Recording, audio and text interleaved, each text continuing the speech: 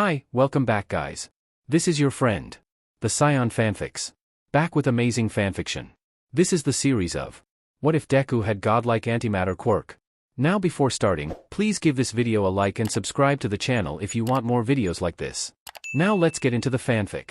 As dawn stretched its pale fingers over the sleepy town of Muzurafu, rain swept its gentle tune across the shivering pavement. Izuku Midoriya walked alone, footsteps sinking into the subdued symphony of early morning, his soggy sneakers slapped against the puddles. Surrounding him, the suburban backdrop murmured under the caress of a cool breeze, coursing the scent of wet earth mixed with asphalt. This scent was almost a balm to Izuku's senses, a familiar melancholy he wore like a second skin. With each step, Izuku felt the oppressive weight of anticipation. It wasn't the hopeful kind that buzzed in the veins before something eagerly awaited, but the dense, dread-heavy kind that pulled at the corners of his very being. His school, only a few blocks away, wasn't just a place of learning but a place of torment where he was tested and harassed daily not by exams, but by sneers and snickers that sliced sharper than glass, and the persistent bullying from his peers. Izuku gritted his teeth as he tried his best to ignore the whispers and the teasing, walking through the halls of Aldera Junior High, his head held low as he tried to remain outside of conflict. He gripped his backpack tighter, each finger tensing around the strap as if to strangle his own anxious thoughts. The bag, packed with notebooks filled with hero analysis, symbolized his fierce, almost defiant desire to belong to a world that seemed determined to edge him out. These notebooks were Izuku's secret armor, pages dense with strategies and contingency plans, all penned by a boy who had never manifested a quirk. They were his escape from reality, something to distract him from the struggles of his daily life. He knew that writing them wouldn't help him become a hero, but it was nice to dream, right? Even before he set foot in the classroom, Izuku could feel the atmosphere shift, the air thickening with whispered barbs and potent disdain. Eyes pinned him down, beetle-black and unflinching, as he shuffled towards his seat. The room was charged with a silent, electric malevolence that seemed particularly focused on him, an invisible spotlight highlighting his isolation. Hushed whispers and silent laughs filled Izuku's ears, a reminder that even his classmates who were deemed weak by those with powerful quirks saw him as nothing but a useless freak. Izuku sighed as he put his head on his desk, silently wishing this day would end already. He thought about his mother, how stressed she's been, probably because of him coming home covered in bruises, burn marks and bandages, but Izuku always had an excuse to not make his mother worry. Izuku was snapped out of his thoughts as an explosive palm slammed onto his desk, scorching the wood and adding to the already prominent scorch marks on the desk. Izuku jumped as the palm landed on his desk, as he shakily looked up at Katsuki Bakugo, someone who he once considered his best friend. That was long gone however, and Katsuki took every opportunity to remind him of that fact, and that he was a quirkless freak. Katsuki Bakugo, a whirlwind of raw power and smirking superiority, was the head of Izuku's torment. His quirk was as explosive as his temper, a stark contrast to Izuku's hidden, unawakened potential. Deku, the useless quirkless wannabe, Bakugo would sneer, weaponizing Izuku's own name into a taunt, into a reminder of his deficiency. Each laugh, each jeer that echoed off the walls, felt like a physical blow, stripping pieces of Izuku's hope and replacing them with mounting despair. "What's on your mind, nerd? Care to share it with an old friend?" Katsuki hissed, his palms cracking as if telling Izuku to spill. Izuku frankly wasn't in the mood, as the fear in his eyes turned into a deadpan and bored expression, as he spoke. "Nothing kaken, I'm just tired." Katsuki clearly wasn't happy with that answer, nor the look on Izuku's face, a tick mark forming on his forehead as he snarled, before throwing an explosive fist straight into Izuku's face, sending the quirkless boy flying out of his seat and into the back wall of the classroom, blood dripping down the back of his head and from his mouth, as he groaned, barely hanging on to consciousness as the classroom erupted into laughter, Katsuki Bakugo grinning as he spoke. Or well, yelled. "That's for looking down on me, nerd. You think you can be smug and just get away with it? Think again." Katsuki shouted before Izuku blacked out. Many hours pass, the school day continuing without Izuku. Izuku grunted as he woke up in the nurse's office, his injuries barely even covered as the nurse, who saw Izuku as less than a human, like everyone else. She paid him no mind as Izuku slowly got up and walked out of the nurse's room without a word. With his teeth gritted, he silently cursed Katsuki and his lackeys, even his classmates and teachers. He still didn't understand why he was treated this way. He was still human, but those with quirks saw him as otherwise, like an inferior race. Izuku didn't even bother returning to class, he refused to deal with any more of the harassment. In his heart, Izuku harbored visions of heroism, vibrant and vivid. Yet, each day, these dreams were mocked by his stark reality, the unyielding truth of his quirklessness feeling like chains around his spirit. It was a constant, exhausting battle to keep his dreams alive in the face of relentless belittlement. He sighed, pinching the bridge of his nose before he walked out of the school's front gate, making his way home, slowly but surely. He decided to take a shortcut, giving him time to bury himself in his thoughts. He thought back to the day before, the vivid memory of Katsuki Bakugo blowing up one of his journals, a journal he poured his soul into. His mind wandered to what Katsuki said, "Just pray to born with a quirk in your next life, go take a swan dive off the roof of the building." Izuku grimaced, his brow furrowing as he clenched his jaw, thinking to himself, "That idiot. What if I really jumped? What would he do then?" Izuku thought, fighting back tears, as he didn't notice the gelatinous blob of slime forming behind him, the sludge villain grinning with his crooked yellow teeth. A medium-sized skin suit. "You'll make a perfect skin suit for me to hide in, kid." Izuku, hearing the sludge villain's words, turned around, eyes wide. Izuku's chest tightened. His mind screamed warnings, panic flaring like a wildfire in his veins. He tried to turn, to run, but the villain was faster, fluid, alive, wrapping around his body, cold and suffocating. He clawed at the slime, fingers slipping through it like trying to grasp smoke. Every movement seemed to slow, the villain's grip tightening, a weight pressing on his chest that made breathing a desperate effort. Izuku chalked and clawed at the slime, eyes wide with fear, as he struggled and fought to escape the villain's hold. Why? Why now? Izuku thought, terror coiling in his stomach. I can't die here. I can't. Izuku's thoughts raced, as he continued to try and escape the villain's hold. The sludge villain chuckled darkly, his words, his voice, sounding like gurgling mud in the back of his throat. "Don't worry, I'm just taking over your body. It'll be easier for both of us if you don't fight back."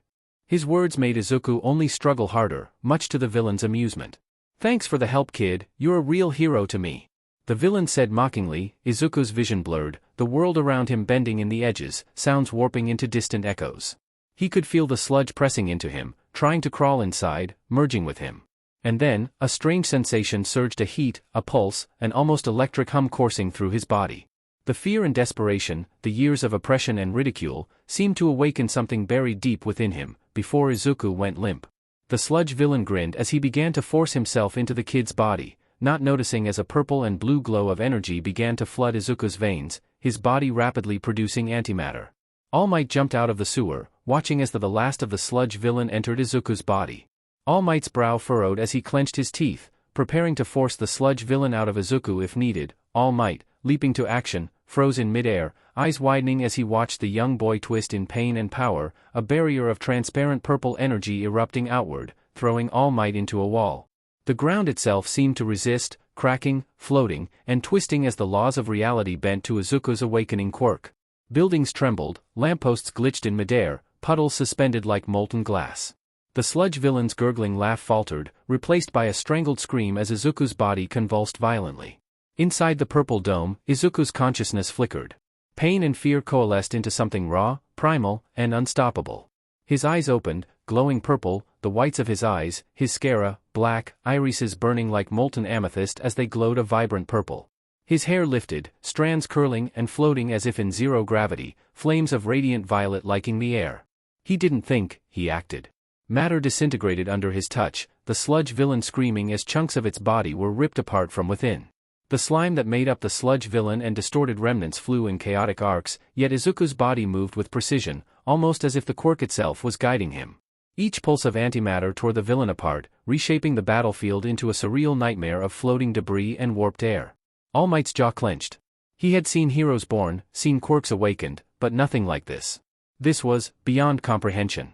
A boy, long considered quirkless, wielding power that could rival some of the most dangerous villains. And yet, he was still unconscious, still a child. The weight of potential and peril settled heavily on the veteran hero's shoulders. The screams of the sludge villain continued, as Izuku slowly sat up, looking at his hands, before gasping as he coughed out the eyeball and teeth of the sludge villain, as well as a few globs of the sludge villain continuing to writhe in pain.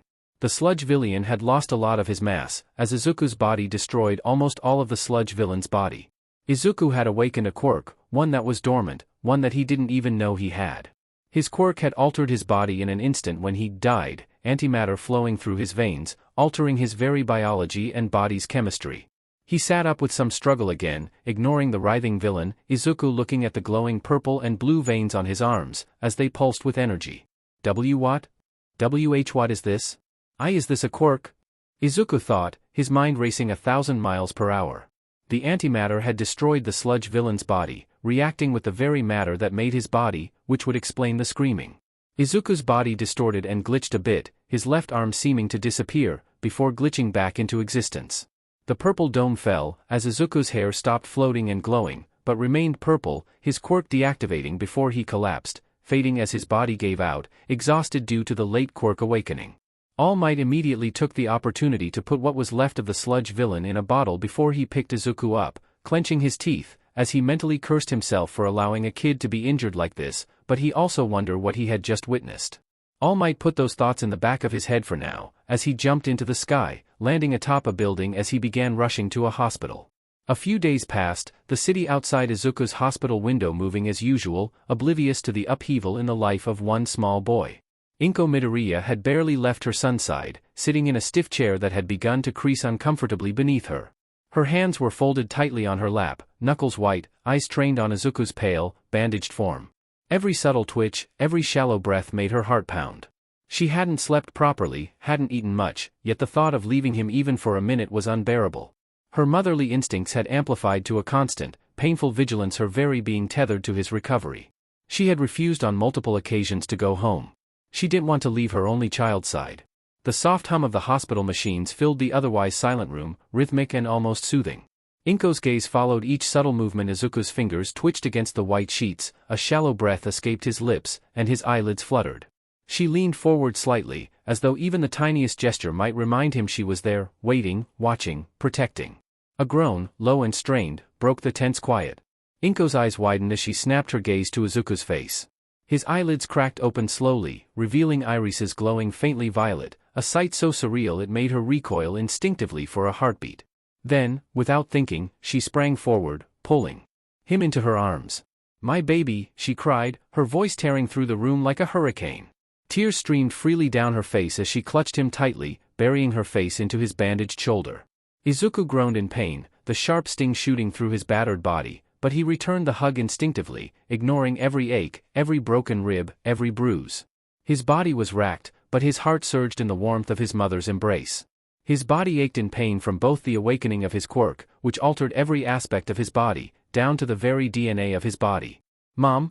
His voice was hoarse, a whisper more than a word, caught between pain, disbelief, and a fragile hope he hadn't allowed himself in years.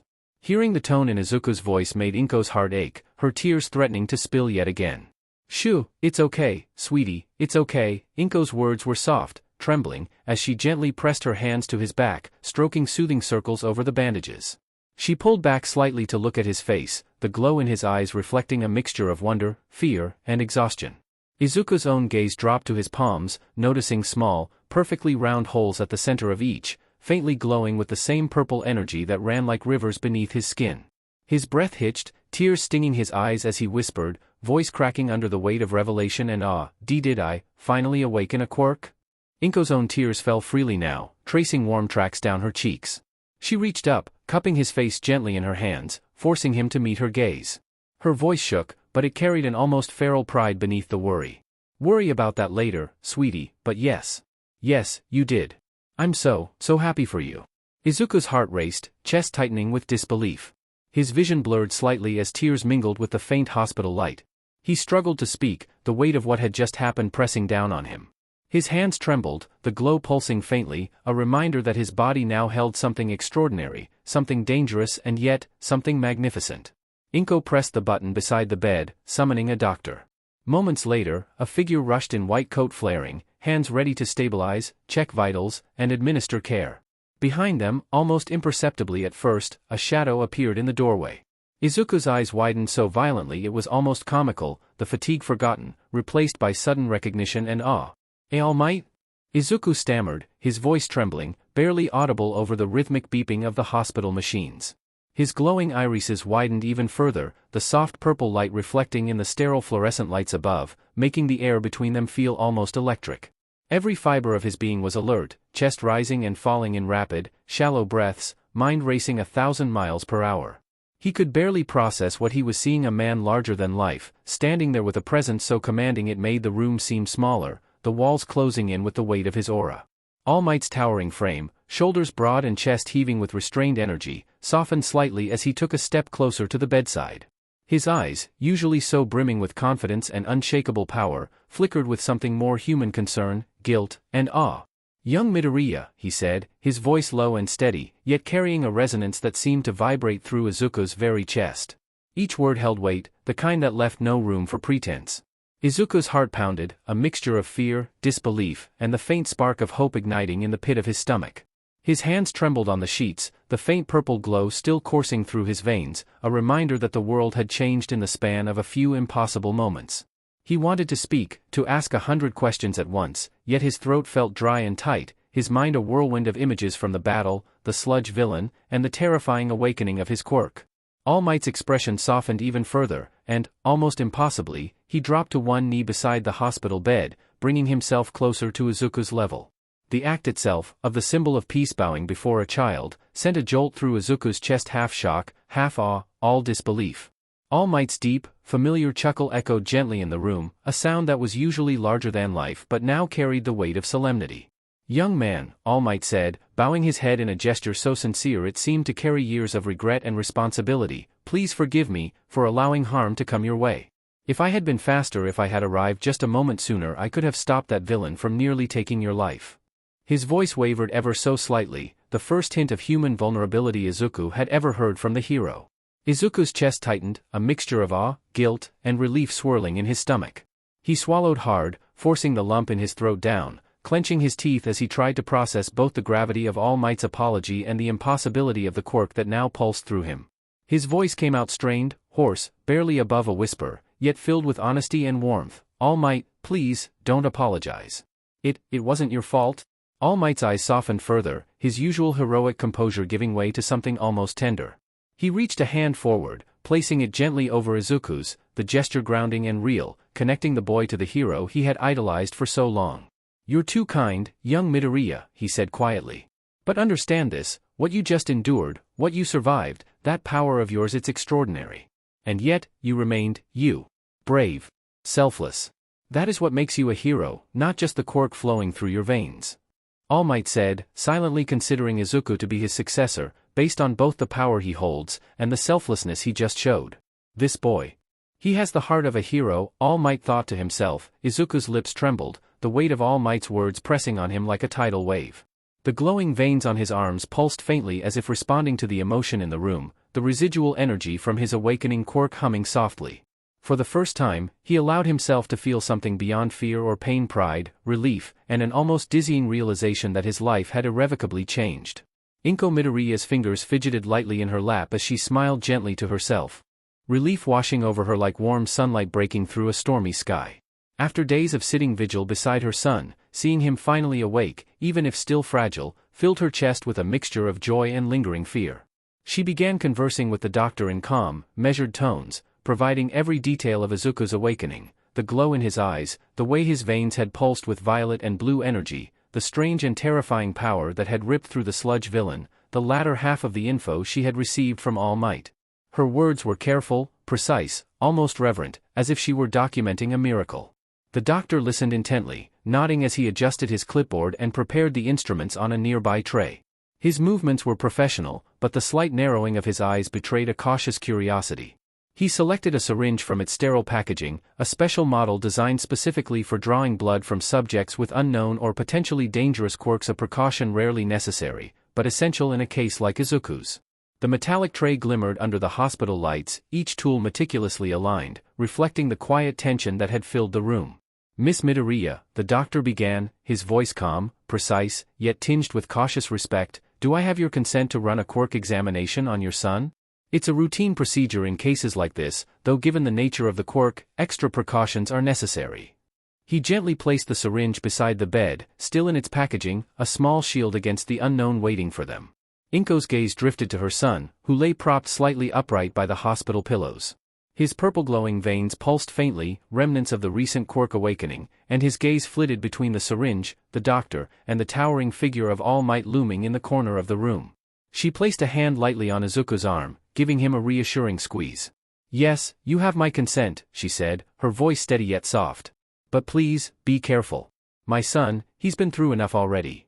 Izuku, ever the curious, analytical mind, barely registered his mother's words. Already, his thoughts were racing, his mind jumping from one question to the next. Being conscious again, awake after a death-like experience, and having this new, terrifying power coursing through him, he was consumed with questions he could barely contain. All Might, he began, his voice hoarse but eager, eyes wide with reverence. I have so many questions. How do you do it? How do you keep being a hero, even when things are impossible? What inspired you to keep going, even when it seems like no one's safe? His hands twitched slightly as he gestured, almost unconsciously, as if to emphasize the intensity of his curiosity. All Might's deep eyes softened, a proud yet thoughtful smile forming on his face. He took a slow breath, kneeling slightly to bring himself closer to Izuku's level again. "Young man," he said gently, voice warm and steady, "being a hero isn't about never failing. It's about knowing the stakes, knowing the danger, and choosing to face it anyway. I was inspired by the heroes who came before me, the people who refused to give up on others even when the world seemed impossible. And you've just shown the courage of a true hero, even before fully understanding the power you wield." Izuku's glowing eyes widened even further, awe and a flicker of hope sparking within him. He leaned slightly forward, eager to soak in every word. "So, even when you were scared? Even when it seemed like the villains were stronger than you could ever be?" His voice cracked slightly, betraying the mixture of fear, hope, and curiosity swirling within him. All Might chuckled softly, a deep, resonant sound that filled the room with warmth. "Even then, young Midoriya. Fear is part of being human. Courage is doing what you must despite that fear. And you awakening a quirk under such circumstances, saving others without even thinking of your own safety, you have that courage inside you. That is what makes a hero." Izuku's chest swelled, a strange combination of pride and disbelief filling him.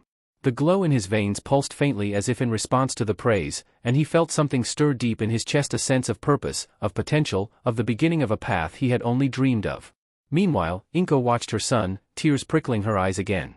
She marveled at the words exchanged between him and All Might, at the young boy who had suffered so much finally seeing a glimpse of his potential, of the life he had always fought for.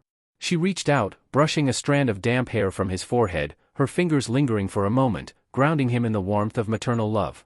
The doctor, sensing the rising energy and the need for caution, spoke up gently. "If you're ready, Izuku Midoriya, we can begin the quirk analysis. It's painless, I promise, and it will help us understand the extent and limitations of your abilities." He held the syringe up, sterile and precise, a tool that felt simultaneously clinical and NTMT. Izuku nodded, swallowing hard. "Oh, okay. I want to understand. I need to understand what I can do." His voice wavered, but his determination shone brightly through the exhaustion and pain. All Might placed a reassuring hand on his shoulder, giving a small, encouraging squeeze. "Then we'll learn together," All Might said, voice steady and full of warmth. "You're not alone in this, Midoriya. Not now, and not ever." Izuku's glowing eyes flickered, a faint smile tugging at the corners of his lips, even as the pulse of new power throbbed faintly beneath his skin. The journey ahead would be long, dangerous, and uncertain, but for the first time in his life, he felt ready. Izuku's pulse thudded in his temples as he watched the doctor methodically prepare the equipment. The sphygmomanometer, a blood pressure cuff, was snugged around his arm, the black fabric cold against his skin. He flinched slightly as the cuff slowly inflated, the pressure pressing tightly against his bicep, constricting his arm like a gentle vice. He could feel the veins beneath his skin stand out as if anticipating what was to come, the quiet hum of his own blood mixing with the faint residual pulse of antimatter energy that lingered after his quirk's awakening.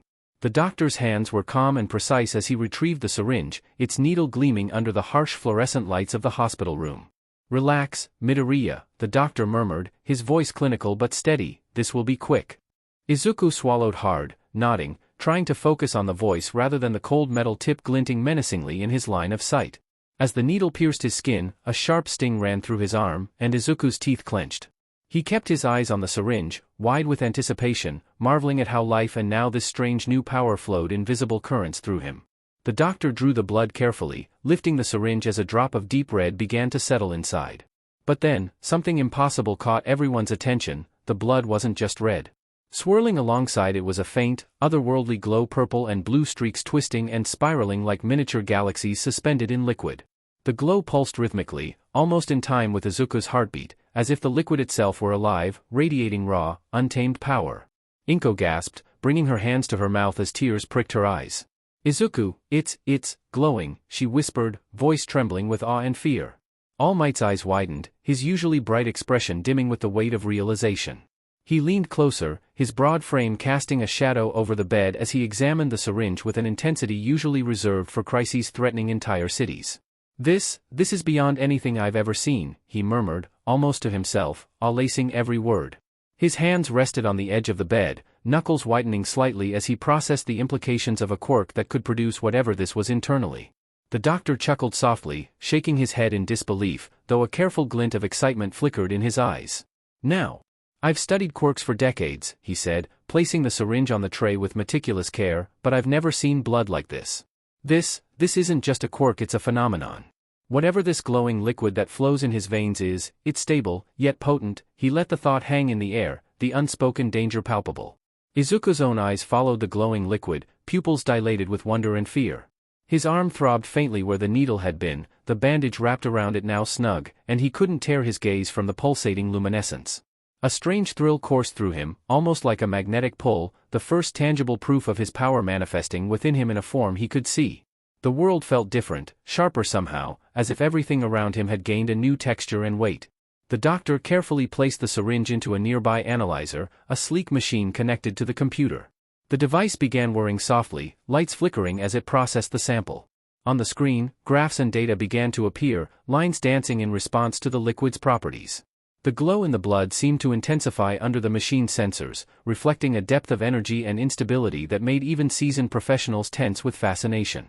The hum of the machine, the soft whirring of hospital equipment, and the quiet intake of breath from those around him made the room feel almost sacred. In that small, brightly lit hospital room, a boy who had once been quirkless was slowly discovering the terrifying and magnificent truth of who he could be. It didn't take long for the machine to finish its analysis. The analyzer released a low chime, almost hesitant, as if itself unsure how to interpret the data it had just processed. The monitor flickered once, then stabilized, spilling lines of glowing text and graphs across the screen. The doctor leaned forward, and his jaw slowly fell open. This is, his voice cracked. He covered his mouth with his hand, eyes wide, pupils trembling. Unbelievable. No, impossible. Izuku, sensing the shift in the room, sat up slightly, heart pounding. Doctor?" The man tore his eyes from the screen, swallowing hard. "This would definitely explain why your quirk took so long to manifest," he breathed. "I've never seen anything like this, not in all my years as a quirk specialist." He gestured to the screen. Anatomical diagrams of Izuku's body rotated slowly, except they weren't normal muscle structures.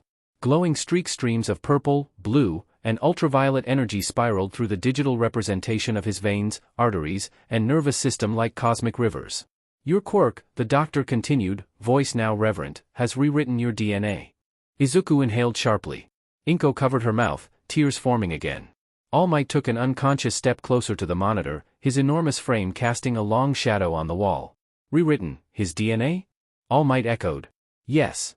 The doctor clicked another window, revealing a strand of Izuku's DNA, except entire segments glowed bright violet, shifting subtly as though alive. "Not only are you immune to antimatter, your body actively produces it. It pumps it through your bloodstream like oxygen." Izuku's blood ran cold. My body makes antimatter? As in if this touched normal matter. It should annihilate you," the doctor said bluntly. "Yet your cells have adapted. No, transformed." Izuku stared at his hands trembling in his lap. Something within him, something vast, alien, yet undeniably him, seemed to pulse quietly beneath his skin. The doctor straightened, voice dropping to a near whisper. "Your quirk, it supports the quirk singularity theory." The words hit the room like a thunderclap. Inko froze. All Might's eyes widened, the heroic facade cracking into something deeply human: fear, awe, realization. Izuku blinked, confused. I've never heard of that. What is the quirk singularity theory?" All Might inhaled deeply, looking suddenly older. "It is the idea," he began, tone heavy, "that quirks evolve exponentially with each generation. That one day a quirk will appear so overwhelmingly powerful that it forces the human body to adapt or die." He stepped closer to Izuku's bed. "A quirk that breaks the boundaries of what a human is. One that defies physics, logic, reality itself." His gaze hardened, not with anger, but with the weight of truth. "Young Midoriya, you are proof that the theory is no longer a theory." Izuku's breath hitched. His world, once small, bleak, and full of rejection, suddenly felt terrifyingly big. The doctor continued, tapping through more diagrams. "Your quirk is classified as both mutant and emitter. The mutant side permanently changed your biology. But your emitter side, he pointed at Izuku's palms, faint, star-like. Speckles of purple glowed beneath the skin. Your body has developed specialized channels, holes in your palms and feet that allow you to focus antimatter externally. He flipped to another page. You can discharge it as blasts, shape it into barriers, compress it into blades, even project it to distort space. And this, he pointed to a rapidly fluctuating graph labeled antimatter absorption capacity. This suggests you can temporarily pull the antimatter back into your core. Doing so would overcharge your cells and nervous system. Izuku swallowed. What does that do? The doctor hesitated. To put it simply, it would let you move faster than the speed of light. The room fell silent. All Might stiffened, eyes wide. Inko nearly fainted, gripping the bedside rail. Izuku felt his heart leap into his throat. Faster than light? Izuku whispered, horrified. That's not a human quirk. No, the doctor agreed softly.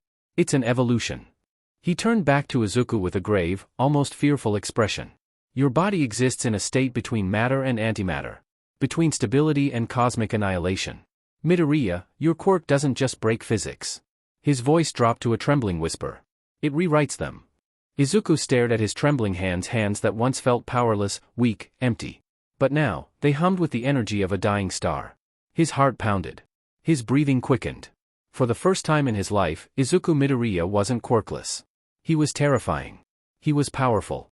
The doctor sighed as he cleared his throat, pushing his glasses up the bridge of his nose while straightening his tie with a practiced tug. The fluorescent lights above hummed faintly, casting long, sharp shadows across the room as he tapped the clipboard with the tip of his pen. Now, he began, voice low and almost amused, let's get to the fun part. Izuku's pulse hammered in his ears. His palms were sweaty against the leather of the examination chair, and he could feel the faint vibration of something not quite energy, not quite pressure buzzing in his chest. His quirk. His quirk that he'd only just learned he had. The doctor leaned forward. What would you like to name your quirk? For a moment, Izuku's thoughts scattered like startled birds. A lifetime of being told he was quirkless. A lifetime of pitying looks, laughter, and stolen dreams. And now, this. A power inside him that felt strange, cold, yet steady. A counterforce. Something that didn't just fight the world, something that reversed it. He swallowed, feeling the shape of the word forming before he even understood why it fit. Izuku lifted his head, a small but growing smile carving its way onto his face. Anti-flux, he said, the name rolling off his tongue with a quiet certainty. I want to name my quirk Anti-flux. The doctor's pen paused mid-scratch. His eyebrows rose surprised, maybe impressed, but he wrote it down with a slow, deliberate nod. Well then, the doctor murmured, closing the folder with a soft click, Anti-flux it is. A few weeks had passed, quiet, intense, life-changing weeks. Inko had called the school and explained everything, her voice trembling with a mix of worry and pride only a mother could carry. The school cleared Izuku for medical leave, giving him time to adjust, to learn, to become something entirely new. And All Might? All Might had gone above and beyond. Without hesitation, he paid for a top-tier quirk specialist, someone who had experience with volatile, reality-warping quirks the public never heard about. Someone who didn't flinch when things got dangerous. Someone who understood that Izuku Midoriya was now something extraordinary. The training was brutal. Every day, Izuku practiced pushing antimatter out from the glands deep inside his body, first in tiny controlled pulses. The moment he activated his quirk, the veins along his arms and legs began to glow an ethereal, electric purple, like liquid nebulae flowing beneath his skin. The glow would brighten, intensify, and crawl upward in branching streams toward his palms and the soles of his feet. Then a harmless spark of purple antimatter would flicker out, cracking like a star being born. At first, he could barely manage that much. But as he trained, as he learned how to widen the pathways and gather more antimatter at once, the glow became blinding. Light ran through him like lightning, pulling at his hands and feet until the air itself wavered with distortions. The first time he lost control, a sphere the size of a basketball erased part of the practice room floor clean, smooth, perfect, like reality had been scooped away. Izuku nearly vomited from fear. The specialist merely adjusted his glasses and said, "Excellent." Again. And Izuku learned. He learned how to regulate the output, letting the veins dim or brighten depending on how much antimatter he pushed. He learned to feel the antimatter moving inside him, rushing from the glands that produced it, following the glowing trails of his veins, gathering at the exit points beneath his skin. And when he absorbed the antimatter back into himself, everything reversed. The veins dimmed. The purple glow faded. The light that had blazed through his arms and legs receded like a tide. And deep within his body, the antimatter glands lit up instead soft, pulsing orbs of violet energy humming with stored power. Izuku could feel them warm, heavy, vibrating with potential, like miniature stars beating in place of ordinary organs, the small glands, which numbered in the hundreds visible beneath his skin, glowing a soft purple and blue. Then came speed training. Learning to move faster than light wasn't just strange, it was cosmically disorienting. When he activated the speed aspect of his quirk, his veins erupted with brilliant purple, the antimatter pulling inward before detonating him forward. And then silence. Not the silence of a quiet room. The silence of no world at all. The moment he exceeded light speed, the universe froze. Dust motes hung in the air like suspended amethysts. A bird outside the window was frozen mid-flap, wings stretched, eyes unblinking. Trees bowed in a wind no longer blowing. Even the flicker of the overhead light stalled in place, leaving the room stuck between frames. Time became a photograph. Izuku walked through it in awe, a faint violet glow trailing off him like stardust. He laughed giddy, breathless, terrified because nothing had ever felt so impossible and thrilling and right. But no matter how incredible anti-flux was, no matter how much power surged through him, a single dread gnawed at him every night. School. His return was inevitable. He'd kept up with worksheets, stayed ahead on assignments, even studied harder than before, but none of that eased the twist in his stomach when he imagined walking back into that classroom. The whispers. The stares. Katsuki. Would they treat him better now that he had a quirk? Would Kaken finally stop looking at him like he was worthless? Or would this new power just make him an even bigger target? Izuku didn't know. But the date circled on his calendar crept closer with every sunrise. And ready or not, the world was about to meet the new Izuku Midoriya. The weekend came and went far too quickly. Izuku stood at the sidewalk's edge, staring up at the familiar yet suddenly much smaller gate of Aldera Junior High. His heart thudded once, then steadied. The morning breeze rustled through his hair, sending soft waves through his thick, curly purple locks, each strand catching the sunlight with an iridescent sheen. His eyes vivid, luminescent violet glowed faintly even in daylight, the black scara around them making the color burn brighter, almost unreal. A small bird perched atop the school gate pet its head at him, curious. Izuku's glowing irises tracked its movements with eerie precision. The bird chirped once almost nervously and flew away. Yeah. I get it, Izuku muttered quietly, stepping forward. Every step felt heavier than the last. Not because he feared Katsuki, but because this was the first time the old world would meet the new him. The hallways felt smaller than he remembered, cramped and buzzing with idle morning chatter. Students milled around laughing, complaining about homework, shoving past each other, but every conversation seemed to fade as Izuku passed by. Eyes lingered on him, confused, curious, unsettled by the strange glow pulsing faintly beneath his skin. He kept walking. And then he reached Class 3B. He took a slow breath, slid the door open, and stepped inside.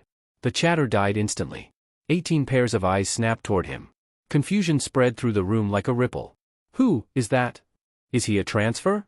What's with his eyes? That's creepy.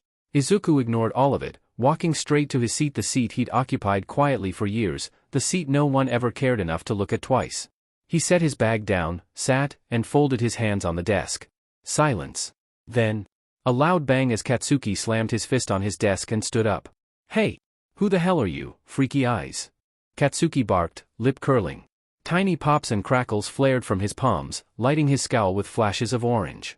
He took a few steps forward, glaring with the same hostility he'd shown Izuku his entire life. Except now?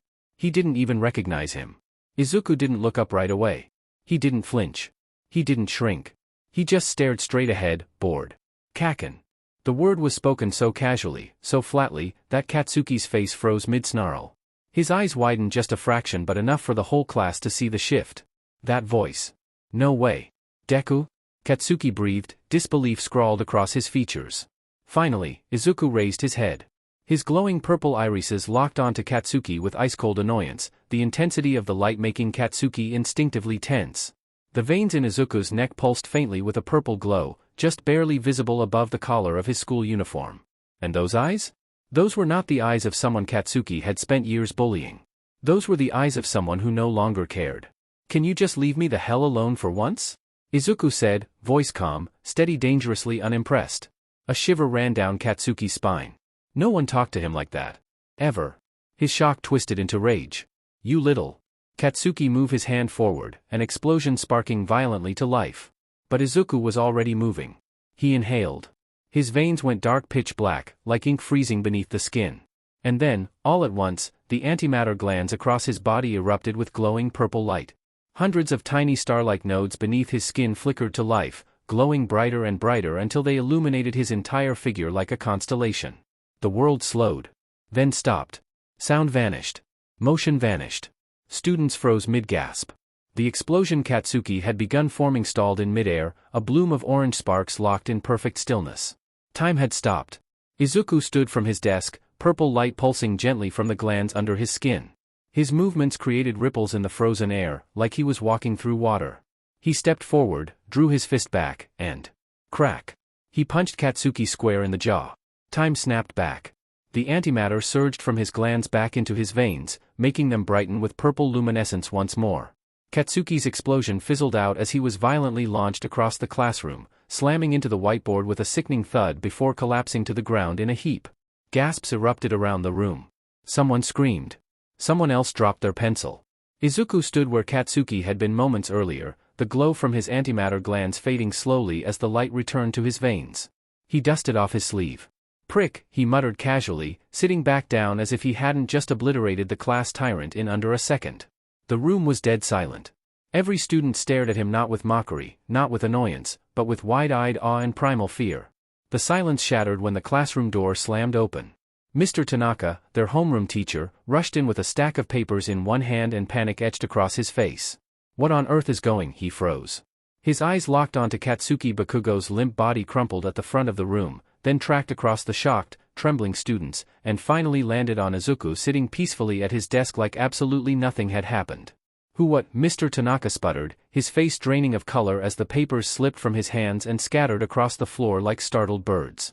Izuku lifted one hand lazily, scratching the back of his head. His voice was calm, almost bored. "I did, teach, sorry. He got in my face." A few students gasped at how casually he admitted it. Tanaka gulped so hard it was audible, sweat beading at his temples. He already looked exhausted, mentally writing the mountain of paperwork this incident would demand. "Midoriya," he croaked, "please report to the principal's office immediately." "Yeah. Figured," Izuku replied with a sigh, slinging his bag over one shoulder. He didn't rush. Didn't shrink. Didn't fold inward like he always had. He just walked unbothered. The hallway lights hummed softly as he made his way down the familiar route, each footstep echoing with a heavier sense of authority than he'd ever carried before. Students who caught a glimpse of him from open classroom doors quickly pulled back like frightened animals, whispering frantically behind his back. Izuku ignored them. When he reached the principal's office, he raised a knuckle and knocked twice. A smooth, overly warm voice answered instantly. "Come in, Midoriya." Too eager. Too cheerful. Too fake. Izuku stepped inside. Principal Nakamura sat behind his polished oak desk, hands folded neatly, smile stretched wide across his face like a politician greeting cameras. His eyes, though his eyes were measuring Izuku like a valuable resource that had finally become useful. "Ah, Midoriya. Please, take a seat." His tone was drenched in artificial sweetness. Izuku sat, back straight, expression unreadable. The principal cleared his throat dramatically. "Well then, let's address the elephant in the room, shall we? Here it comes. You assaulted a student." Izuku stayed silent. Principal Nakamura steepled his fingers. "Now, violence in Aldera High is, of course, unacceptable." A lie. Izuku had been beaten nearly daily. Nakamura had never once intervened. "But," the principal continued quickly, smile widening, "I also understand this is a complicated time for you. Adjusting to a quirk awakening so late can be very stressful."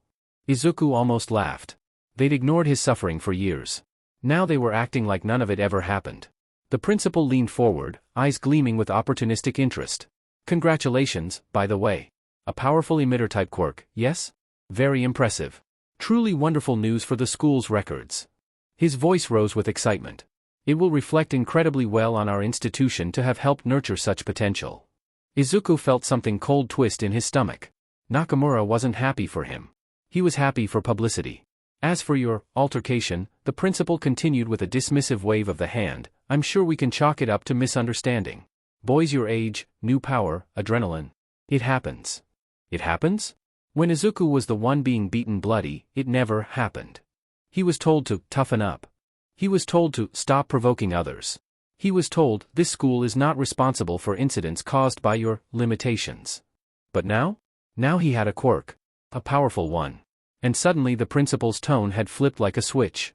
Nakamura's smile tightened. Just, refrain from any further outbursts, yes? We wouldn't want to tarnish your future prospects. His voice dipped slightly, a warning hidden in admiration. Or the school's reputation. Izuku met his gaze head-on, something he'd never been able to do before. Understood, Izuku said quietly. Principal Nakamura's grin faltered for a split second. Something about Izuku's glowing eyes, or maybe his calm confidence, unsettled him, but he recovered quickly. Well then. Off you go. And again, Midoriya, congratulations. His voice dripped with hypocrisy. Izuku stood, bowed politely because he refused to sink to their level, and left the office. Behind him, the principal exhaled in shaky relief, dabbing sweat from his forehead. He swore that Izuku was going to glare a hole through him. Izuku sighed as he pinched the bridge of his nose. This was going to be fun, he thought, as he began to slowly walk back to class. As a bonus, I generated some pics of what Izuku looks like in this story. Diagram of Izuku's circulatory system after Quirk awakening. What Izuku looks like after Quirk awakening. The whispers followed Izuku like a trail of smoke as he made his way back to class. His footsteps echoed through the empty hallway, each sound amplified by the tense silence that seemed to spread before him. The fluorescent lights overhead buzzed faintly, casting strange shadows that danced across the walls as he walked. His purple veins pulsed gently beneath his skin, a constant reminder of the power that now coursed through his body. Students peeking from classroom doorways quickly ducked back inside at the sight of him. Their hushed conversations carried through the thin walls. Did you hear? He took down Bakugo in less than a second. Those eyes. They're like something out of a horror movie. Are his veins glowing? Isn't that the quirkless freak? Izuku kept his face neutral, though internally he felt a complex mix of emotions churning in his chest. Part of him wanted to smile at their fear, a dark satisfaction after years of being the one who was afraid.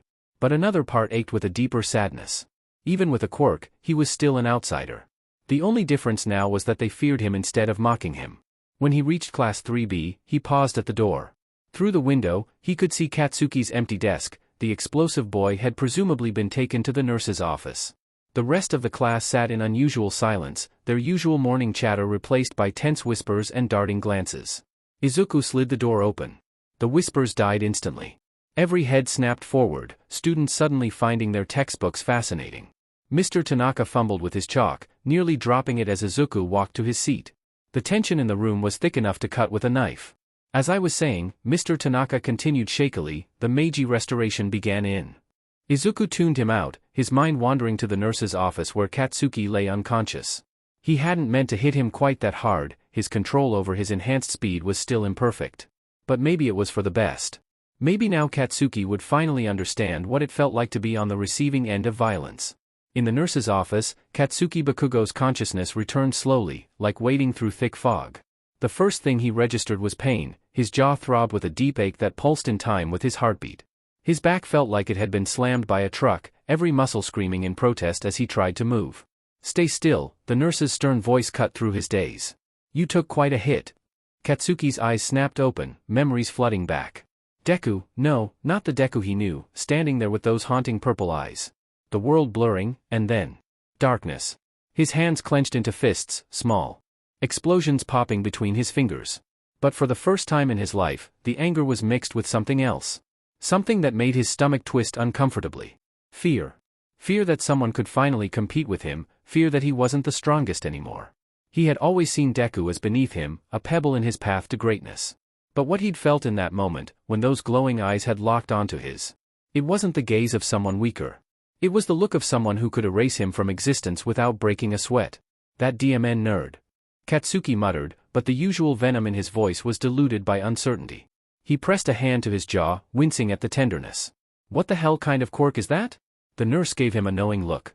The kind that should remind you that power isn't everything, young man. Perhaps this will teach you to think twice before antagonizing others.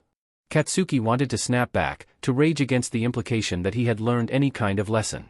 But his jaw ached too much to argue, and somewhere deep in his mind, a seed of respect had taken root, not that he'd ever admit it. For the first time, someone had truly beaten him. Not with luck or circumstance, but with raw power and skill. And it had been Deku, the same Deku he'd tormented for years. The realization sat heavy in his stomach as he stared at the ceiling, his pride wrestling with a new and uncomfortable reality. The nurse sighed as she checked Katsuki's vitals one final time, her hands moving with practiced efficiency. Well, nothing seems permanently damaged, she said, her tone clipped. Though that bruise will take a few days to fade completely. You can return to class, but, she added sharply as Katsuki began to rise, try to have restraint, I don't want to see you here again, young man. Katsuki clicked his tongue, but said nothing. The warning in her voice was clear enough. As he stood, his muscles protested, sending sharp jolts of pain through his back. One punch. One goddamn punch from Deku had done this to him. The thought made his blood boil, but the anger felt different now, tinged with something that felt uncomfortably like respect.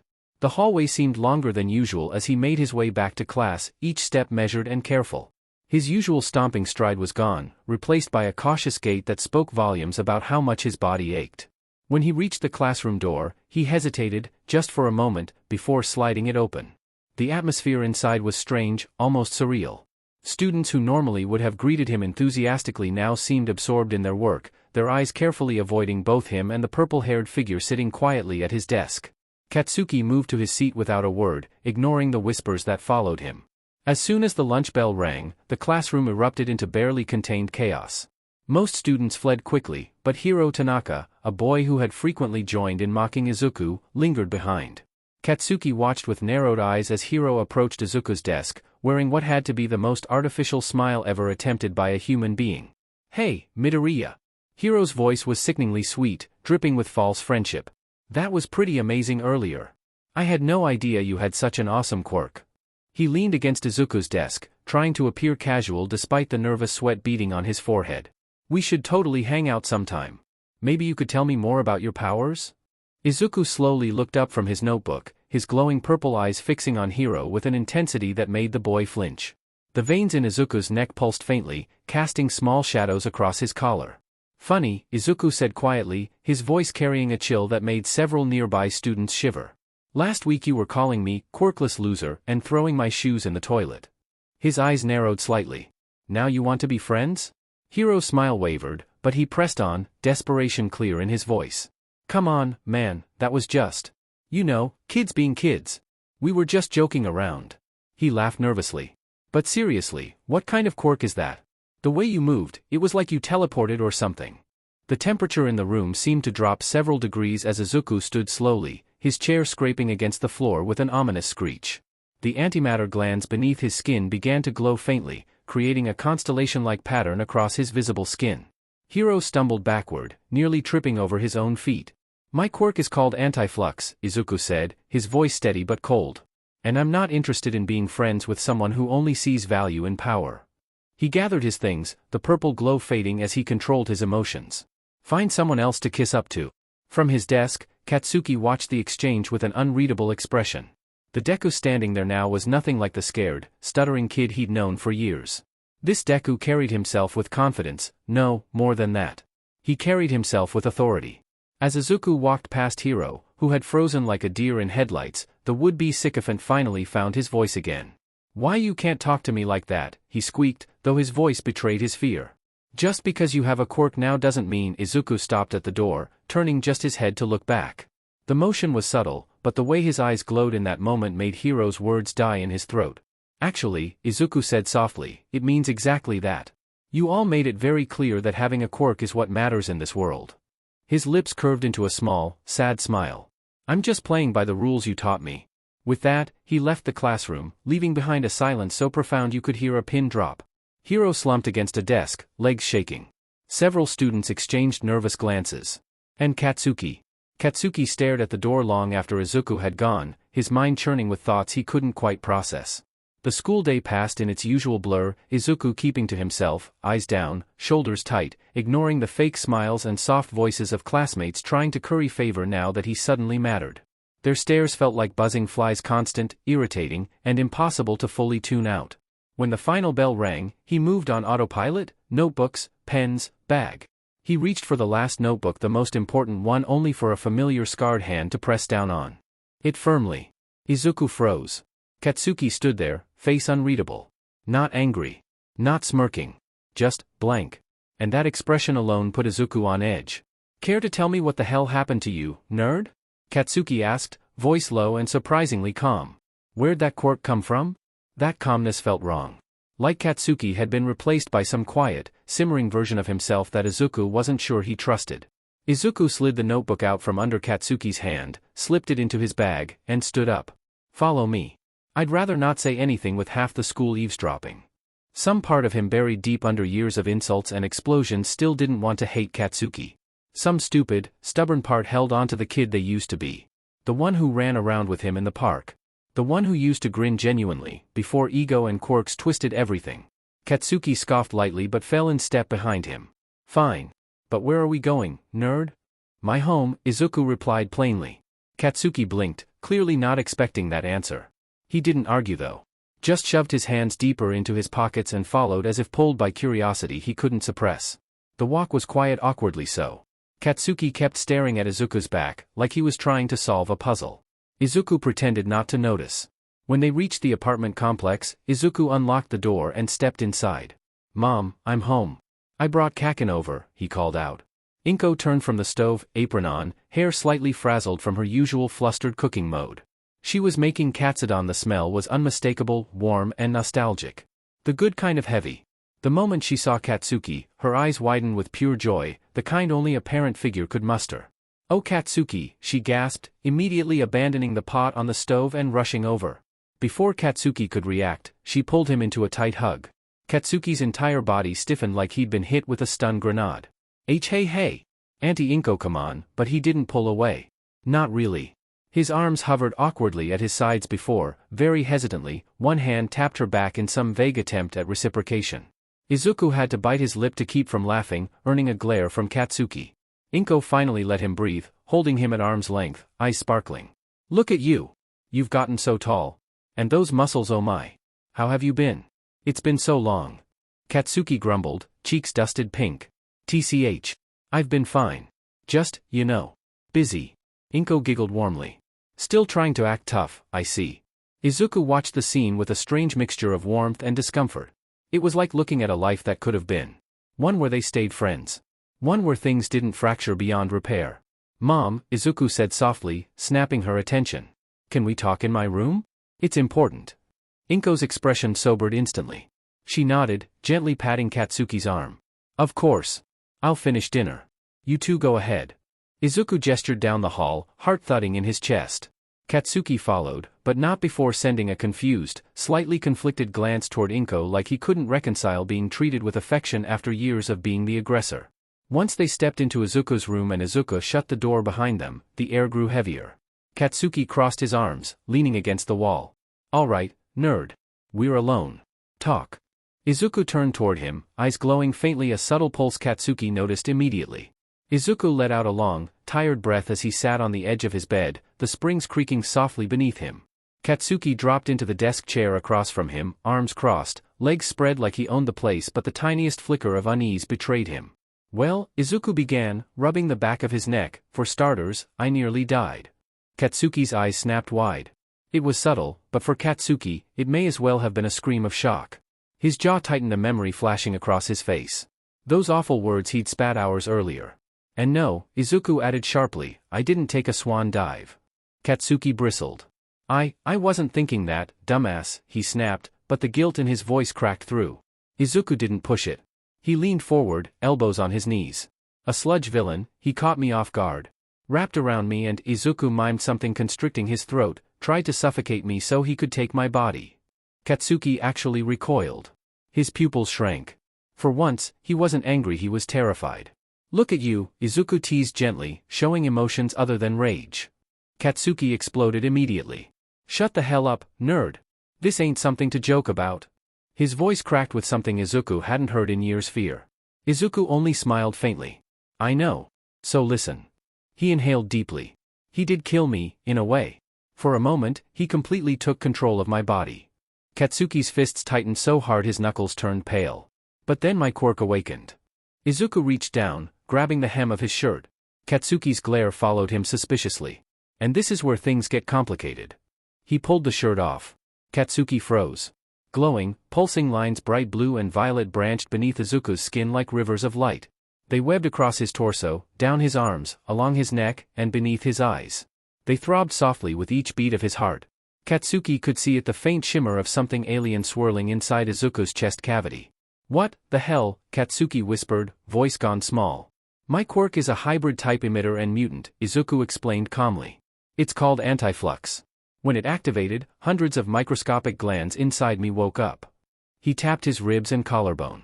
They're all connected to my circulatory system. They produce antimatter constantly, and pump it directly into my bloodstream. Katsuki blinked. You're pumping antimatter through your veins? Izuku nodded. That's how I survived. The antimatter expelled the sludge villain and disintegrated about 80% of his body mass. Katsuki's shock twisted slowly into a feral grin.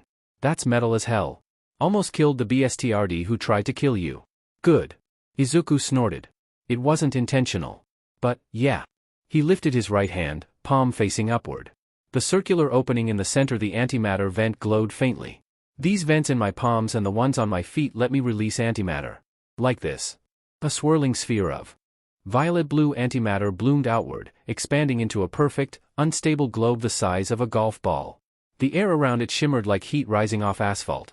Katsuki stared, breath held. Izuku flicked his wrist. The sphere zipped across the room, passing so close to Katsuki's cheek that it made the hair on his skin lift before colliding with an Endeavor action figure on the desk. Thwump. The figure didn't break. Didn't burn. Didn't melt. It simply imploded, crushed into a pinprick of nothingness before vanishing entirely. Katsuki's jaw dropped. What the sheet? You could've. I can control the potency, Izuku cut in quickly. That was a weak one. It's way safer than it looks. Katsuki stared at him like he'd just witnessed a god sneezing. Izuku waved a hand. The glow in his veins dulled slightly, fading from vibrant neon to a soft pulse. As it dimmed, hundreds of tiny glowing dots appeared across his skin, minute antimatter pores flickering with activity. I can also reabsorb antimatter back into my bloodstream, he continued. When I do, it supercharges the glands and gives me temporary boosts, speed, strength, reaction time. Earlier today? When I sent you flying into a wall. Katsuki's eye twitched. Izuku grinned. Light speed movement. Katsuki slammed a hand on the desk. You sheet. You actually you. He sputtered, face red, but behind the anger was awe. Pure, electrified awe. Katsuki stared at him for a long moment, breathing hard, expression unreadable. Then he spoke, voice low and serious. Deku, that's insane. That's dangerous as hell. And, kinda awesome. Katsuki's gaze sharpened. But if you ever pull that lightspeed crap on me again without warning. Izuku smirked. You'll what?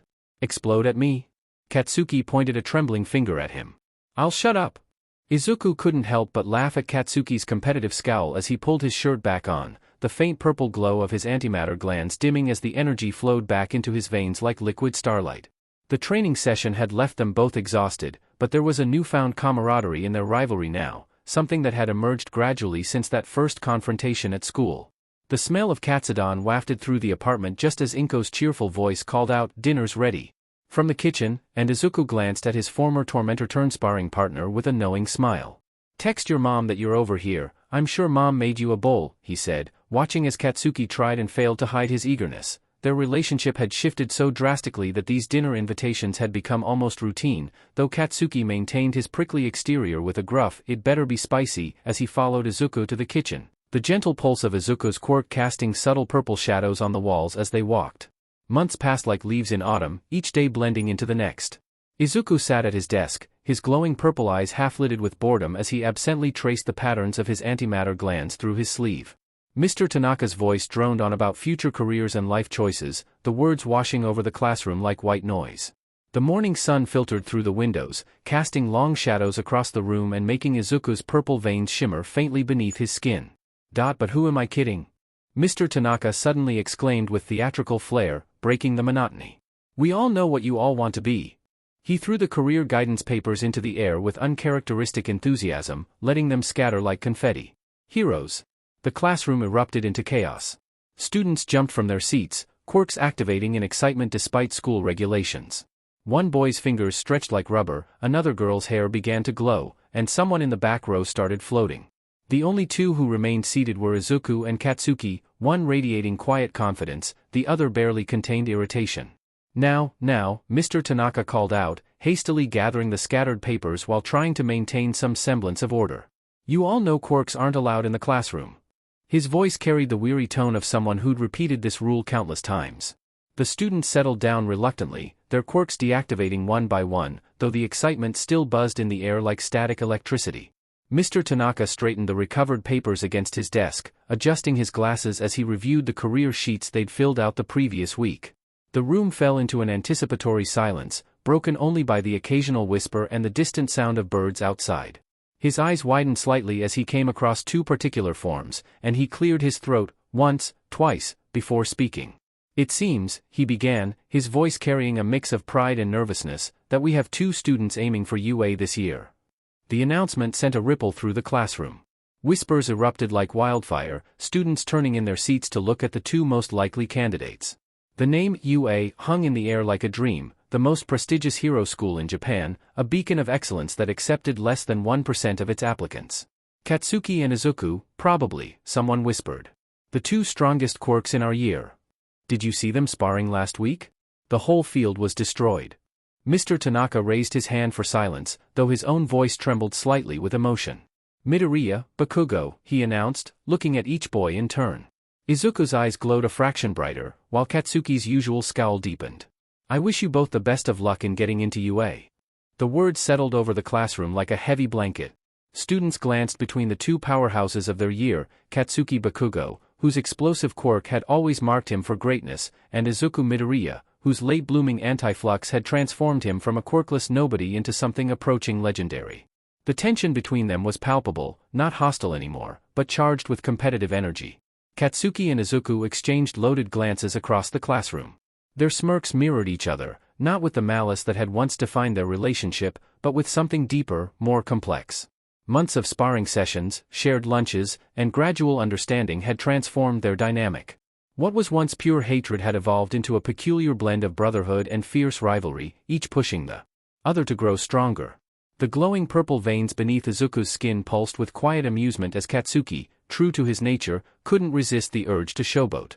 With his feet propped up on his desk and that characteristic arrogant grin spreading across his face, Katsuki addressed their teacher with his usual lack of filter.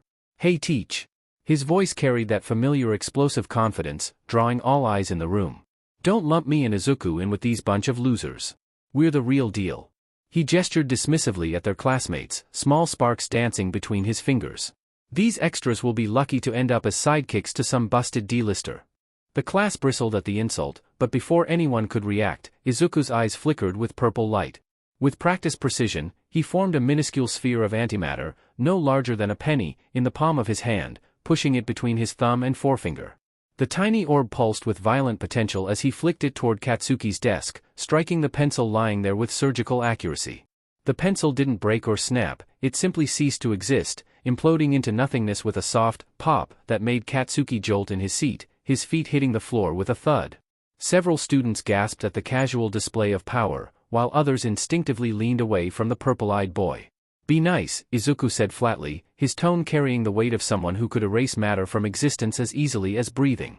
Then, slowly, his lips curved into a grin that made even Katsuki's confident facade crack slightly. It wasn't the nervous smile of the old Deku, this was something else entirely, an expression that reminded everyone present of exactly why they'd stopped underestimating him months ago. Katsuki's eye twitched as he stared at the empty space where his pencil had been, a bead of sweat rolling down his temple. Even after all these months of training together, Izuku's casual displays of power still managed to unnerve him, not that he'd ever admit it out loud. Now, children, settle down, we have class to get to." Mr. Tanaka started, as he spoke, completely ignoring what Izuku did. "Special treatment to those with powerful quirks in this corrupt school, open your textbooks to page 78. The final bell's ring echoed through the emptying halls of Aldera Junior High, signaling freedom. Izuku and Katsuki walked side by side toward the school's front gate, their shadows stretching long in the afternoon sun. The antimatter glands beneath Izuku's skin pulsed with a gentle rhythm, like stars twinkling beneath the surface. A mischievous thought crossed his mind, making his purple eyes brighten slightly. "Hey, Kaken," Izuku said casually, a hint of playfulness in his tone that immediately made Katsuki suspicious. "I want to try something." Before Katsuki could voice his objection, Izuku's left palm began to glow intensely. The perfectly circular hole in his hand, one of several anatomical changes caused by his quirk, flickered with violent purple energy. With practiced precision, he projected a sphere of antimatter roughly the size of a tennis ball, the unstable mass hovering ominously before them. The sphere drifted away from Izuku's palm, pulsing with otherworldly energy. Suddenly, it began to expand, the edges stretching and warping reality itself as it grew into an oval large enough for a person to step through. The interior of the portal swirled with cosmic violence, purple and blue energies dancing like auroras in a midnight sky. Izuku's grin widened as he placed his hand firmly on Katsuki's back. Time for a field test. Wait, what the fu? Katsuki's protest was cut short as Izuku shoved him forward into the swirling vortex. For a brief moment, Katsuki experienced what could only be described as existing everywhere and nowhere at once, his atoms singing with dimensional displacement. Then, reality snapped back into focus as he stumbled onto the familiar sidewalk outside Izuku's apartment building. Moments later, Izuku stepped through the portal with casual grace, the antimatter construct collapsing behind him with a soft whoosh. His veins glowed brightly from the quirk usage, creating intricate patterns across his visible skin. "Oh good, you didn't die," Izuku remarked with deadpan dlvry, though his eyes sparkled with barely contained amusement. Katsuki's face contorted through several emotions before settling on rage.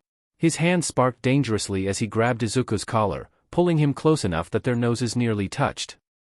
"What do you mean, you didn't die?" he roared, small explosions popping between his fingers. "That could have killed me, you stupid nerd." Izuku met Katsuki's furious red eyes with his own glowing purple ones, completely unfazed. His black scara seemed to absorb and reflect the purple light, creating an almost hypnotic effect. A smirk played at the corners of his mouth as he spoke. "You didn't die, did you?" His voice carried that particular tone that always managed to get under Katsuki's skin. "Besides, I've known how to do that for a while now. I just wanted to mess with you." Katsuki's eye twitched violently as he processed this information. With a frustrated growl, he released Izuku's collar, shoving him away. "You're such an but now, you know that?" he grumbled, though there was a hint of reluctant respect in his voice. Izuku straightened his uniform, failing to completely suppress his laughter. The antimatter glands beneath his skin pulsed with residual energy, creating shifting shadows across his face that made his amused expression look almost ethereal. "I try," Izuku responded with mock innocence, his purple eyes gleaming with mischief as he fished his house key from his pocket. The metal clinked softly against the lock, and as the door swung open, they were immediately enveloped by the rich, comforting aroma of homemade soba. The scent wafted through the apartment like a warm embrace, carrying with it the familiar feeling of home that had become increasingly common to both boys. "Forgot how much Auntie likes to cook," Katsuki muttered, though the slight softening of his usually sharp features betrayed his appreciation. He stepped inside with the comfortable familiarity of someone who had made this transition from guest to family over the past few months. Izuku followed, his antimatter glands dimming to a soft glow as he relaxed, the door clicking shut behind them. In the kitchen, Izuku Midoriya stood before the stove, her green hair tied back neatly as she tended to several pots with practiced care. At the sound of their entrance, she turned, her face lighting up with that particular warmth that seemed to be reserved specially for her two boys, because somewhere along the line, Katsuki had become as much her child as Izuku. "Had a feeling you'd come over today," she said, her voice carrying that maternal knowing that mothers somehow always possess. Steam rose behind her as she adjusted the burner temperature, letting the soba stock simmer to perfection. "I got out the ingredients to make your bowl to your liking, sweetheart." The endearment rolled off her tongue naturally, as if she'd never stopped using it for Katsuki, even during those years of distance. Before Katsuki could maintain his usual prickly exterior, Izuku crossed the kitchen with surprising speed. Her arms wrapped around him in a motherly embrace that completely ignored his height advantage, pulling him down to her level. Despite his growth spurt, despite his fierce reputation, in Inko's arms he was still that little boy who used to share All Might action figures with her son. "Unhand me, woman!" Katsuki protested, his voice lacking any real heat as he struggled half-heartedly against the hug. His face flushed red with embarrassment, hands sparking tiny, harmless explosions in his fluster. The display only made Inko hold on tighter, years of dealing with explosive personalities having made her immune to such protests. Izuku leaned against the wall, his purple eyes dancing with amusement as he watched his former tormentor-turned-brother figure squirm in his mother's embrace. A snort of laughter escaped him, earning a deadly glare from Katsuki that might have been more intimidating if he wasn't still trapped in what Inko lovingly called her mom hug. The antimatter glands visible on Izuku's neck pulsed softly with his contained laughter, casting gentle purple shadows across the familiar scene. This was their new normal, a reality where Katsuki Bakugo pretended to hate Izuku Midoriya's hugs while secretly cherishing them, where two boys who had once been bitter enemies now shared meals and laughter like brothers, and where the scent of homemade soba filled an apartment that had become a sanctuary for both of them. The morning sun cast long shadows across UA's entrance, the prestigious school's gates stretching toward the sky like golden fingers reaching for the clouds. Izuku stood motionless, his purple eyes reflecting the metallic sheen of the archway while his antimatter glands pulsed with nervous energy beneath his skin. Somewhere ahead, he could hear Katsuki's voice barking at other examinees to get out of his way, typical Kaken behavior. A couple of months ago, I never thought I'd make it here, Izuku thought, his fingers curling into tight fists as he stared up at the imposing structure. But here I am, with a quirk I could only dream of, taking my first step towards becoming a hero. The veins in his arms glowed softly with purple light, a reminder of how much had changed. A sudden sharp slap between his shoulder blades jolted him from his reverie, making him stumble forward slightly. "What's wrong, getting cold feet now?" a cheerful voice chirped behind him. Izuku turned, coming face to face with a girl whose pink skin seemed to glow in the morning light. Her eyes widened as their gazes met, a look of excited recognition crossing her features. "Whoa, our eyes are similar," she exclaimed, leaning closer to examine his face. Indeed, her yellow irises set against black sclera mirrored his own unusual eye structure, though his purple glow contrasted with her vibrant yellow. "Anyways, I'm Mina Ashido." She bounced on her feet, radiating an energy that seemed to directly contrast Izuku's more reserved demeanor. "Nice to meet you." A soft smirk tugged at Izuku's lips, his antimatter glands dimming slightly as he relaxed. "Yeah, I guess our eyes are pretty similar. I'm Izuku Midoriya." As they began walking toward the examination room, Mina skipped alongside him, seemingly immune to the nervous tension that plagued most other candidates. "So, what's your quirk?" she asked, genuine curiosity in her voice. "Something cool, right? Those glowy veins look super intense." Izuku chuckled, holding up his palm to show her the circular hole that ran straight through it. "It's called anti-flux. I can generate and control antimatter." To demonstrate, he created a tiny sphere of purple energy above his palm, letting it hover and spin like a miniature galaxy. "That's so cool." Mina's eyes sparkled with excitement. "I can shoot acid from my skin. Maybe we could be the corrosive duo or something." She laughed at her own joke, then pointed ahead. "Oh hey, is that explosive guy your friend? The one yelling at everyone?" "Kaken." Izuku's eyes found Katsuki in the crowd, who was indeed creating quite a scene. "Yeah, we grew up together. He's an acquired taste." "Deku." Katsuki's voice boomed across the courtyard. "Stop flirting and get your butt over here. The exam's about to start." Izuku's eye twitched slightly as several other examinees turned to stare. Mina burst into giggles beside him. "Deku?" Childhood nickname, Izuku sighed, his veins pulsing with slight embarrassment. It used to be an insult, but now it's more of a friendly annoyance. "Well, Deku," Mina grinned, linking her arm through his as they approached the building, ignoring his surprised expression. "I think we're going to be great friends. Assuming we both pass, of course." "Deku. Raccoon eyes. Hurry the hell up." "Raccoon eyes?" Mina blinked, then laughed. "Oh, he gives everyone nicknames, huh?" "You have no idea," Izuku muttered, but found himself smiling despite himself. As they entered the building together, he couldn't help but think that maybe, just maybe, UA would be more than just a step toward becoming a hero. Maybe it would be where he finally found his place. The examination room loomed ahead, filled with the murmur of hundreds of hopeful students. Izuku felt his antimatter glands warm with anticipation. Whatever came next, he was ready to face it, not as the quirkless kid he'd once been, but as someone who could shape his own destiny. The examination hall buzzed with nervous energy as Izuku and Mina entered, their linked arms drawing curious glances from other applicants. Katsuki, already lounging in his seat with his feet propped up, caught sight of them and a predatory grin spread across his face. Well, we haven't been here for 10 minutes and Deku's got a girlfriend," Katsuki called out loud enough for nearby students to hear, his voice dripping with smug satisfaction. The effect was immediate. Mina froze mid-step, her pink complexion somehow deepening to an even darker shade of rose. Her yellow and black eyes widened comically as she processed Katsuki's words. Izuku shot his friend a withering glare, his purple eyes intensifying their glow briefly. Katsuki just cackled as he made his way to his assigned seat, clearly pleased with the chaos he'd caused. Izuku looked down at the still-frozen Mina, noting how the tips of her horns had turned a darker pink. He poked her forehead gently, his antimatter glands pulsing softly beneath his skin. "You good, Pinky?" he asked, amusement coloring his voice. Mina puffed her cheeks out in an adorable pout. "Your friend sure knows how to get a reaction," she mumbled, before her natural cheerfulness reasserted itself in a bright smile. Her eyes drifted to their still-linked arms, focusing on the mesmerizing flow of antimatter through Izuku's veins, purple and blue energy swirling like cosmic rivers beneath his skin. Checking me out, huh? Izuku teased, earning another bright blush from the pink-skinned girl. He sighed dramatically, though his eyes sparkled with mischief. Well, are you going to hold onto my arm all day, or are we going to find our seats? Mina finally separated from him, bouncing on her feet with renewed energy. Well, I wish you luck, hot stuff, she chirped, throwing him a wink. Hopefully we get to take the exam together. With that, she skipped off toward her assigned seat, leaving behind a faint trail of acid-nullifying sparkles. Izuku shook his head, a small smile playing on his lips.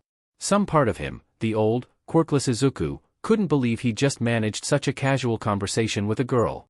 He made his way to his seat next to Katsuki, who immediately leaned over with that same sheet-eating grin. Hot stuff, huh? Seems I was right, Deku's got a girlfriend. Shut it, Izuku growled, his veins pulsing with irritation. Their banter was interrupted as Present Mike burst onto the stage in a flash of spotlights and sound effects.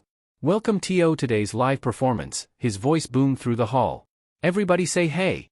Silence met his enthusiasm, broken only by Mina's distant hey, which earned her a few strange looks. Tough crowd. Present Mike continued undeterred. Well, that's cool, my listeners. I'm here to present the guidelines of your practical exam. The screen behind him lit up with images of robots and city landscapes. This will be a 10-minute mock urban battle. You'll be experiencing what it's like to fight villains while protecting civilians. Each robot has a point value based on difficulty, from 1 to 3 points. A hand shot up from the audience, a tall boy with glasses and an extremely serious expression. Excuse me, may I ask a question? Without waiting for permission, he stood up rigidly. On the handout, there are clearly 4 types of villains listed, not 3. Such an error, if it is one, is highly unbecoming for UA, Japan's top hero academy. Present Mike grinned, pointing finger guns at the serious student. Good catch, examinee 7111. The 4th villain type is worth 0 points. Think of it as an obstacle to avoid. It's not impossible to defeat, but there's no point in trying. Izuku's eyes narrowed thoughtfully, his analytical mind already working through scenarios. His antimatter glands pulsed gently as he considered the implications. Next to him, Katsuki snorted. Bet you're already planning how to take down the big one, aren't you, nerd? Maybe, Izuku replied with a slight smirk, his purple eyes reflecting the screen's light. Could be fun. The serious student, number 7111, nodded satisfied with the explanation and sat back down, though his eyes lingered briefly on Izuku's glowing veins with barely concealed curiosity. Now then. Present Mike continued, let's talk about how you'll be sorted into your testing grounds. Remember the saying of our school, go beyond, plus ultra. As their testing locations were announced, Izuku noticed he and Katsuki were assigned to different areas. He caught Mina's eye across the room, she flashed him a thumbs up and mouthed, ground B. Izuku checked his card and nodded, earning another bright smile from her. Good luck, Kaken, Izuku said, standing as students began to file out. Try not to destroy the whole city. TCH, Katsuki scoffed, but there was a hint of a smile on his face. Just don't die showing off to your girlfriend, nerd. Izuku's antimatter glands flared briefly as he resisted the urge to create a small explosion near Katsuki's head. Instead, he turned toward Ground B. The mock city sprawled before them, towering buildings casting long shadows across the assembled examinees. Izuku stood at the starting line, his antimatter glands pulsing with anticipation beneath his skin. Beside him, Mina bounced on her toes, her acid already beginning to drip from her fingertips. Start. Present Mike's voice boomed suddenly, catching many examinees off guard. But Izuku was already moving. His veins darkened to pitch black before the antimatter glands across his body erupted with violet light. In Izuku's eyes, the world slowed to a crawl as he absorbed the antimatter into his core, his body glowing like a constellation of purple stars. He shot forward, leaving behind a trail of distorted space as he moved faster than light itself. All the other students could see was a blur of after images, the air around the after images distorting with the power of anti-flux. A one-pointer robot rounded the corner, its red sensors barely registering his presence before Izuku's hand plunged through its chest. The antimatter coursing through his palm caused the robot to implode, collapsing in on itself with a satisfying crunch.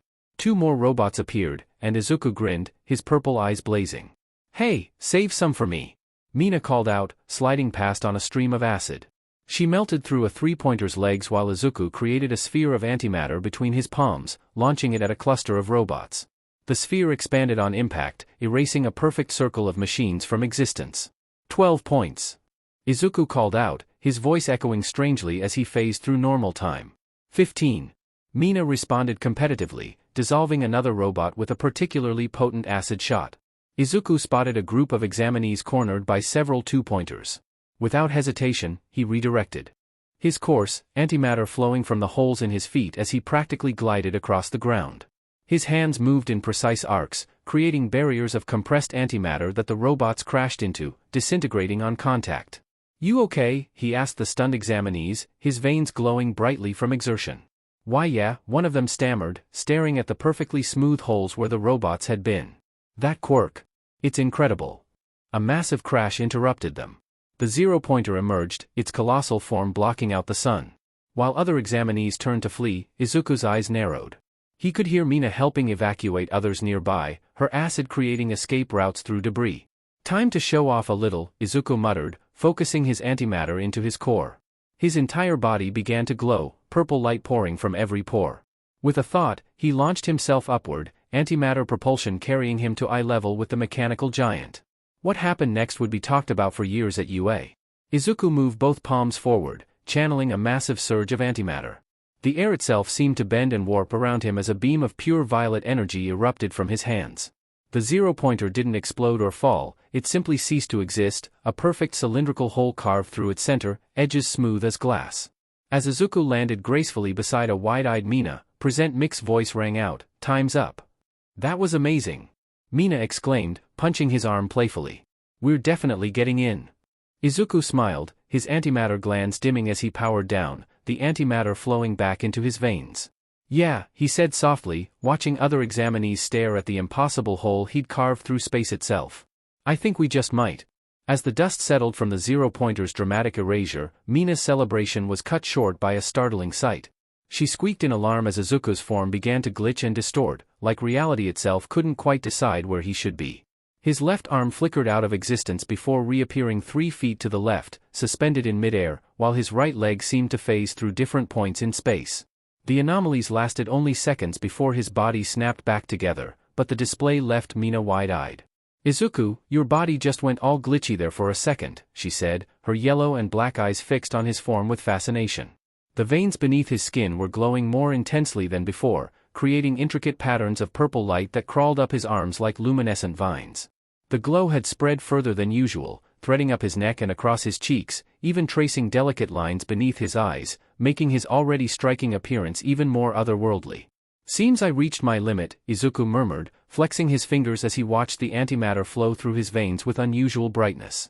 "Good thing the exam's over." He could feel his quirk settling, the cosmic energy that had been surging through him starting to calm. The hundreds of antimatter glands visible beneath his skin pulsed like dying stars, gradually dimming from their earlier intensity.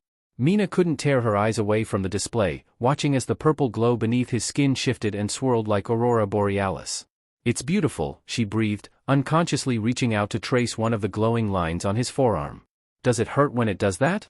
"Not really," Izuku replied with a small smile, watching as his veins slowly returned to their normal subtle glow. "It's more like a reminder that I'm carrying something impossible inside me."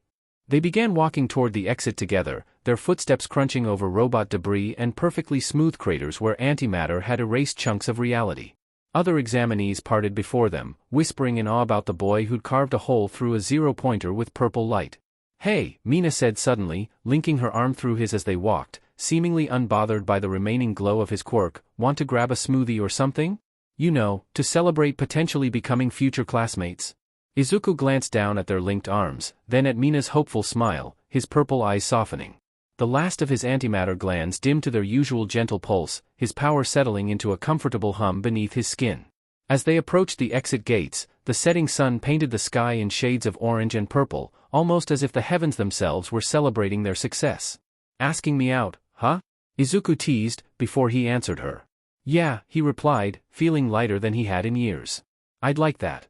The gates of UA stood behind them, no longer intimidating but promising, a doorway to a future neither of them could have imagined just hours ago. And as they walked away from their first test as heroes, Izuku couldn't help but think that maybe, just maybe, he'd found something more than just a path to heroics. The week following the UA entrance exam crawled by with agonizing slowness. Each day seemed to stretch longer than the last as students across Japan anxiously awaited their results, refreshing inboxes and jumping at every notification.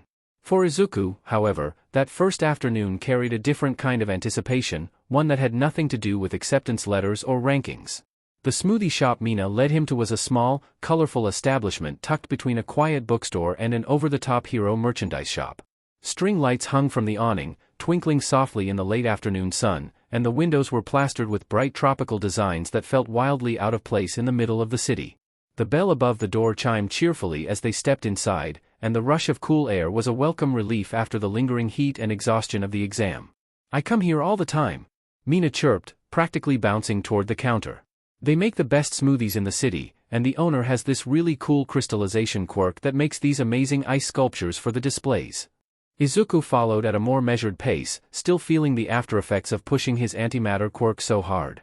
His glands were cooling down, leaving a faint, shifting purple glow beneath his skin that caught the shop's lighting in strange, almost cosmic ways. A few customers did double takes, whispering under their breath, but for once, Izuku did not shrink under the attention. If anything, it felt nice not to care.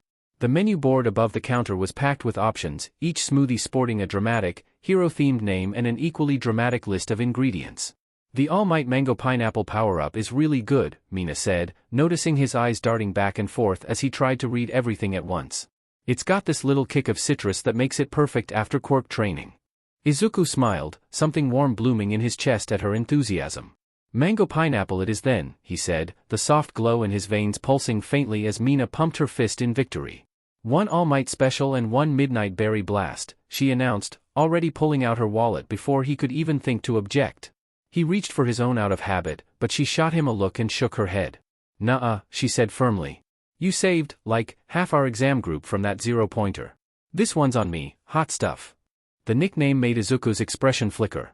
Embarrassment flashed across his face before he could stop it, his shoulders tensing briefly before he forced himself to relax. Despite himself, a small, genuine grin tugged at his lips. He rubbed the back of his neck, green eyes flicking back to Mina with a mix of bashfulness and growing confidence. "Again with that nickname, huh?" he said, trying and failing to sound completely casual. There was a teasing edge to his voice now, something that had not been there a week ago. He tilted his head slightly, watching her carefully. "If I did not know any better," he added, grin widening just a bit, "I'd think you were into me." For a heartbeat, Mina froze. Then her face lit up in a vivid, unmistakable pink that somehow managed to deepen her already pink skin. The color spread from her cheeks all the way to the tips of her ears. "What?" she sputtered, waving her hands like she could physically shoo the words away. "Don't get the wrong idea, Izuku." She turned sharply and gave his shoulder a light, flustered punch, pointedly refusing to look at him. Just shut it, okay?" Izuku blinked, clearly caught off guard by just how rattled she was. The grin on his face softened into something warmer, more amused than smug. A quiet laugh slipped out before he could stop it, and he turned his head away, his own cheeks faintly dusted pink. Okay, he said, lifting his hands in surrender. The smile, however, stubbornly refused to leave his face. While they waited for their drinks, Mina launched into an animated recap of the exam, reenacting moments with wild gestures and exaggerated sound effects. She described how incredible his quirk had looked when he carved a perfect cylinder straight through the massive robot, her eyes shining like she was reliving it all over again.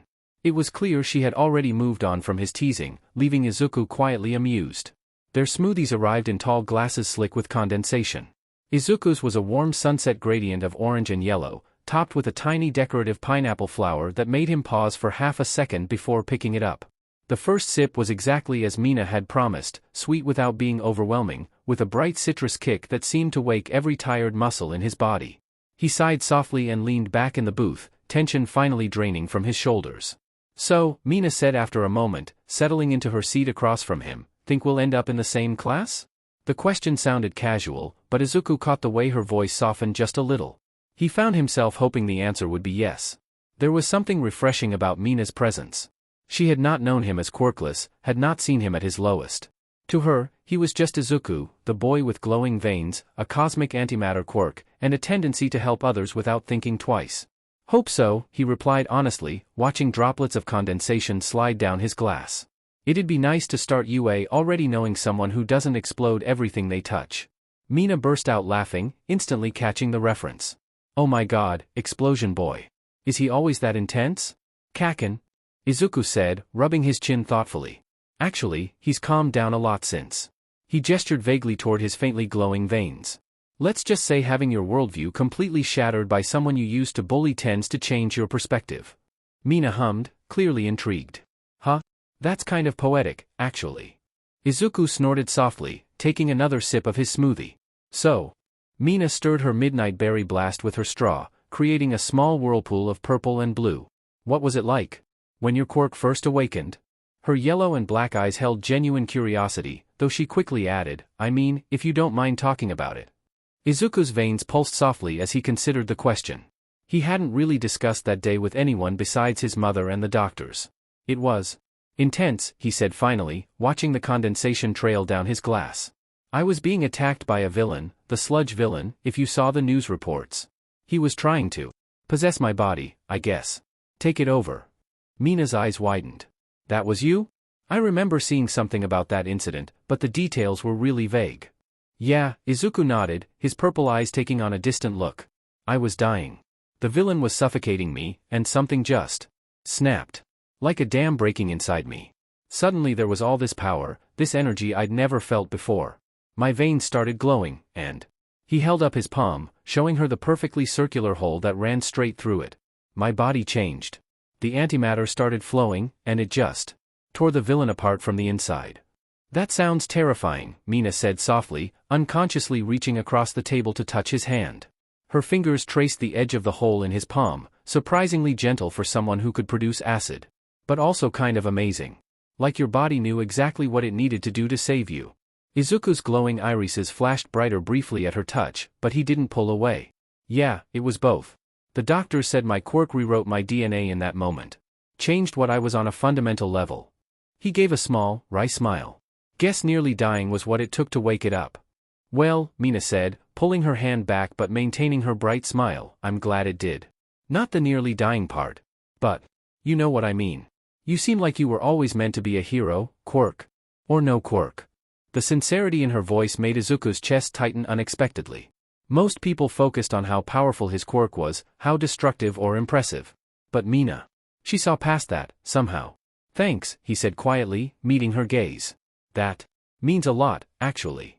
A comfortable silence fell between them as they finished their smoothies, broken only by the gentle hum of the shop's air conditioning and distant conversation from other customers. The afternoon sun had begun to dip, casting long shadows through the shop's tropical-themed windows and making Izuku's glowing veins stand out even more prominently against his skin.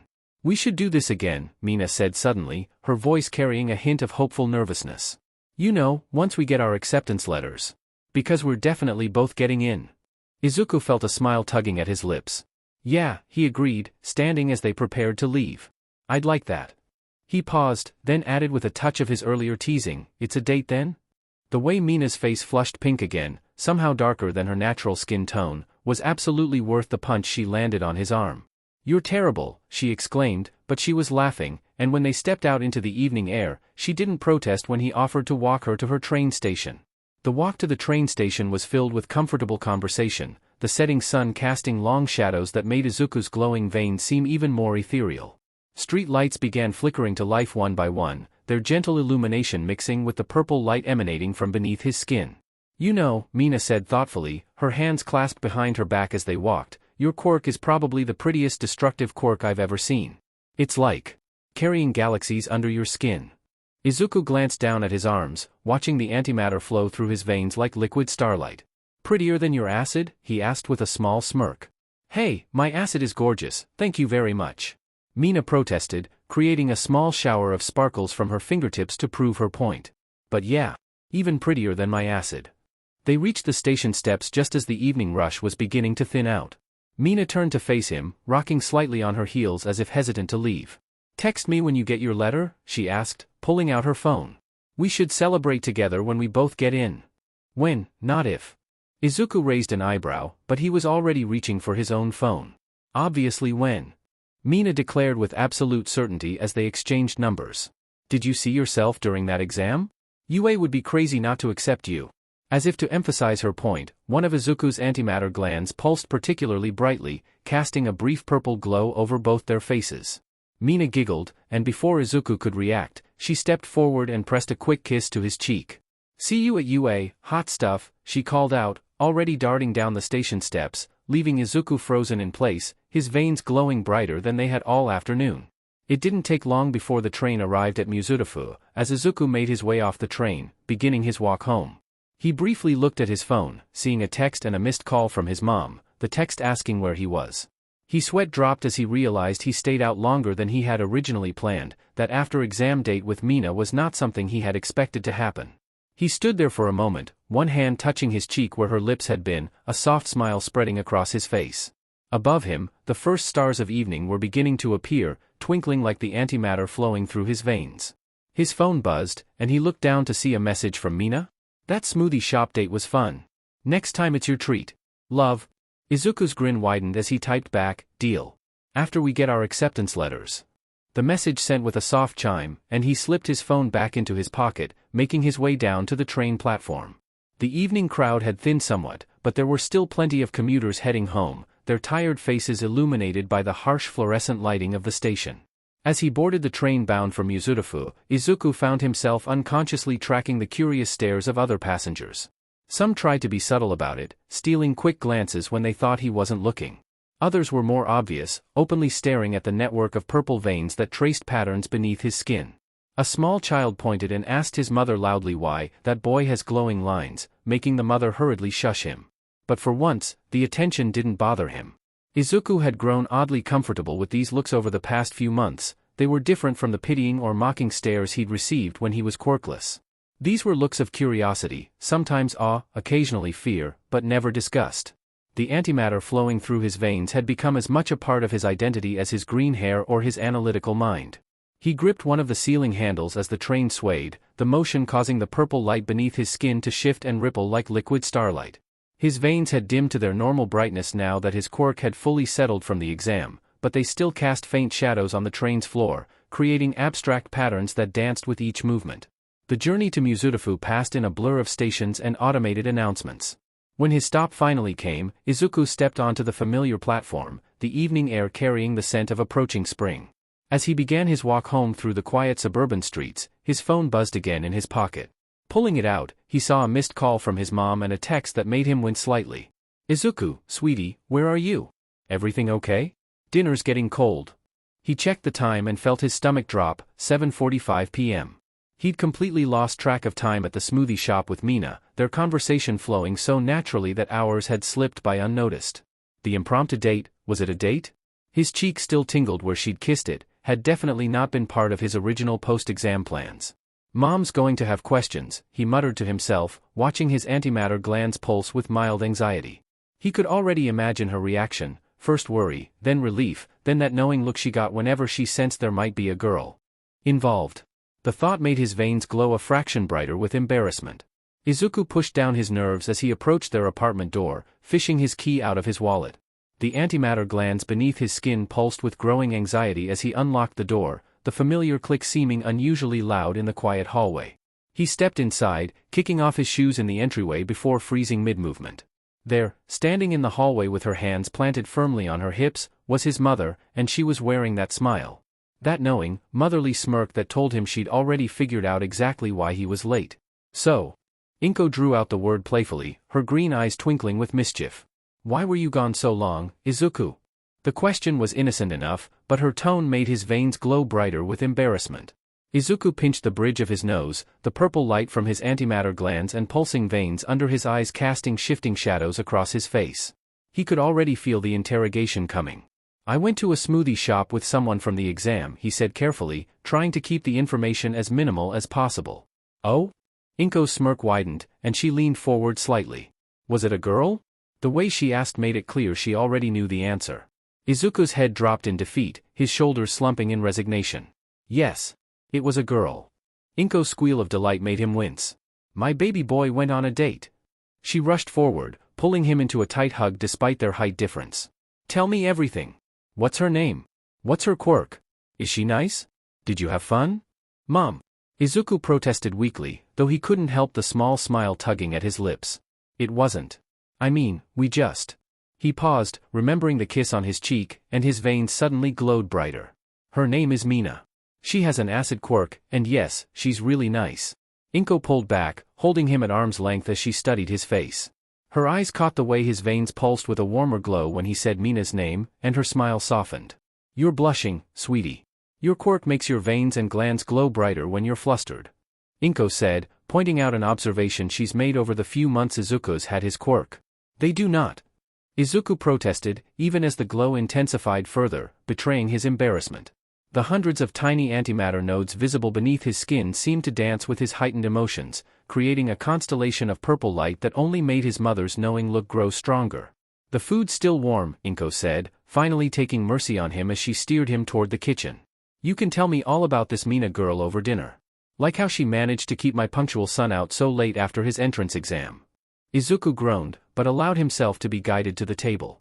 We just talked about quirks and the exam, and he trailed off, remembering how easily conversation had flowed between them, how natural it had felt. She wasn't scared of my quirk, he added softly. She said it was pretty. Inko's eyes softened at that, understanding the weight of those words.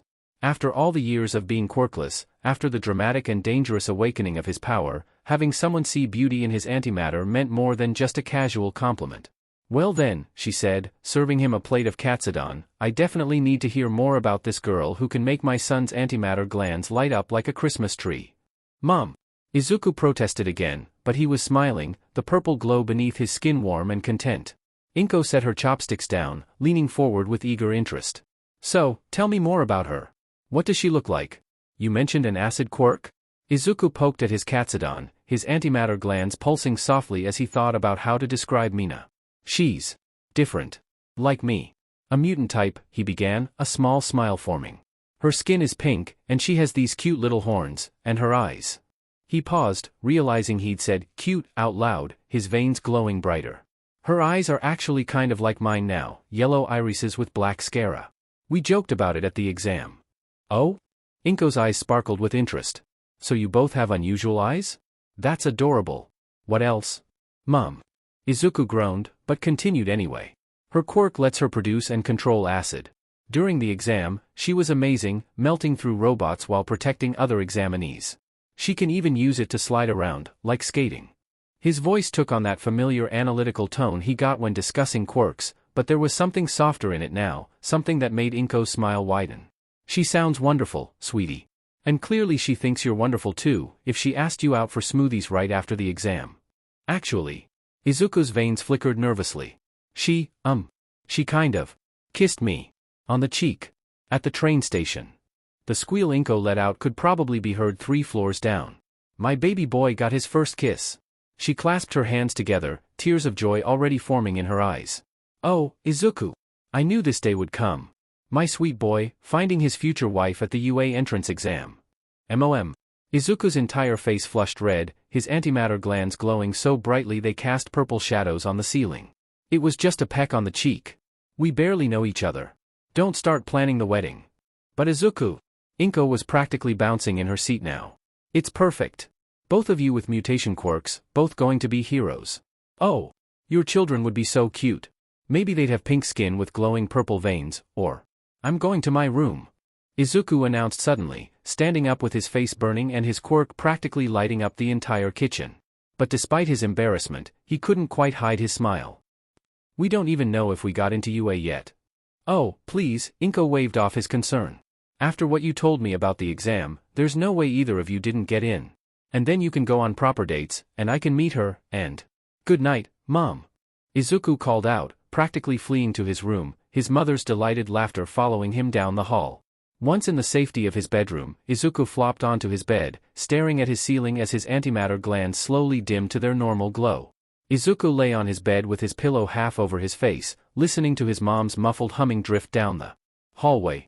After a moment, he pulled the pillow away and stared up at the ceiling, his heart still beating faster than it had any right to. A future wife, seriously, he muttered, though the corners of his mouth refused to stop twitching. His phone buzzed again in his hand. Mina. Made it home. Still thinking about that awesome antimatter show you put on at the exam. Can't wait to see what else you can do. Izuku rolled onto his side, hugging the pillow to his chest as he typed back, thumbs hesitating for half a second before moving. Izuku. I'm glad you got home safe. And it wasn't really a show, I was just trying not to get crushed. But thanks. I had a really good time today. He set the phone down on his chest, staring at it like it might explode. A few seconds later, it buzzed again. Mina. Same. Best post-near-death hangout ever. Also, your mom didn't freak out that you were late, did she? Izuku snorted softly and pushed himself up to sit on the edge of his bed. He kicked off his shoes, lining them up neatly by the wall out of pure habit. Izuku. She absolutely did. But in a happy way? I think she already thinks we're getting married. There was a pause. Long enough that Izuku started to panic a little. Then, Mina. What? Okay, but that's kinda hilarious. My parents would do the same if they knew I went out with a cute hero boy after the exam. Izuku's face heated instantly. He buried it briefly in his hands before daring to look at the screen again. Izuku. Cute? You're exaggerating. Across town, Mina was sprawled on her bed, still in her exam clothes, boots kicked off somewhere near the door. She grinned at her phone, tail flicking lazily behind her as she typed. Mina. Am I? Glowy veins, heroic personality, saves people without thinking? Sounds cute to me. Plus, you blush super easily. That's adorable. Izuku let out a tiny, strangled noise and fell backward onto his bed, staring at the ceiling again. Izuku. You're impossible. But, thanks. That means a lot. He sat up again, swung his legs over the side of the bed, and stood, stretching as the day finally started to catch up with him. His muscles ached, and his eyelids felt heavy. Izuku. I'm gonna get ready for bed. Today really took it out of me. But we can keep texting if you want. Mina. Yeah. I'm just lying here anyway. Go brush those hero teeth, Midoriya. He smiled at that and headed for the bathroom. As he brushed his teeth and washed his face, he kept glancing at his phone on the sink whenever it buzzed. Mina. So what's your room like? Bet it's full of hero stuff. Izuku. Maybe. Okay, yes. Definitely. There are All Might posters. And notebooks. A lot of notebooks. Not as much as there used to be though. He glanced back toward his room, mentally picturing the stacks of scribbled analyses. Mina. That's so on-brand it hurts. I want to see them someday. Your super secret hero brain notes. Izuku rinsed his mouth and dried his face, feeling oddly nervous at the idea. Izuku. Maybe when we're at UA, if you really want to. He paused, then added. Izuku. I'd like to see your room too. On Mina's end, she rolled onto her stomach, kicking her feet in the air. Mina. Deal. Mine's way messier though, just warning you. Izuku chuckled quietly as he walked back into his room, setting his phone on his desk while he changed into pajamas. When he picked it up again, there were 2 new notifications. One from Mina. And one from a very familiar name. Katsuki. Oi, nerd. You alive? Izuku blinked in surprise. He hadn't expected to hear from Katsuki tonight. He quickly typed back. Izuku. Yeah, I'm fine. Just got home a bit ago. What's up, Kaken? The reply came almost instantly. Katsuki. You disappeared after the exam. Thought you got yourself blown up or something. I'm sure you did great out there, Deku. Izuku stared at the words, sweat rolling down his forehead, his glowing purple irises staring at his screen for a moment. That might have been the closest thing to a compliment Katsuki had ever texted him. Izuku. Thanks, that means a lot, actually. I'm sure you did great in the exam. There was a longer pause this time. Katsuki. TCH, obviously. We're both getting in. Don't slack off just because you got some fancy new power, got it? Izuku smiled softly. Izuku. I won't. I promise. Another buzz. Mina again. Mina. Who you texting? Don't tell me you've already got another date. Izuku laughed under his breath and flopped back onto his bed. Izuku. No. It's just Bakugo. He was checking in his own way. Mina. Explosion boy? Wow, character development. Guess getting your butt handed to you really does change folks. Izuku thought about that for a moment. Izuku. Yeah. I think it does. He shifted onto his side, pulling his blanket up over himself. The room was quiet now, the lights off except for the soft glow of his phone screen. Izuku. I'm really glad we met today, Mina. Before the exam, I was terrified. But, you made everything after that feel a lot less scary. There was a pause. Then, Mina. Same here. I was nervous too, but hanging out with you was the best part of my day. I keep replaying that moment at the station in my head. Izuku's chest tightened. Izuku. Me too, Mina. Hey, Midoriya? When we get into UA, let's stick together, okay? No matter what class we're in. Izuku didn't hesitate. Izuku. Yeah. I'd like that. Good night, Mina. A few seconds later. Mina. Good night, Izuku. Izuku set his phone on the bedside table, the screen's glow fading to darkness as he settled back against his pillows. His room was quiet save for the distant sounds of his mother's excited phone conversation and the gentle hum of the city outside his window. The events of the day played through his mind like a movie, the entrance exam, the raw power of his quirk as he erased that massive robot, and of course, meeting Mina. A year ago, he would have been staring at his ceiling, crying over his quirkless status, dreaming of a future that seemed impossible. Now, the same ceiling was painted in soft purple light from his veins, a constant reminder of how much had changed. His quirk awakening had transformed everything, his body, his confidence, his entire future. The scared, bullied kid who used to hide in the back of the classroom felt like a stranger now. What a day, he murmured to himself, turning onto his side and watching the shadows his quirk cast dance across his wall.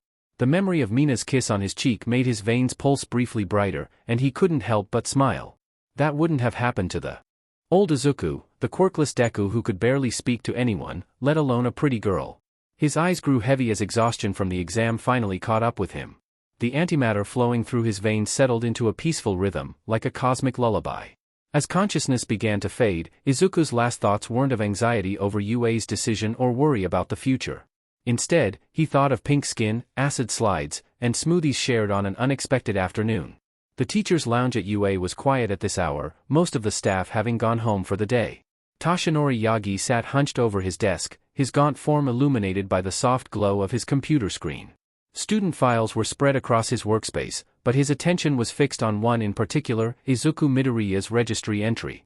The photograph attached to the file made him frown slightly. It showed a timid-looking boy with messy green hair and ordinary green eyes, nothing like the powerful young man who had carved a hole through a zero-pointer with antimatter just a week ago. The stark difference between the pre-quirk photo and the reality of the boy now was jarring. They haven't gotten a new photo yet. Strange, Toshinori muttered to himself, scanning the quirk information section. The details about anti-flux were clinical, scientific, lacking any mention of the raw cosmic power he'd witnessed firsthand during the sludge villain incident. You haven't met the students, and yet you are already playing favorites?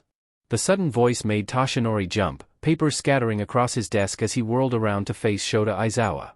The underground hero stood in the doorway, his capture weapon coiled loosely around his neck and his bloodshot eyes fixed on the file Toshinori had been examining. Aizawa-kun, Toshinori acknowledged, trying to slow his startled heartbeat. I wasn't expecting anyone else to be here this late. Aizawa's eyes narrowed as he approached the desk, looking at the screen, a detailed report of Izuku's entrance exam performance. Midoriya, he read aloud, his tone maintaining that perpetual exhausted drawl. Ah, the antimatter kid. You've reviewed his file? Toshinori asked, genuine curiosity in his voice. I've reviewed everyone's files, Aizawa replied flatly, dark eyes scanning the document. But this one's interesting. A late quirk awakening that literally rewrote his DNA. The kind of power that could level cities if not properly controlled. He looked away from the monitor, fixing Toshinori with a knowing look. The kind of power that attracts attention. Like that of the symbol of peace, perhaps. Toshinori met Aizawa's gaze steadily. They both knew what the underground hero was implying. I was there, he admitted quietly. When his quirk first manifested. I've never seen anything like it. Aizawa hummed non-committally, but his eyes held a sharp intelligence that belied his exhausted appearance. Just remember, all might, at UA, potential means nothing without the proper guidance. If he ends up in my class. He turned toward the door, his capture weapon shifting slightly with the movement. I'll judge him by his actions, not his power. As Aizawa's footsteps faded down the hallway, Toshinori looked back at Izuku's outdated photo. The boy in the picture looked scared, uncertain. But the young man he'd met, the one who'd turned antimatter into art during the entrance exam, that was someone else entirely. Don't worry, young Midoriya, he murmured, finally closing the file. UA will help you become the hero you were always meant to be. The morning sun filtered through the apartment windows, casting warm light across the living room where Inko was arranging snacks on the coffee table. A knock at the door echoed through the apartment, making her smile knowingly. Izuku! Get the door please, she called out. Izuku emerged from his room, still stretching away the last remnants of sleep. His acceptance letter sat unopened on his desk. He'd been adamant about waiting to open it with the others, despite how the anticipation made his antimatter glands pulse with nervous energy. He reached for the door handle, completely unprepared for what happened next. A blur of pink crashed into him the moment the door opened, nearly knocking him off his feet. Mina's arms wrapped around him in an enthusiastic embrace, her excited squeal muffled against his chest. Behind her, Katsuki leaned against the doorframe, an amused smirk playing on his face as he watched Izuku stumble. "Geez, Mina. Careful." Izuku laughed, returning the hug despite his surprise. His veins glowed a bit brighter at the contact, something that didn't escape Katsuki's notice, judging by his widening smirk. Mina giggled as she pulled back, her yellow and black eyes bright with excitement. "Sorry. I'm just so nervous about the letters. Did you open yours yet?" She bounced on her toes, her own letter clutched tightly in one hand. "Not yet," Izuku replied, watching as she practically skipped into the apartment. "Was waiting for you guys." Katsuki finally entered, nodding respectfully to Inko. "Auntie," he greeted, his usual gruff tone softened slightly. "Thanks for having us over." "Of course, Katsuki." Inko beamed, secretly sliding her phone back into her pocket. She'd managed to capture several photos of Mina's surprise hug, already mentally planning to add them to her growing album of Izuku and Mina moments. "I made spicy snacks, just how you like them." Mina had already made herself comfortable on the couch, patting the space beside her as she looked at Izuku expectantly. "Come on, hot stuff. Let's see if we made it." Izuku's face flushed at the nickname, especially with his mother present. Inko's delighted gasp and Katsuki's snort of laughter didn't help matters. "Let me get my letter," he mumbled, hurrying to his room as his veins betrayed his embarrassment with their brightening glow. "You're not subtle, raccoon eyes," he heard Katsuki say as he retrieved his letter, followed by Mina's defensive, "I don't know what you're talking about." When he returned to the living room, Mina had claimed one end of the couch while Katsuki lounged in the armchair, both holding their unopened letters. Inko stood nearby with her phone suspiciously ready, probably planning to document the whole thing. "Ready?" Izuku asked, sitting beside Mina and trying to ignore how she immediately scooted closer. "Born ready," Mina declared, while Katsuki just grunted an affirmative. The three opened their letters at the same time. 3 small holographic discs falling out and immediately snapping together, combining into one disc, something UA had designed in the case of a friend's opening their letters at the same time. As the hologram flickered to life, All Might, in a yellow striped suit appeared, preparing to announce the results. The crisp sound of tearing envelopes filled the room as all 3 students opened their letters simultaneously. 3 metallic discs slipped out, each bearing UA's insignia. Before anyone could react, the discs began to hover, drawn together by some unseen force until they connected with a soft click. A beam of light erupted upward, forming into a large holographic display that filled the living room with blue light. "I am here as a projection." All Might's booming voice filled the room as his image appeared, dressed in a garish yellow pinstriped suit. His signature grin was impossibly wide as he continued, "Young heroes, you are watching this together, which means you share a bond of friendship. How wonderful." Katsuki rolled his eyes while Mina bounced excitedly in her seat, unconsciously gripping Izuku's arm. Inko had her phone ready, recording everything. "Now then. Let's start with the results," All Might declared, pulling out a sheet of paper. "Young Midoriya. Not only did you pass, but you achieved the highest score in UA entrance exam history." The hologram shifted, showing footage from the exam. Izuku watched himself standing before the massive zero-pointer, his veins and antimatter glands glowing like a constellation beneath his skin. On screen, he moved his palm forward, antimatter swirling around his hand before condensing into a sphere the size of a baseball. Witness this display of power and control. All Might's voice narrated as the recording showed Izuku launching the sphere. The moment it left his hand, it began to expand rapidly, growing to massive proportions. The zero-pointer didn't even have time to react before the antimatter sphere engulfed it, erasing it from existence with surgical precision. 80 villain points for combat efficiency, All Might announced. But that's not all. Your actions in protecting other examinees, your strategic use of your quirk to create escape routes, and your willingness to put yourself in harm's way to help others earned you an additional 140 hero points. A total of 220 points, the highest score ever recorded. Mina squealed, throwing her arms around Izuku while Katsuki let out a impressed "TCH." The hologram continued, showing clips of Izuku using controlled bursts of antimatter to clear paths for other examinees, creating platforms for those who had fallen, and systematically taking down robots while ensuring no other students were in the blast radius. "Young Midoriya," All Might's voice grew more serious, more proud. "You showed not just power, but the true spirit of heroism. Welcome to UA's Hero Course, Class 1A. The projection shifted, ready to announce the next student's results, but Izuku barely heard it. He was still processing the numbers, 220 points. He'd not only passed, he'd shattered every record.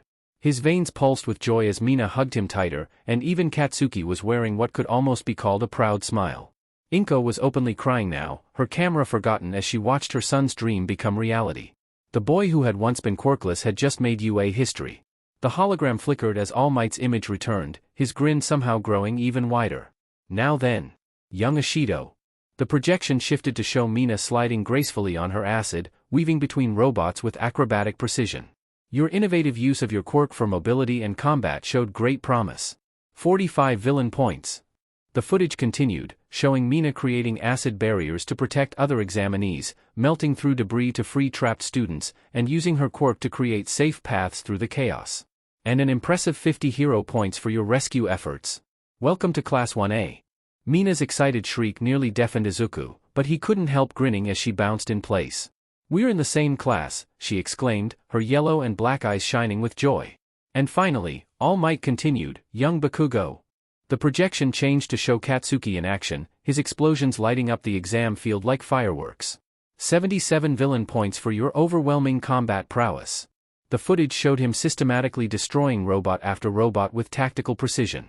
And while your aggressive approach was concerning, you showed situational awareness in ensuring your explosions didn't endanger other examinees. 35 hero points. You two will join Class 1A. TCH, of course I did, Katsuki smirked, but there was genuine pride in his voice. Third place isn't bad, considering I was competing with someone who can literally erase matter from existence. Wait, Mina perked up, who got second? Some extra named Yaoyorozu, Katsuki shrugged. Creation quirk. Got like 150 points total. The hologram of All Might raised his hand in a final salute. You three have shown incredible potential. Report to UA in 2 weeks' time for orientation. Plus Ultra. The projection faded, leaving the 3 discs to separate and float back to their respective owners. For a moment, the room was quiet as the reality sank in. They had all made it, and into the same class no less. Group hug. Mina suddenly announced, grabbing both boys before they could protest. Katsuki made a show of struggling, but didn't actually try to break free as Mina squeezed them both. This calls for celebration. Inko declared, wiping happy tears from her eyes. I'll order from that nice restaurant down the street, the one with the extra spicy options Katsuki likes. As Inko went to make the call, Mina finally released her captives. Can you believe it? She beamed, practically glowing with excitement. We're going to be heroes. Izuku felt warmth bloom in his chest as he looked between his childhood friend and the girl who had so quickly become important to him. His quirk hummed contentedly beneath his skin, and for once, the future looked absolutely perfect. Yeah, he agreed softly, returning Mina's bright smile. We are. The celebration quickly turned into an impromptu dinner party as Inko bustled around the kitchen, adding her own home-cooked sides to complement the takeout she'd ordered. The apartment filled with the mixed aromas of spicy takeout and Inko's cooking, creating an atmosphere of warmth and celebration. So, Mina said, perched on a kitchen counter despite Inko's half-hearted protests, 220 points, huh? Guess I'm friends with UA's new golden boy. She playfully nudged Izuku with her foot as he leaned against the counter beside her. Just friends? Katsuki muttered under his breath, loud enough for only Izuku to hear, earning him a glare that made his veins pulse brighter. It's not that big a deal, Izuku tried to downplay it, but his small smile betrayed his pride. I just did what felt right. What felt right was erasing a building-sized robot from existence. Mina giggled. Your definition of not a big deal needs work, hot stuff. The doorbell rang, announcing the arrival of their food. As Inko went to answer it, Katsuki spoke up from his position at the kitchen table. Oi, nerd. We should probably warn Raccoon Eyes about your quirks. Side effects. Mina's eyes lit up with curiosity. Side effects? Like the glowing? More like the reality-bending sheet that happens when he loses control, Katsuki explained, a hint of seriousness entering his voice. Remember that glitching after the exam? That's just the tip of the iceberg. Kaken, Izuku started, but Katsuki cut him off. She needs to know, Deku. Especially if she's going to be, he smirked, close to you. Before Izuku could respond, Inko returned with bags of food, effectively pausing the conversation. But Mina's curious glances told him this discussion wasn't over. As they settled around the table, the food spread out before them, Izuku caught Mina's eye. She smiled, soft and understanding, and mouthed later, to him. Somehow, that simple gesture made his anxiety about sharing the more dangerous aspects of his quirk fade slightly. To UA's newest heroes. Inko raised her glass in a toast, beaming at the 3 students. And to new beginnings. The dining room was filled with warmth and laughter as they ate, the mix of takeout and Inko's cooking creating a perfect celebration feast. Mina had somehow ended up seated right next to Izuku, their shoulders occasionally brushing as they reached for dishes. Katsuki sat across from them, alternating between devouring the spiciest dishes known to man and making subtle jabs about their obvious attraction. So, Mina said between bites, her yellow and black eyes bright with curiosity, what did Katsuki mean about reality-bending side effects? I've only seen the glitching that one time after the exam. Izuku set down his chopsticks, exchanging a glance with Katsuki. The atmosphere shifted slightly, becoming more serious. Inko's hand found her son's shoulder, giving it a gentle squeeze of encouragement. My quirk. Izuku began carefully, it's not just about producing and controlling antimatter. The doctors say it fundamentally changed what I am on a molecular level. Sometimes, when I push too hard or lose control, things get strange. Strange how? Mina asked softly, turning in her chair to face him fully. Show her, Katsuki suggested, his usual aggressive tone tempered with understanding.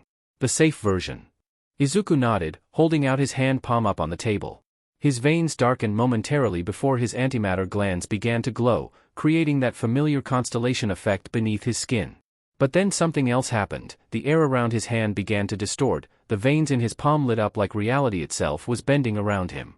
Small objects near his hand, chopsticks, napkins, even drops of spilled sauce, began to float and distort, caught in the warped space, as the tiny pea-sized hole in his palm began to glow a faint purple. This is just a fraction of it, Izuku explained, his voice quiet. When it gets bad, when I really lose control, I start to phase in and out of reality. Parts of me exist in multiple places at once. Sometimes things around me just cease to exist without me even trying to erase them. During training, I once accidentally created a space where time moved differently. Kaken was stuck moving in slow motion for almost an hour. It was fing weird, Katsuki confirmed, absently rubbing his arm as if remembering. Like being trapped in jello, but worse. Mina reached out, hesitating only briefly before placing her hand in Izuku's still outstretched one. The distortion swirled around their joined hands, but didn't harm her. Does it hurt? She asked. When you lose control like that? Sometimes, Izuku admitted. It's like being torn apart and put back together wrong. The doctors think it's because my body is constantly fighting between matter and antimatter, between existing and not existing. That's why he needs people watching his back, Katsuki added, unusually serious. In case he starts to lose it. Someone to ground him, to pull him back before he accidentally erases himself from existence. Inko made a small, distressed sound at that. It was clearly still difficult for her to hear about the dangers of her son's quirk. But Mina's expression remained determined, her grip on Izuku's hand tightening. Well, good thing he'll have us then, she said firmly. Both of us. Right, Katsuki. Katsuki's surprise at being included showed only briefly before he smirked. Obviously. Can't let this nerd disappear himself before I beat him in a fair fight. The tension broke as Izuku laughed, the distortions around his hand fading as his quirk settled. You're still hung up on that first fight? When I knocked you into the classroom wall. That was a cheap shot and you know it, Deku. As they fell into familiar banter, Mina didn't let go of Izuku's hand. If anything, she scooted her chair closer, her thumb tracing small circles over his antimatter glands. The gesture was so casual, so accepting, that Izuku felt something in his chest tighten with emotion. You're not scared, he asked quietly, while Katsuki was distracted arguing with Inko about having fourths. Mina looked at him, her yellow and black eyes meeting his purple ones without hesitation. Of you? Never. She smiled, that bright, genuine smile that made his quirk hum happily beneath his skin. Your power is part of who you are, Izuku. And I like who you are. The simple honesty in her words made his veins glow brighter, earning a giggle from her. Before he could respond, Katsuki's voice cut in. If you two are done having a moment, Auntie's bringing out dessert. And Deku, your face is literally lighting up the whole room. Shut up, Kaken, Izuku muttered, but he was smiling, and he didn't let go of Mina's hand. As evening settled over Mizurufu, the celebration moved to the living room. Inko had brought out photo albums, much to Izuku's mortification, and was happily sharing stories with Mina, who sat cross-legged on the floor, eagerly absorbing every embarrassing childhood detail. And this one, Inko said, pointing to a photo of a tiny Izuku in an All Might onesie, was his favorite pajamas. He wouldn't take them off for a week. Mom! Izuku groaned from his position on the couch, but Mina's delighted laughter made it hard to actually be annoyed. She'd somehow ended up leaning back against his legs as she looked through the albums, and the casual contact felt right. You were adorable, she insisted, turning another page. Oh. Is this you and Katsuki? The photo showed two small boys covered in mud, grinning widely at the camera. Little Katsuki was making explosion shapes with his hands while little Izuku held up an All Might action figure. We were four, Katsuki said from his sprawled position in the armchair. Deku insisted we had to save All Might from the mud villain. By jumping into the mud pit headfirst, Inko added dryly. I never did get those stains out. The room filled with warm laughter, and Izuku found himself marveling at how natural this felt. Katsuki, his childhood friend turned bully turned friend again, lounging comfortably in his living room. Mina, this bright, unexpected addition to his life, fitting so perfectly into their dynamic. His mother, happier than he'd seen her in years.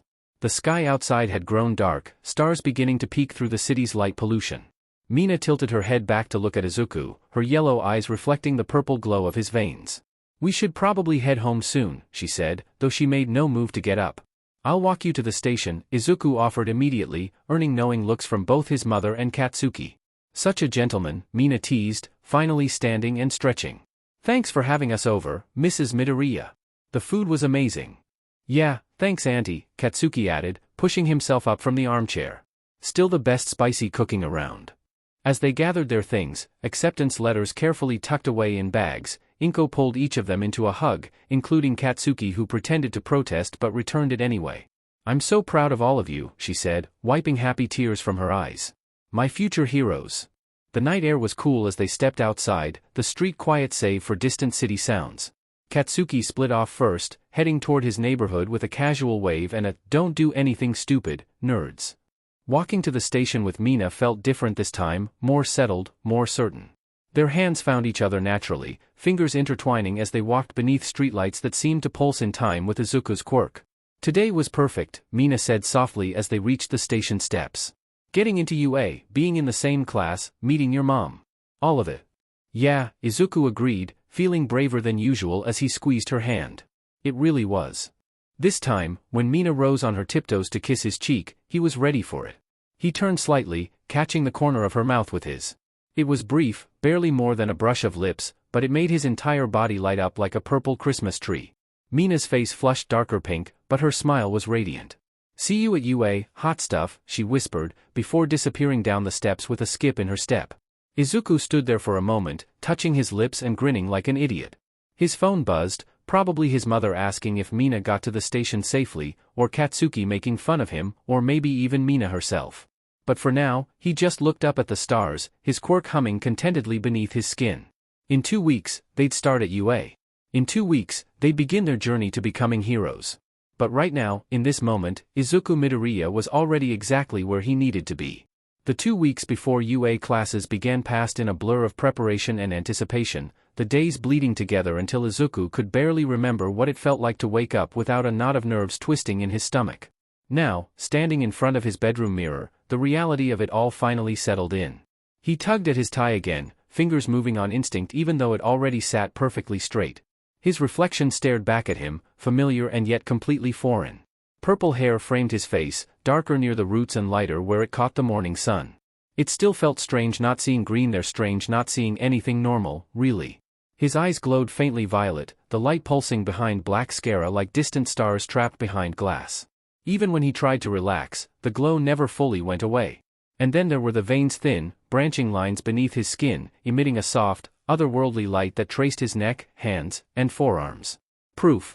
Constant, undeniable proof that he wasn't just some quirkless kid anymore. He exhaled slowly, placing both palms on the edge of his desk and leaning forward. UA, he thought. I actually made it. His phone buzzed sharply, snapping him out of his thoughts. The vibration rattled against the wooden surface, and he didn't even need to check the screen to know who it was. Mina, probably sending another caps lock-laden message about being early, or how she couldn't believe this was really happening, or some ridiculous selfie she'd taken at the station. He smiled despite himself. They'd barely stopped talking since the acceptance letters arrived. Texts turned into calls turned into late-night conversations that stretched far longer than either of them admitted. They talked about everything: training, quirks, fears, dreams. Mina had an effortless way of pulling things out of him he didn't even realize he'd been holding back. Every time her name popped up on his phone, he could feel it, his antimatter glands humming a little brighter beneath his skin, veins responding before his brain could catch up. Katsuki had noticed immediately during training. You light up like a DMN reactor every time your phone goes off, he'd sneered, sparks crackling from his palms. It's annoying. Izuku flushed just thinking about it. Izuku! Inko called from the kitchen, her voice warm and sing-song. You'll be late if you don't leave soon. I'm coming, he called back, straightening up and grabbing his blazer. And Mina texted me, Inko added casually, far too casually. She's waiting at the station. Izuku froze mid-step. Mom? His head snapped toward the doorway, eyes glowing brighter as his heart skipped. He spun back to his desk, staring at his phone like it had betrayed him personally. Why is she texting you? He demanded, voice cracking just a little. Inko laughed, the sound light and unapologetic. Oh, we've been chatting. She's such a sweet girl, Izuku. Very polite. Very enthusiastic. Izuku's veins flared brighter, embarrassment flooding through him like a surge. That's not why are you chatting? Because she asked how you were when you didn't reply for 20 whole minutes, Inko said, as if that explained everything. Naturally, I reassured her. Izuku made a strangled noise. You what? And did you know, Inko continued, clearly enjoying herself now, that she keeps all the pictures I sent her of you as a baby? Silence. Absolute, soul-crushing silence. She what? Izuku lunged for his bag, nearly knocking over his chair as violet light surged through his veins like an alarm system. His face burned hotter than any antimatter reaction he'd ever triggered. MOM. Oh, relax, Inko said cheerfully as he bolted toward the door. She thought your curly hair was adorable. And she loved the one where you're covered in mud. I was 4. Inko's laughter followed him down the hallway. Have a good first day, sweetheart. Don't forget your lunch. Izuku slammed the door behind him and stood there for a second, forehead resting against the wood as he tried and failed to calm down. This, he thought miserably, is what happens when your mom and your friend, girlfriend, whatever Mina is, become friends. His phone buzzed again in his hand. Mina, where are you? Izuku groaned, and then smiled. The embarrassment still buzzed through him, but it softened into something warmer as he lifted his hand and extended his palm. At the center of it, just beneath the skin, a tiny pinprick of violet light bloomed into existence. It pulsed once, twice slow and controlled as he focused his breathing. The veins along his fingers and forearm brightened in response, thin glowing threads weaving together like a living circuit. The air in front of his palm began to distort, space warping inward as if reality itself were being gently folded. With a soft, humming thrum, a small sphere of antimatter slipped free from his hand. It floated for a fraction of a second, no larger than a marble, before rapidly expanding outward. The violet glow deepened, edges curling and spiraling until the sphere unraveled into a circular tear in space. The portal stabilized with a faint ripple, its surface swirling like liquid starlight, reflecting fractured images of the street beyond. Izuku waited just long enough to be sure it wouldn't collapse, then stepped forward. The sensation of passing through never stopped being strange. There was no pressure, no heat, just a brief moment of weightlessness, like falling sideways through a dream. And then he emerged behind Mina Ashido. The portal snapped shut silently behind him, the warped air smoothing itself out as if nothing had happened. Mina stood a few feet away near the station entrance, one foot bouncing impatiently as she leaned over her phone. Her horns curved neatly through her pink hair, which caught the morning light, messing with her skirt as she scrolled. A grin tugged at her lips, probably mid-text, judging by how fast her thumbs were moving. Completely oblivious. Izuku's smirk grew. He stepped closer, careful not to make a sound, the glow in his veins dimming as he relaxed his quirk. Then, in one smooth motion, he slipped an arm around her shoulders and gently hooked it around her neck, not tight, just enough to startle. Who you waiting for, Pinky? Mina shrieked. What IZU? Her phone nearly went flying as she flailed, eyes widening in shock. She spun in his grip, eyes wide for half a second before recognition kicked in. Then she laughed. Oh my god, you JRK, she said, punching his arm lightly as she twisted free. I was literally texting you. Izuku laughed too, the sound easier than it had been all morning. I figured. She stared at him for a moment longer, eyes flicking over the faint glow still lingering in his veins, then down at his uniform, perfectly straight despite everything. You ported, didn't you, she said, grin spreading slow and knowing. Izuku rubbed the back of his neck, suddenly a little sheepish. Maybe. Mina's grin turned feral. That's so unfair. I wait like a normal person and you just pop out of space behind me. Hey, he said, smiling back at her, first day of UA. Had to make an entrance. She laughed again, looping an arm around his and leaning in as they headed toward the station together. Yeah. Just don't scare me like that again. Izuku glanced down at her, eyes glowing softly. No promises, Izuku said with a soft smirk, reaching out to ruffle Mina's fluffy pink hair.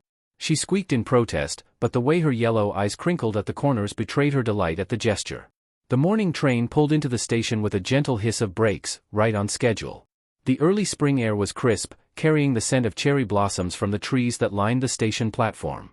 Before Izuku could take 2 steps toward the train, Mina had already latched onto his arm, pressing close against his side with the casual affection that had become normal between them over the past 2 weeks. Her touch made his antimatter glands pulse warmly beneath his skin, creating subtle patterns of purple light that reflected off the train's windows like miniature auroras. "You know," she said as they boarded together, finding a spot near the back where the morning sun streamed through the windows, "your quirk gives you away every time. You can act cool all you want, but those pretty light shows tell me exactly how flustered you get." Izuku shot her a playful glare, but didn't try to deny it or pull his arm free.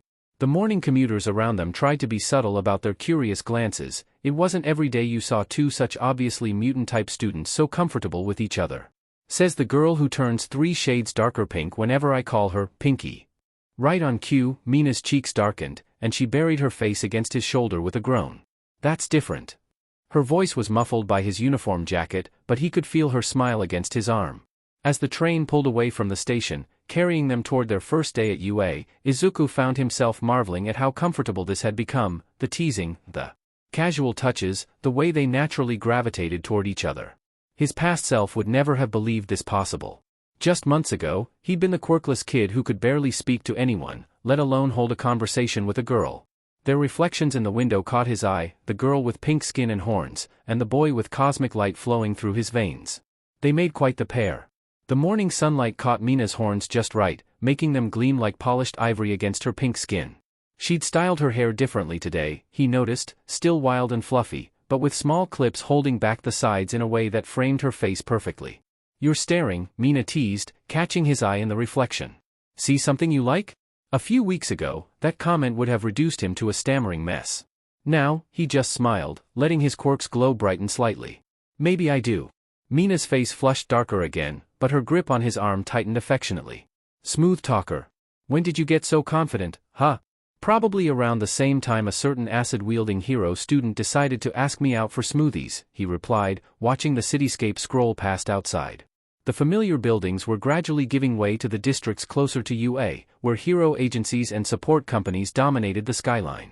"Best decision I ever made," Mina hummed contentedly. Then, after a pause, "though Mom still thinks I'm crazy for getting smoothies with the guy who erased a giant robot from existence." Izuku chuckled softly. "At least your mom's taking it well. Mine's already planning our wedding.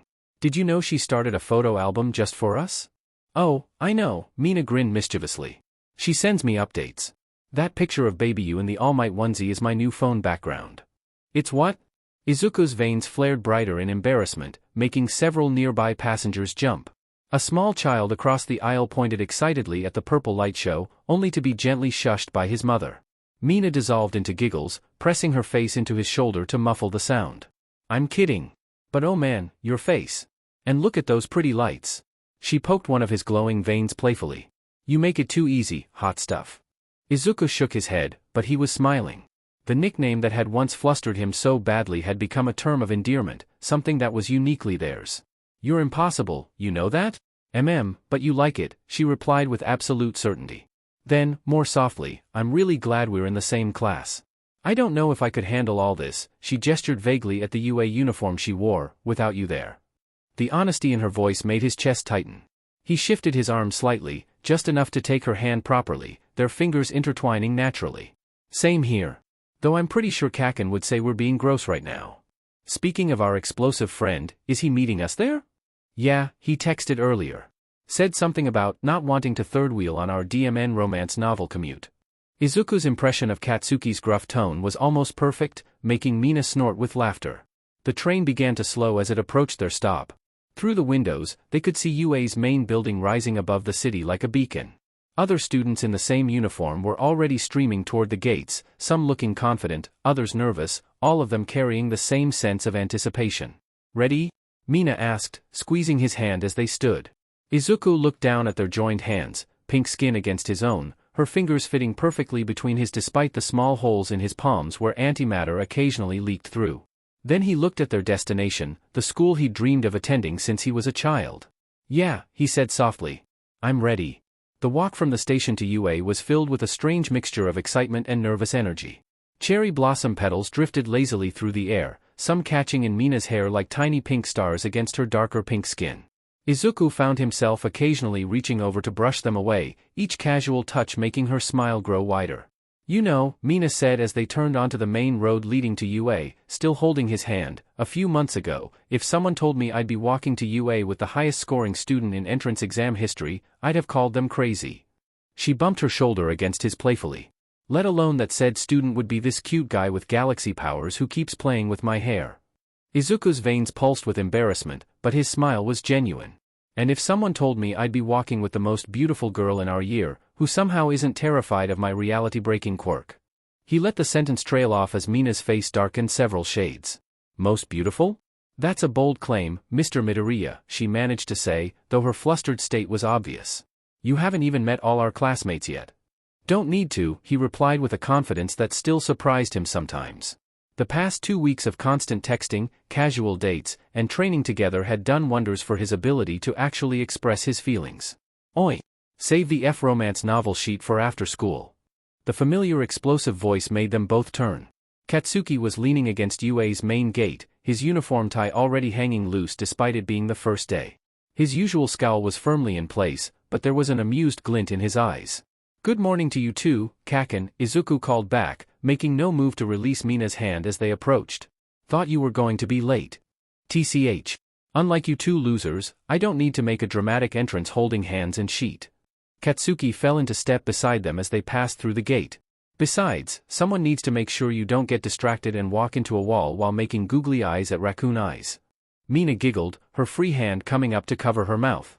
"Ah, you do care. Don't worry, Explosion Boy, we'll try to keep the PDA to a minimum." "Says the girl who hasn't let go of my arm all morning," Izuku pointed out dryly. "That's different." Mina protested for the second time that day. "Your arm is comfortable. And warm. And all glowy." Katsuki made an exaggerated gagging noise. "I'm gonna FING puke. Is this what I have to deal with all year? You two being all," he waved his hand vaguely, small. Explosions popping between his fingers, domestic and sheet? Other students were starting to stare now, some recognizing them from the entrance exam. Whispers followed in their wake, mentions of antimatter guy and that pink girl who melts things and isn't that the explosion kid? But none of them paid it any mind. This was their moment, the beginning of something they'd all dreamed of. The main building loomed before them, its H-shaped architecture somehow both imposing and welcoming. Sunlight glinted off the countless windows, making the whole structure seem to gleam. Through the glass, they could see other students already making their way to their classrooms, some looking lost, others moving with purpose. "Class 1A should be on the first floor," Izuku said, naturally falling into his analytical mode. The hero course classrooms are always positioned for easy access to the training grounds, and considering the structural layout of the building dash. "Nerd," Katsuki interrupted, but there was no real bite to it.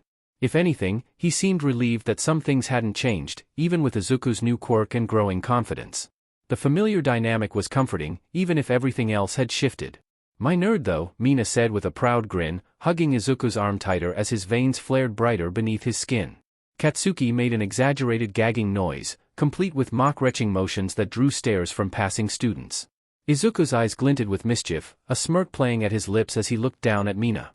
"Claiming me already? Never knew you were so bold, Pinky." His tone was teasing, but there was a warmth to it that made Mina's heart skip. The effect was immediate, Mina's pink complexion darkened dramatically, the color spreading all the way to the tips of her horns. She opened and closed her mouth several times, trying to form words but finding none.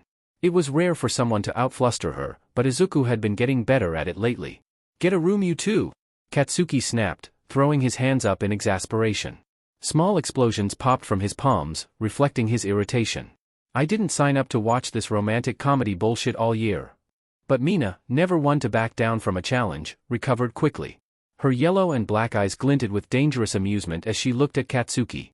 A devilish grin spread across her face, one that made Izuku immediately nervous. "You telling us to Boom Boom Boy?" she asked innocently, tilting her head. The crude words in her sweet tone created such a contrast that several nearby students stopped in their tracks. Izuku's eyes went wide, his veins flaring so bright they were almost white. "Mina!" He quickly clapped a hand over her mouth, feeling her grin against his palm. Okay. That's enough out of you, Pinky. His voice had jumped at least an octave higher. Katsuki stood frozen, his mouth hanging open in shock. For perhaps the first time in his life, the explosive boy was completely speechless. A few small pops came from his palms, like misfiring circuits, as his brain tried to process what he'd just heard. Mina's shoulders shook with suppressed laughter under Izuku's hand, her eyes dancing with mirth. When she liked his palm playfully, he yanked it away with a yelp, wiping it on his uniform pants while she dissolved into giggles. You! Katsuki finally managed, his voice strangled. What the actual F-dash, raccoon eyes? Your face. Mina wheezed, clutching her stomach as she laughed. Oh my god, your face. I didn't think anything could shut you up, but that did it. Izuku pinched the bridge of his nose, though he couldn't quite hide his own smile. I can't take you anywhere, he muttered fondly, his antimatter glands still pulsing with embarrassed light. Nope. Mina agreed cheerfully, latching back onto his arm. You're stuck with me now, hot stuff. Better get used to it. I'm going to class, Katsuki announced abruptly, still looking shell-shocked. Before you two corrupt what's left of my FING sanity. He started walking ahead, then paused and pointed at Mina. And you? You're FING dangerous, raccoon eyes. I respect that, but holy sheet. Mina beamed at him like this was the highest compliment she'd ever received. Thanks, boom boom boy. Love you too. Katsuki made a sound like a strangled cat and quickened his pace, leaving Izuku and Mina behind. Other students gave them a wide berth, probably wondering what kind of chaos they'd just witnessed. You're terrible, Izuku told Mina, but he was grinning now too. Absolutely terrible. Yeah, she agreed, standing on her tiptoes to kiss his cheek. But you're terrible. The halls of UA were a maze of modern architecture and gleaming surfaces, every window and polished floor reflecting the morning sunlight. Their footsteps echoed off the high ceilings as they followed the signs toward Class 1A, Katsuki still walking ahead of them like he was trying to put distance between himself and Mina's chaos. You really broke him, you know, Izuku said, watching Katsuki's retreating back. His childhood friend kept glancing over his shoulder at them, as if expecting Mina to say something else outrageous. I don't think anyone's ever left him speechless before. Mina hummed proudly, her arms still comfortably linked with his. Someone had to do it. Besides, she grinned up at him, did you see how red his face got? Almost as red as when you spiked his udon with that Chemical X hot sauce. I still feel bad about that, Izuku admitted, his free hand coming up to rub the back of his neck. His antimatter glands pulsed softly beneath his skin, casting gentle purple light on the walls as they walked, drawing curious looks from other students. Thought he could handle it, he likes spicy food. Class 1A, Katsuki called back suddenly, having reached a massive door emblazoned with the class designation. Holy sheet, this thing is huge. The door towered over them, easily 3 times Izuku's height. It was clearly designed to accommodate students with size-altering quirks, but the scale was still impressive. As they approached, Izuku could hear voices from inside, their future classmates, already arriving. Ready to make our grand entrance? Mina asked, bouncing slightly on her toes with excitement. The highest scorer in UA history, the Explosion King, and the Acid Queen. She struck a dramatic pose, making Izuku's veins pulse with amusement. Acid Queen, he raised an eyebrow, his purple and black eyes glinting. When did you come up with that one? Just now, she admitted. But it sounds cool, right? Plus, if you're going to be UA's golden boy with your fancy antimatter powers, I need a good title too. Katsuki snorted from where he stood by the door, small explosions crackling in his palms. You two are so FING extra. Can we go in now, or do you need to practice your dramatic poses some more? Says the guy who literally explodes things to say hello, Mina shot back, sticking out her tongue. A few drops of acid dripped from her fingers, sizzling harmlessly on the floor. Don't act like you're not just as dramatic, boom boom boy. Call me that one more time, I dare you dash. Children, Izuku interrupted, his voice carrying that new confidence that still sometimes surprised them. A small distortion in the air around his hand emphasized his point. Maybe we should actually enter the classroom before starting another chaos session? Both Mina and Katsuki turned to look at him, then at each other. A silent agreement passed between them, they could continue their friendly bickering later. Right now, they had impressions to make. Fine, Katsuki grumbled, reaching for the door handle. But if anyone in there sees me off dash. You'll what? Blow me up? Mina teased, dancing away as Katsuki's hand sparked threateningly. I will literally blow up your desk. I'd like to see you try, Sparkler. Izuku watched them with fond exasperation, a small smirk on his face as he shook his head. These two had become such an important part of his life, Katsuki, redeeming himself through genuine friendship, and Mina, bringing light and laughter to everything she touched. The door slid open with a soft whoosh, revealing the classroom beyond. 20 desks arranged in neat rows, large windows letting in streams of morning light, and several students already inside, turning to see who had arrived. This was it. The real beginning of their hero journey. "After you, my queen," Izuku said to Mina with an exaggerated bow, making her giggle and Katsuki mime gagging again. "Such a gentleman," she replied, pulling him through the doorway with her. The classroom was already half full when they entered, conversations pausing briefly as heads turned to observe the newcomers. Izuku was acutely aware of how they must look, his glowing veins casting purple light across the floor, Mina's vibrant pink presence, and Katsuki's perpetual scowl bringing up the rear. "There's a cluster of empty seats in the back," Mina pointed out, already tugging Izuku in that direction. 3 desks, perfectly aligned, as if waiting for them. Perfect. They had barely settled in, Izuku by the window, Mina in the middle, and Katsuki on the aisle, when a tall boy with glasses approached their cluster with robotic movements. His hands chopped through the air as he spoke, matching his oddly formal cadence. "Greetings. I am Tenya Ida from Semi-Private Academy. I couldn't help but notice your rather NTMT display in the hallway." His eyes darted between Izuku and Mina, then to their still-linked hands. "While I understand the excitement of youth, perhaps such behavior should be reserved for dash." "Oi, Four Eyes," Katsuki interrupted, already looking annoyed. "You always this much of a stick in the mud, or is this a special occasion?" Ida's mouth dropped open in shock. That is, such language is dash. "Kaken, be nice," Izuku sighed, though his veins pulsed with amusement. He turned to Ida with an apologetic smile. "I'm Izuku Midoriya. This is Mina Ashido, and the explosion waiting to happen is Katsuki Bakugo." "Midoriya?" Ida's eyes widened in recognition. "The one who scored highest in the entrance exam? Your display of power was most impressive, though perhaps a bit excessive in terms of property damage." Mina giggled. "That's my hot stuff. Erasing giant robots with style." "Your hot stuff?" Ida looked increasingly flustered by their dynamic. His hands moved faster through the air as his confusion mounted. "Is this appropriate classroom behavior? Should there not be more professional distance between dash?" "Dude," a red-haired boy called from across the room, grinning sharply. "Let them live. Besides, did you see the video? That Quirk was manly as hell." More students began joining the conversation, the initial tension breaking. A girl with earphone jacks hanging from her earlobes leaned over her desk. "Are those veins actually glowing, or is it some kind of reflection?" "They're real," Izuku confirmed, holding up his arm to demonstrate. The purple light beneath his skin pulsed gently. "Side effect of the Quirk." "That's so cool," the red-haired boy bounded over. "I'm Kirishima. Your Quirk is way more flashy than mine, I just get hard." There was a beat of silence. "Phrasing." Mina burst out laughing, while Katsuki made a choking sound and Ida looked ready to faint. "Wait, no, I meant dash." Kirishima's face matched his hair as he tried to backtrack. "I meant my skin hardens." Kirishima clarified quickly, waving his hands. "Like this." He activated his Quirk, his skin taking on a jagged, crystalline appearance. "See? Totally different." "Sure it is, mister. I like to get hard," Mina teased, her yellow eyes sparkling with mischief. "Whatever helps you sleep at night." I give up." Kirishima lowered his head in defeat, hardening forgotten. A girl with long black hair tied in a spiky ponytail approached their cluster, her movements graceful and measured. "Momo Yaoyorozu," she introduced herself with a slight bow. "I believe we took second place in the entrance exam?" "Oh yeah?" Mina brightened. "Creation Quirk, right? Katsuki mentioned you got like 150 points. 151, to be precise," Yaoyorozu nodded. "Though it pales in comparison to Midoriya's score. I must admit, I'm quite curious about the theoretical applications of antimatter manipulation." "Great," Katsuki groaned, another FING nerd. Ida, who had been silently processing everything, suddenly snapped back to attention. "Language. And proper seating posture. And dash. Does he ever stop?" a floating set of clothes whispered loudly. "Apparently not," the earphone jack girl replied. "I'm Kyoka Jairu, by the way. The floating uniform is Hagakure."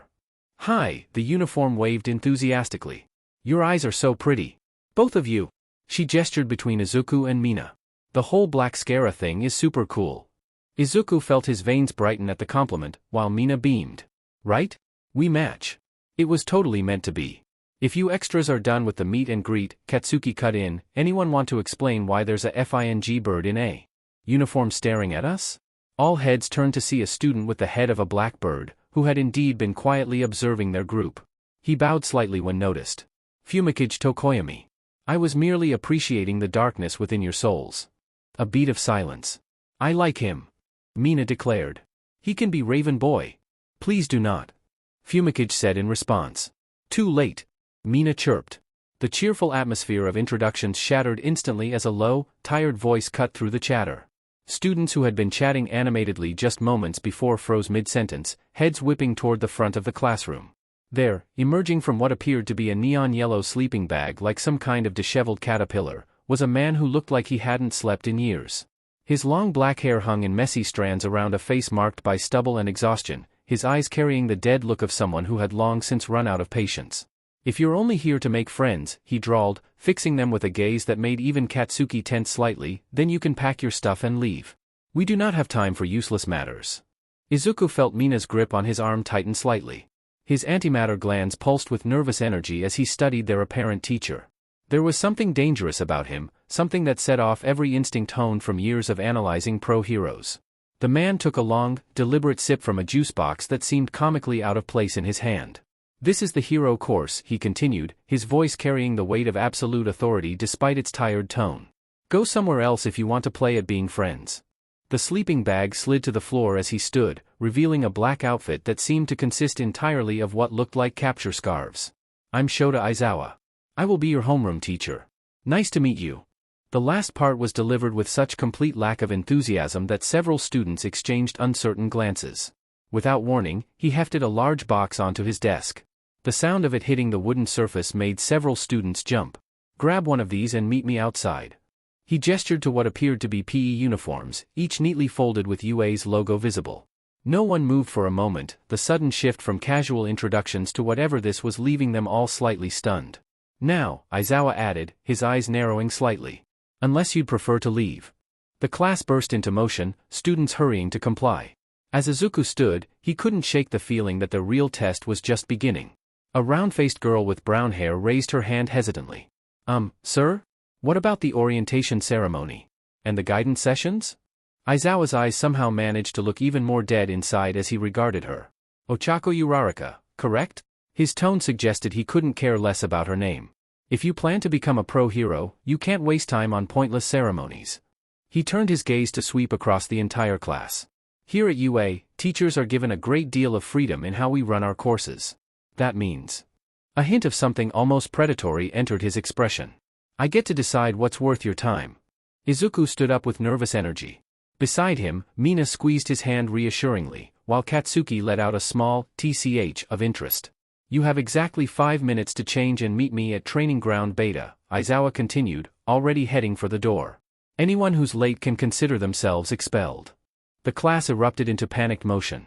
Izuku caught snippets of worried conversation as they rushed to grab uniforms. Is he serious? He can't actually expel us, right? On the first day? Welcome to UA, I guess, Mina whispered to Izuku as they hurried down the hall, uniforms clutched in their arms. Think he's bluffing? Izuku's purple eyes glowed thoughtfully. Somehow. I don't think he is. The class split into two groups at the changing rooms, though Mina lingered for a moment before reluctantly releasing Izuku's arm.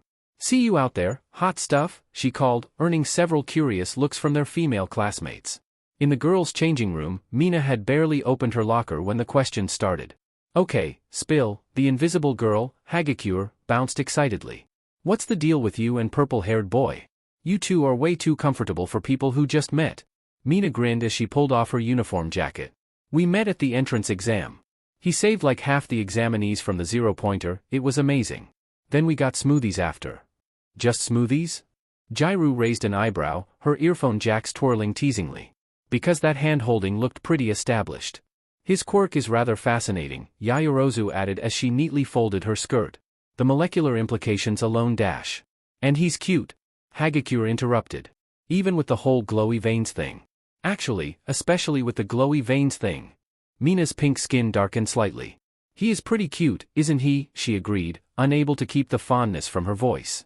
Meanwhile, in the boys' changing room, a very different scene was unfolding. Izuku had just pulled his PE shirt on when he noticed movement near the back wall. A small boy with purple ball for hair was pressing against the wall, giggling quietly. There's a peephole here. Mineta whispered excitedly. We can see right into the girls' room.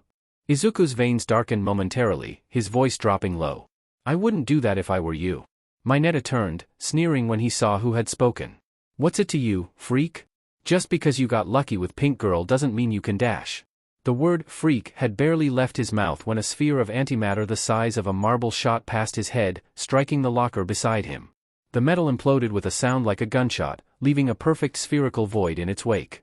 Several boys jumped at the noise, turning to see Izuku's eyes glowing dangerously bright, his palms still raised. Want to rethink that? Izuku asked quietly. The air around him distorted slightly, reality bending inward as his antimatter glands pulsed with barely contained power. Next one goes through you. And unlike the locker, you'll feel it happening.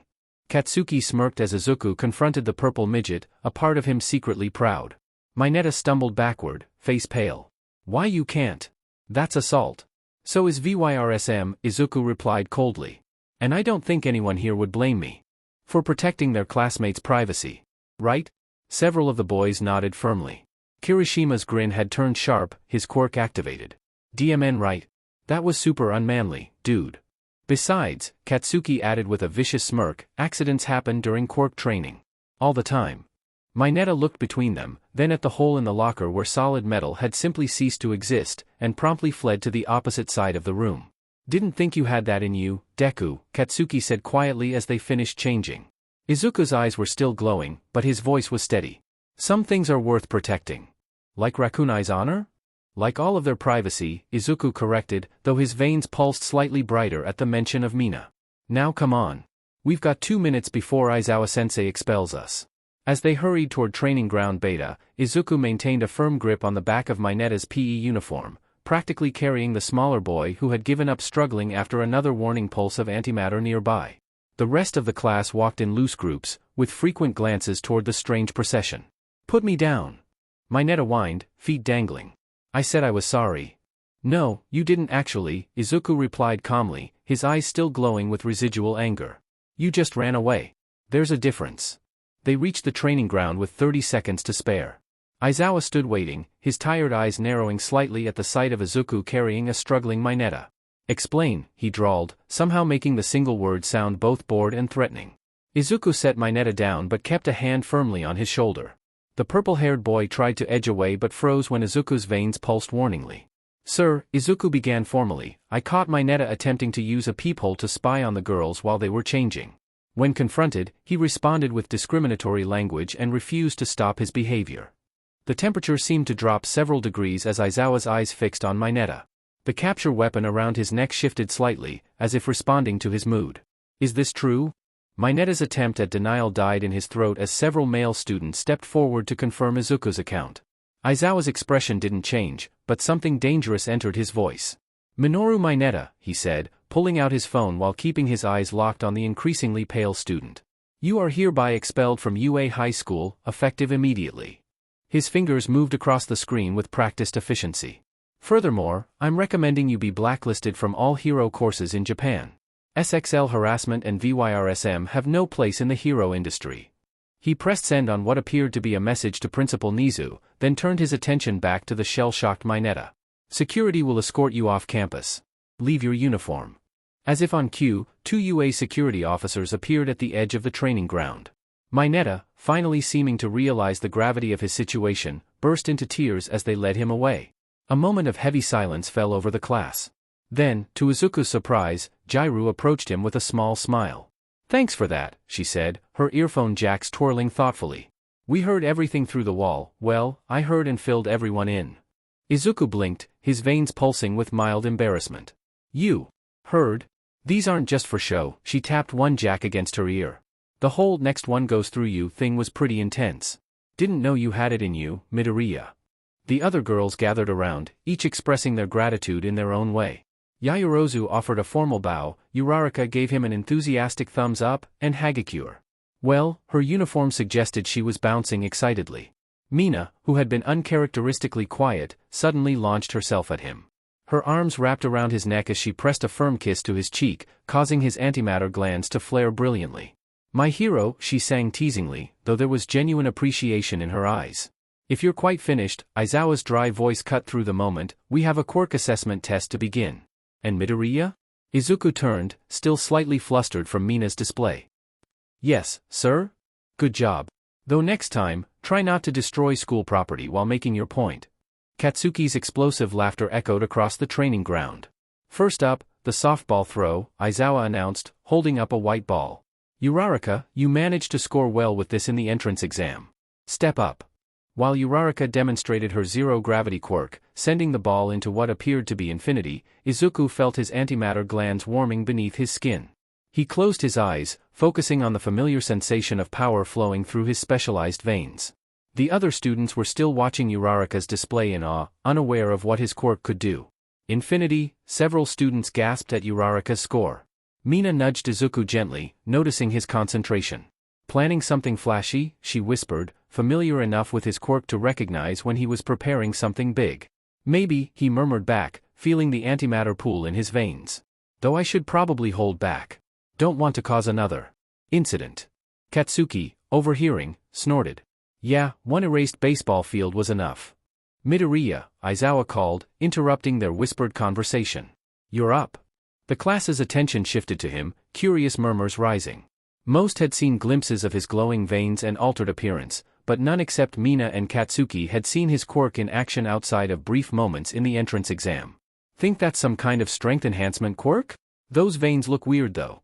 Maybe it's energy-based? Izuku stepped into the circle, ignoring the speculation. He could feel his classmates' eyes on him, studying his glowing veins and the way his eyes pulsed with violet light. He took a deep breath, carefully directing the flow of antimatter into his throwing arm. The glands beneath his skin brightened noticeably, drawing more curious whispers. Be careful with that, problem child, Aizawa warned, his tired eyes showing a hint of interest. He, at least, knew exactly what Izuku's quirk could do. Izuku nodded, drew his arm back, and threw. The ball left his hand trailing faint purple light, the air around it distorting slightly as reality bent to accommodate the antimatter-enhanced force. It shot skyward like a comet, leaving the class in stunned silence. Aizawa's device beeped, 897.3 meters. The silence broke into a cascade of excited questions. What kind of quirk was that? Did you see the air warp? How did he make it glow? Izuku just smiled, flexing his fingers as he watched the antimatter settle back into its normal flow. He caught Mina's proud grin and Katsuki's approving nod. They knew he'd held back significantly, no need to reveal everything on the first day. Next, Aizawa called, cutting off the questions before they could start. Ashido. The 50-meter dash came next, and the atmosphere in the stadium shifted. The crowd of students and teachers leaned in, eager to see raw speed in action. Pairs of students lined up, each quirk on display. Izuku watched carefully, analyzing every movement. Ida's engine revved, his legs a blur, and he shot down the track in an impressive 3.04 seconds. Ajui's frog form let her spring off the line in smooth, powerful leaps, almost gliding across the track with each bound. Yaoyorozu, ever resourceful, had quickly fashioned a compact scooter out of her materials, and she zipped forward with precise control, her ingenuity evident in every calculated push. When the crowd's attention swung back to him, Izuku felt the familiar thrill of anticipation. Midoriya, Ashido, Aizawa's monotone voice called. The students froze mid-conversation as he gestured toward the starting line. Mina slid into position next to him, her grin wide and teasing. Don't hold back too much, hot stuff. I want to see some jaws drop. Izuku's lips quirked in amusement. No promises, Pinky. The students crowded closer, whispers buzzing like static in his ears. Think he'll do the glowy thing again? Maybe it's some kind of energy boost? Those veins look brighter. Izuku closed his eyes, feeling the familiar warmth ignite in his core as the antimatter glands activated. Unlike before, he didn't direct the flow outward. This time, he absorbed it, drawing the energy inward, concentrating it deep inside himself. His veins darkened, the familiar purples and blues giving way to a deep, unnatural black, snaking across his skin like rivers of ink. The air seemed to tremble around him, almost reacting to the buildup. Ready, Aizawa intoned, his capture weapon shifting subtly, sensing the spike in ambient energy. Set. Mina's eyes glimmered with mischief, her acid-coated feet braced to launch, fully aware of the storm that was about to hit. Go! Then everything changed. For the others, it happened in a blink, an instantaneous flash of purple light that distorted the very air, a barely perceptible warping of reality, and suddenly Izuku was across the finish line. The measuring robot blinked, struggled, and then displayed a series of garbled errors as if the technology itself couldn't compute what had happened. But for Izuku, the experience was something else entirely. In that fraction of a second when he had surpassed light speed, time itself felt malleable. The world stretched and froze. His classmates were suspended mid-motion, hair lifting as though caught in a frozen breeze, shoes hovering millimeters above the track. Dust motes glittered in the still sunlight, frozen in place. Light itself seemed to pause, bending slightly at the edges of his vision. He felt the familiar vertigo of existing between moments, a strange, exhilarating emptiness where nothing moved but him. He took his steps with precision, careful not to overextend and damage the track beneath him. Each movement left a faint shimmer in the air, a distortion that lingered briefly before snapping back. Then, almost reluctantly, he let the antimatter recede, the black veins fading to normal, leaving only subtle patterns pulsating beneath his skin as his body settled from the burst. Reality rushed back in. The world snapped forward like a broken tape being rewound too fast. "What the hell was that?" someone shouted, voice cracking under a mix of shock and awe. Did he teleport? "No, I saw him move, it was just." "How fast was that?" Mina crossed the finish line moments later, sliding smoothly to a stop in 5.2 seconds. She laughed, brushing imaginary dust off her acid-slicked feet and poking him in the arm. "Show off," she teased. Katsuki's voice cut through the murmuring crowd, filled with a mix of disbelief and irritation. "Holy shit, Deku. Thought you were gonna hold back?" Izuku shrugged, trying to seem casual, though his veins still pulsed with faint purple light. "I did. I could have taken more steps." "More steps?" Ida's voice wavered slightly, his own speed-based quirk suddenly feeling laughably slow in comparison. The mechanics of his engine now seemed almost painfully finite. Aizawa's tired, sharp voice interrupted the murmurs before anyone could spiral into wild speculation. "Next pair, line up. We don't have all day to stand around gawking." As Izuku walked back toward the group, he could hear snippets of whispered theories.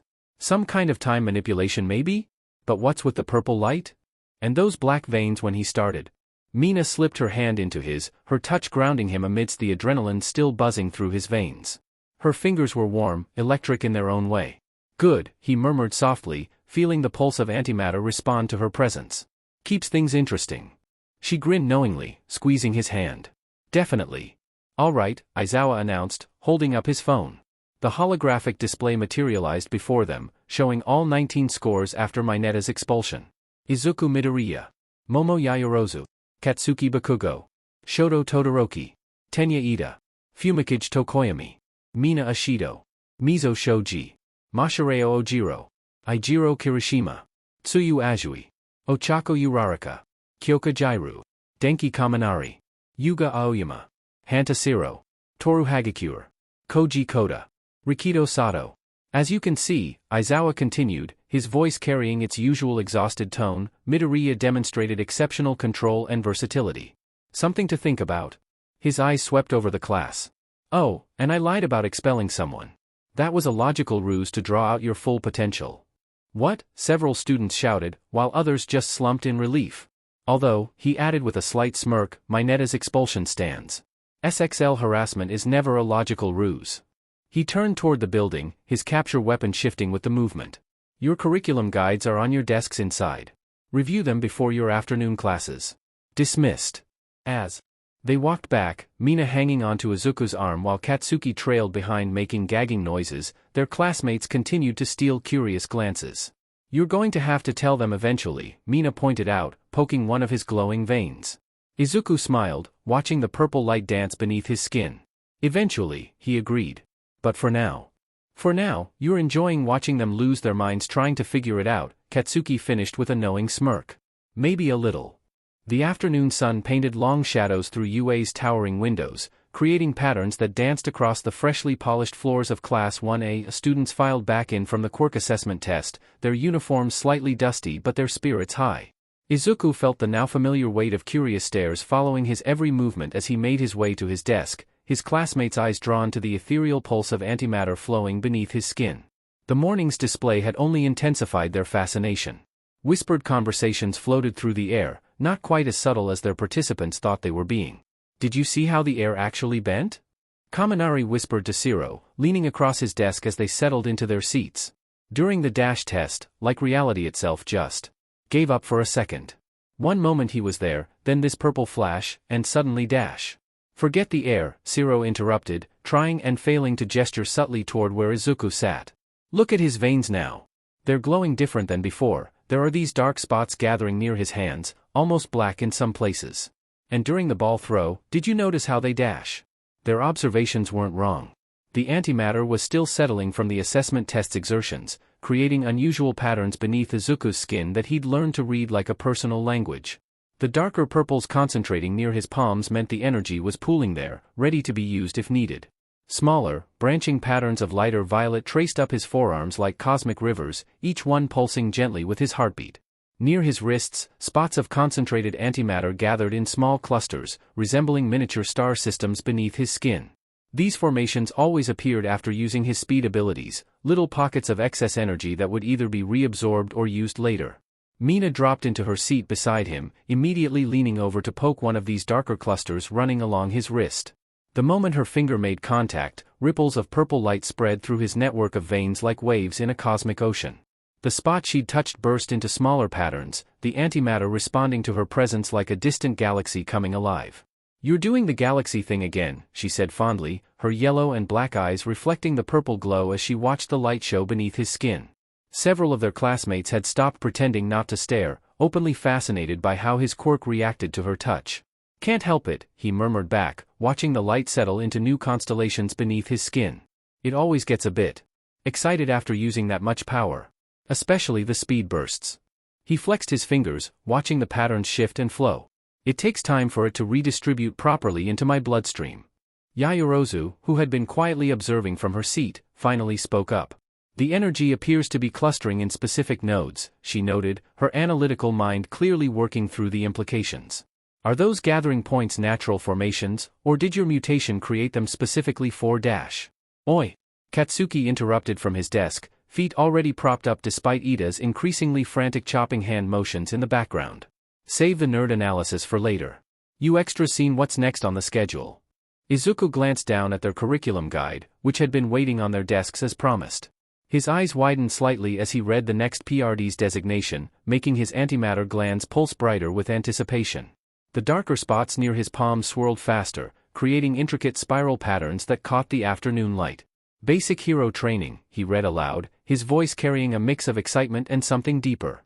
The purple glow beneath his skin intensified unconsciously, casting gentle shadows across his desk that made several classmates lean forward with renewed interest. "Think they'll let us use our quirks properly?" Mina asked, still tracing patterns on his arm and watching the antimatter dance in response. The assessment test was one thing, but actual hero training. "If they do," Katsuki grinned, small explosions popping between his fingers, "some of these extras might finally see what you can really do, Deku." The implications of that statement sent a fresh wave of whispers through the classroom. They'd seen glimpses of Izuku's power during the assessment test, but all of it had been carefully controlled, deliberately held back. The idea of seeing it unleashed.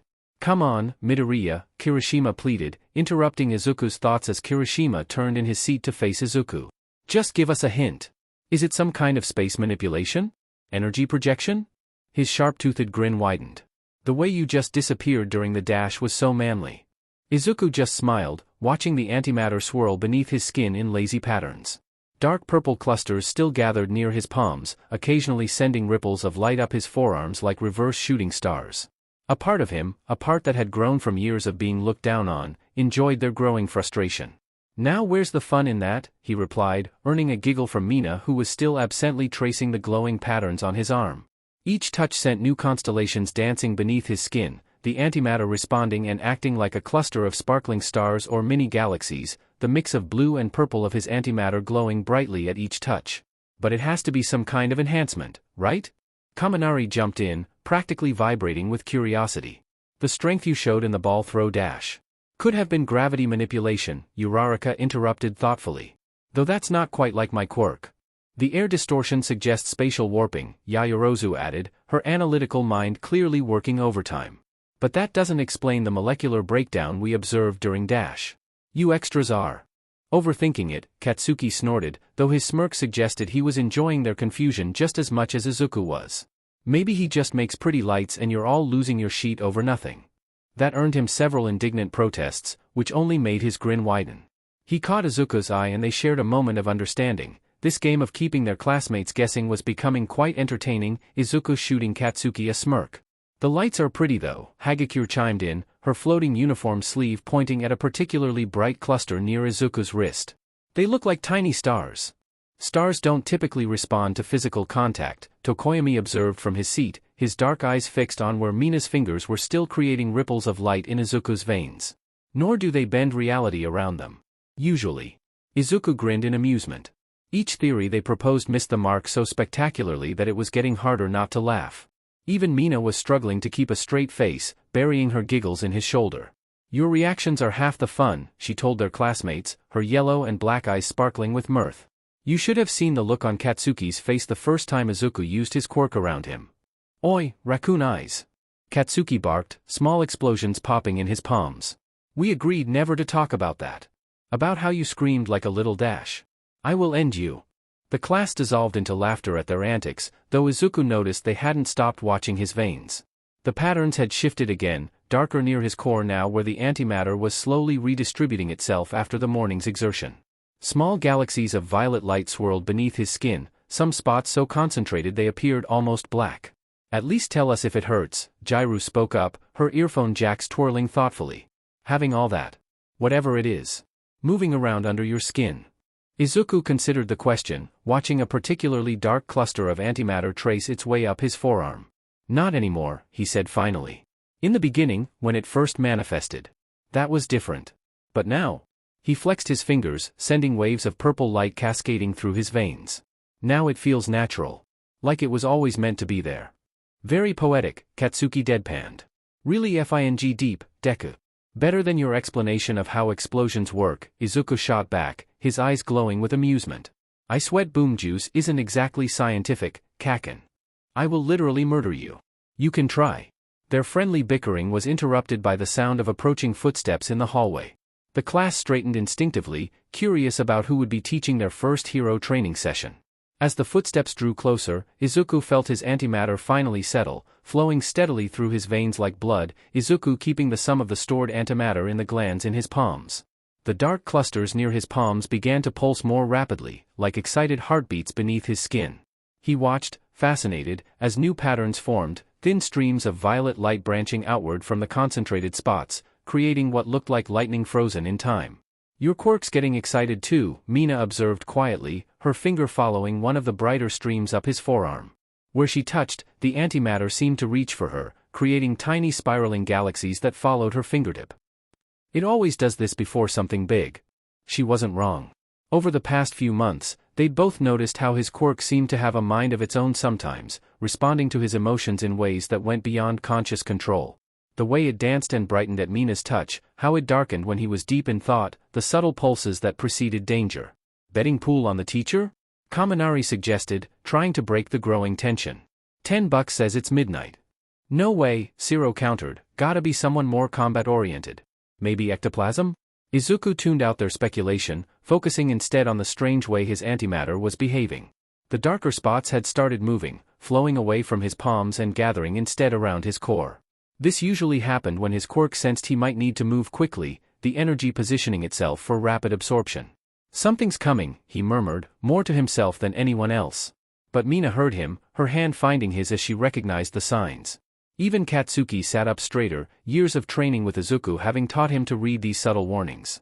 What do you mean something's dash? Kirishima started to ask, but fell silent as the footsteps stopped just outside their door. The entire class held their breath, watching as the handle began to turn.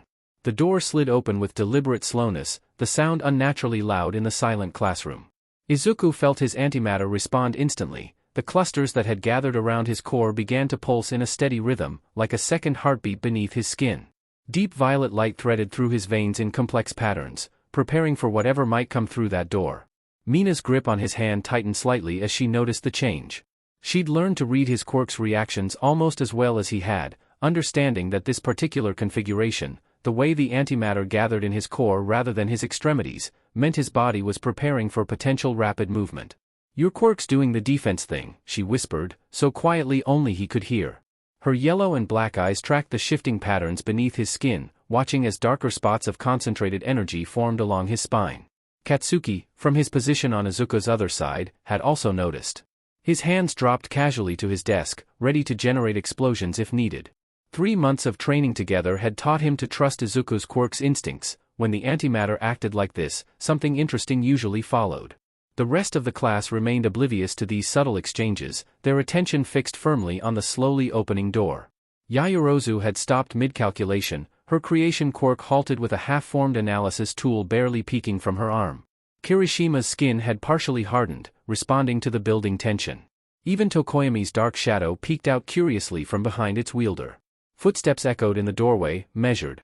Purposeful steps that seemed to carry weight beyond their sound. The antimatter in Izuku's veins pulsed stronger with each one, creating rippling waves of purple light that caught their classmates' attention.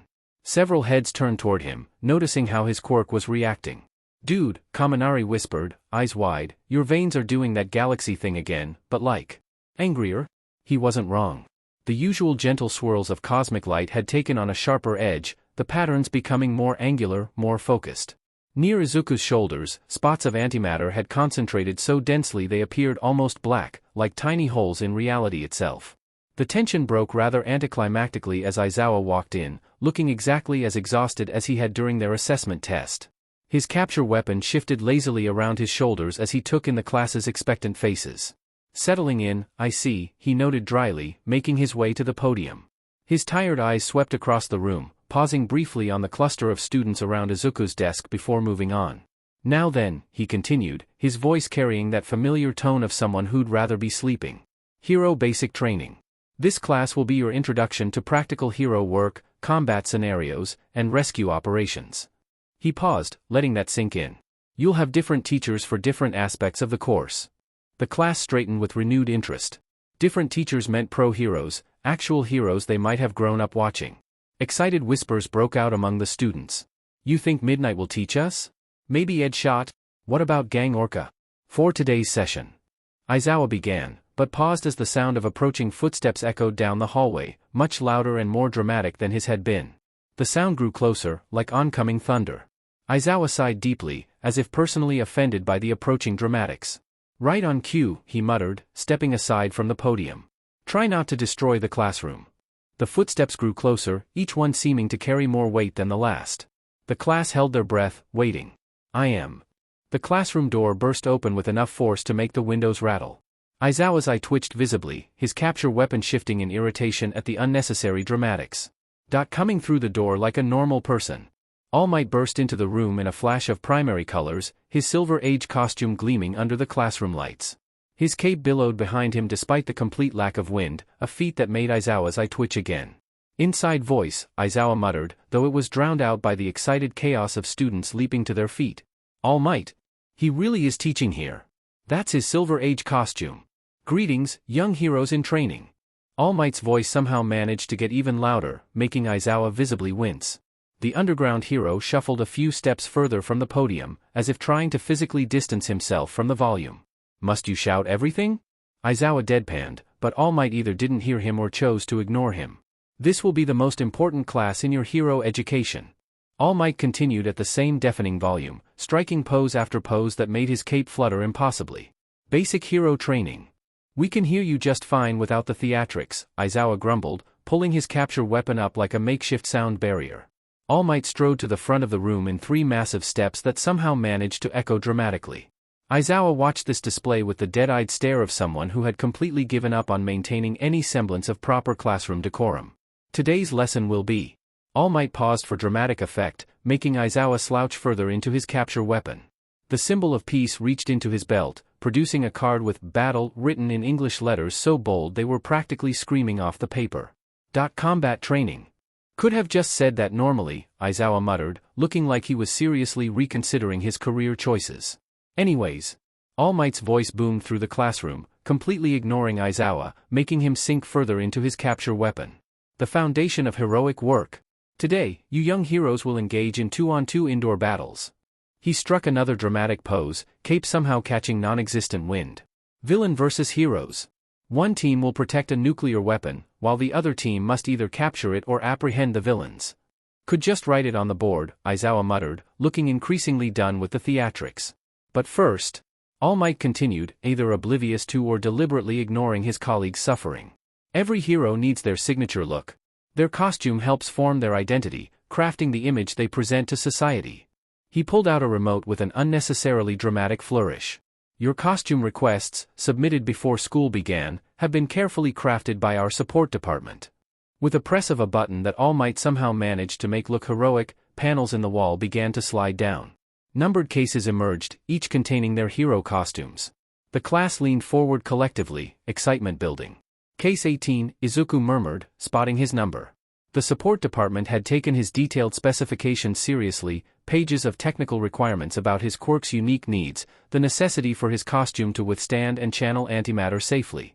I can't wait to see yours, Mina whispered, squeezing his hand. You were so secretive about the design. Even Katsuki looked curious, though he tried to hide it. He'd seen snippets of Izuku's costume plans during their training sessions, but never the full concept. Get changed and meet at Training Ground Beta. All Might announced, striking yet another pose that made Aizawa physically recoil from the volume. You have 15 minutes to transform yourselves. They can read the clock themselves, Aizawa grumbled, but the class was already moving, eager to collect their cases. Remember, young heroes. All Might called after them as they headed for the door. From this moment on. Please don't, Aizawa pleaded quietly. You are all stepping into a new world. The world of heroes. As the class filed out, Izuku felt the weight of his case in his hands. Inside was more than just a costume, it was the physical manifestation of everything he'd worked toward. A suit designed to work with his quirk rather than contain it, to channel the cosmic power that flowed through his veins rather than suppress it. I still can't believe I'm here. It still feels like a dream, Izuku thought to himself as he joined his classmates in the walk to the locker rooms. The locker room buzzed with excitement as the male students opened their cases. Exclamations of awe and satisfaction filled the air as they examined their costumes, but Izuku remained focused on his own case. His fingers traced the number 18 embossed on the surface before carefully unlatching it. The moment the case opened, something extraordinary happened.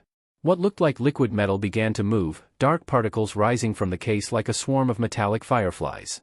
His classmates fell silent, watching in fascination as the particles swirled around him.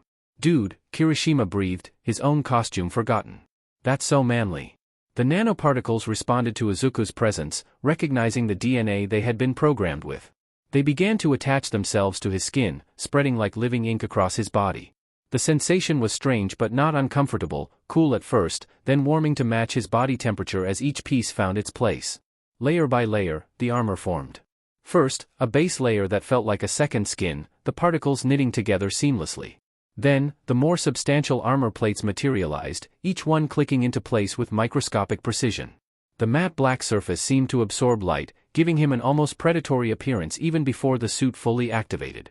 That's some serious support department tech, Katsuki observed, watching as the armor continued to form. He'd seen snippets of the design during their training, but the reality was something else entirely.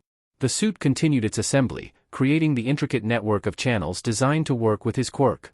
As the final pieces settled into place, Izuku felt his antimatter respond. The energy that constantly flowed through his veins seemed to recognize the pathways built into the suit, eager to fill them. It started at his core. Purple-blue light began to seep through the deliberately engineered gaps in the armor, following the artificial veins etched into the surface. The glow spread like liquid starlight, tracing patterns up his arms and down his legs, each line illuminating with cosmic energy. Where his natural veins aligned with the suit's channels, the light pulsed stronger, creating a harmonious flow between flesh and technology. Holy sheet, someone whispered, possibly Kaminari, though Izuku was too focused to be sure. The energy continued its path, filling every designed conduit until the entire suit was alive with flowing light.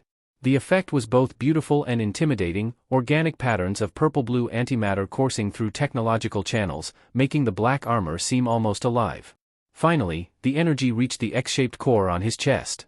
The moment his antimatter made contact, the nexus point flared brilliantly, pulsing with concentrated power.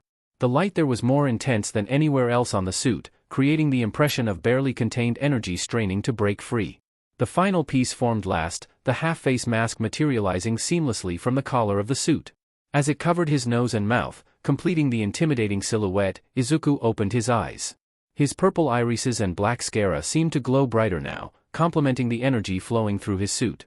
He flexed his fingers, watching how the armor moved perfectly with him, the particles adjusting to his every movement. Where the glowing channels crossed his joints, they shifted fluidly, never restricting his motion. The suit felt like an extension of himself, as natural as the antimatter flowing through his veins. "That's got to be the most advanced costume I've ever seen," Ida said, his own armor gleaming but suddenly looking rather conventional in comparison. "It's like you're wearing a contained galaxy," Tokoyami added, dark shadow peering with interest at the pulsing lights. Izuku turned to examine himself in one of the locker room mirrors. The effect was exactly what he'd hoped for, the perfect blend of technological precision and raw power. The matte black armor made him look like a living shadow, while the flowing antimatter energy gave him an otherworldly, almost cosmic presence. Even standing still, he looked dangerous. "That technology is quite remarkable," Ida said, approaching Izuku with genuine interest. His own armor clinked softly as he moved. "I wasn't aware such advanced materials were even possible yet." Izuku smiled behind his mask, the purple glow of his eyes brightening slightly. "They weren't, actually. The support department had to develop it specifically for this costume. The blueprints alone took months." "You designed this yourself?" Ida's hand movements became more precise with excitement. "The engineering requirements must have been astronomical." "The biggest challenge was making it compatible with my quirk," Izuku explained, gesturing to where his antimatter flowed through the suit's channels. "Regular materials don't react well to prolonged exposure. We had to create something that could not only withstand the energy, but actually work with it." Kaminari wandered over, drawn by their discussion. "Speaking of your quirk," he started hopefully, "now that we've seen the awesome suit, maybe you could tell us what it actually dash." "After combat training," Izuku interrupted, though his tone was playful. The lights in his suit pulsed gently with amusement. "Consider it motivation." "Come on." Kirishima joined in, his hardened costume glinting. "At least give us a hint. The suit's got all these crazy energy channels, and during the assessment test you literally bent reality dash. Keeping them guessing, nerd?" Katsuki smirked, adjusting his gauntlets. "Didn't think you had it in you to be this devious." "I learned from the best," Izuku replied dryly, making Katsuki snort. He turned back to Ida, genuinely enjoying their technical discussion. "The nanoparticles actually share some of my DNA coding. It's why they respond so naturally, they recognize me as part of themselves." "Fascinating." Ida's enthusiasm was contagious. "A biological-technological interface. The applications for hero work are dash." "You two are such nerds," Kaminari groaned, but he was smiling. "At least tell us if the glowy parts are just for show?" Izuku's eyes gleamed mysteriously behind his mask. "Nothing in this suit is just for show. That's both awesome and terrifying," Kirishima decided. "Like the whole aesthetic you've got going. It's manly but also kind of cosmic horror manly?" "Pretty sure that's what he was going for," Katsuki commented, watching Izuku's antimatter create new patterns in the suit's channels. "The nerd spent weeks perfecting the controlled apocalypse look." "It's more about functionality than aesthetics," Izuku protested, though he couldn't quite hide the pride in his voice. "The channels serve as a power distribution network. Without them, the energy buildup would dash." "And we're back to nerd speak," Katsuki said as he lowered his head in defeat. The conversation drifted to other costumes, Kirishima's emphasis on durability, Ida's family-inspired design, Kaminari's concerns about conductivity. But Izuku noticed they kept glancing back at his suit, especially when the antimatter created new patterns or the X-core pulsed brighter. The conversation then shifted back to Izuku. "The integration of the nanoparticles with your nervous system must have required extensive testing," Ida continued as they gathered their things. His genuine interest in the technical aspects was refreshing. The response time alone would need to be virtually instantaneous. "We went through 17 versions before getting it right," Izuku explained, watching how the channels in his suit rippled with each movement. "The first few attempts didn't end well. Turns out, creating materials that can safely channel my quirk is surprisingly difficult." "I would imagine." Ida's hands chopped through the air with scholarly enthusiasm. "The molecular stability requirements alone dash." "If you two nerds are done," Katsuki called from the door, All Might's waiting. The class began filing out of the locker room, their various costumes creating an impressive display of color and technology. Izuku and Ida fell into step together, continuing their discussion as they walked the corridor toward Training Ground Beta. "Your own costume shows remarkable engineering," Izuku noted, genuinely impressed by the precision of Ida's armor. "The aerodynamic considerations in the design dash." "Indeed. The Ingenium line of costumes has evolved through generations of trial and error. Though I must say," Ida adjusted his glasses beneath his helmet, "your technological breakthrough with the nanoparticles could revolutionize hero costume design. Have you considered publishing the research?" After graduation, maybe, Izuku replied thoughtfully. Behind them, he could hear Kaminari whispering to Kirishima about how they'd found another Yaoyorozu in terms of technical knowledge. The conversation paused as they emerged into sunlight, the training ground's massive buildings looming before them. Izuku noticed how other students seemed to unconsciously give his costume a wider berth. The pulsing antimatter channels probably had something to do with that. You know, Ida said more quietly, his tone shifting to something more personal. I must admit I had misconceptions when I first saw you with Ashido this morning. I thought perhaps you were not taking the hero course seriously enough. Izuku turned to look at him, purple eyes glowing steadily behind his mask. I was wrong, Ida continued, bowing slightly as they walked. Your dedication to the technical aspects of heroics, the thought you've put into your costume's functionality, it's clear you approach this with utmost seriousness. I apologize for my hasty judgment. The antimatter in Izuku's suit pulsed warmly. Thanks, Ida. That means a lot. He paused, then added with a hint of amusement, though I think you'll find Mina takes this just as seriously, in her own way. Speaking of Ashido, Ida glanced ahead, where they could see the girls' class emerging from their locker room. I believe your costume may cause quite a reaction. The girls emerged from their locker room just as the boys approached the training ground. Conversations died mid-sentence as they caught sight of their male classmates, particularly the living galaxy that was Izuku's costume. The afternoon sun caught on his armor's matte black surface, making the flowing antimatter channels seem even more ethereal. Holy! Jairu breathed, her earphone jacks twitching with interest. That's different. Mina pushed to the front of the group, her own acid-resistant costume forgotten as she took in Izuku's appearance. Her yellow and black eyes widened, fixed on how the armor seemed to move with him like living metal. Where normal costumes had seams or joints, his flowed seamlessly, the black material rippling like liquid shadow. The support department really outdid themselves, Yaoyorozu observed professionally, though even she couldn't hide her fascination. The integration of transparent conduits for his Quirk's energy is remarkable engineering. But Mina wasn't listening to the technical analysis. She walked slowly around Izuku, watching how the armor adjusted to his every movement. The black material didn't just sit on his skin, it merged with it, moving as naturally as muscle. When he turned his head to follow her motion, the armor at his neck flowed like water, never restricting, never showing a single gap or seam. It's like, she reached out tentatively, can I? Izuku nodded, the purple glow of his eyes brightening slightly behind his mask. Mina's fingers touched his armored forearm, and she gasped softly. The surface was smooth but somehow alive, warm to the touch and subtly responsive. She could feel a gentle vibration beneath the surface, like a sleeping cat's purr. The material, she said wonderingly, it's not just sitting on your skin, is it? It's part of you.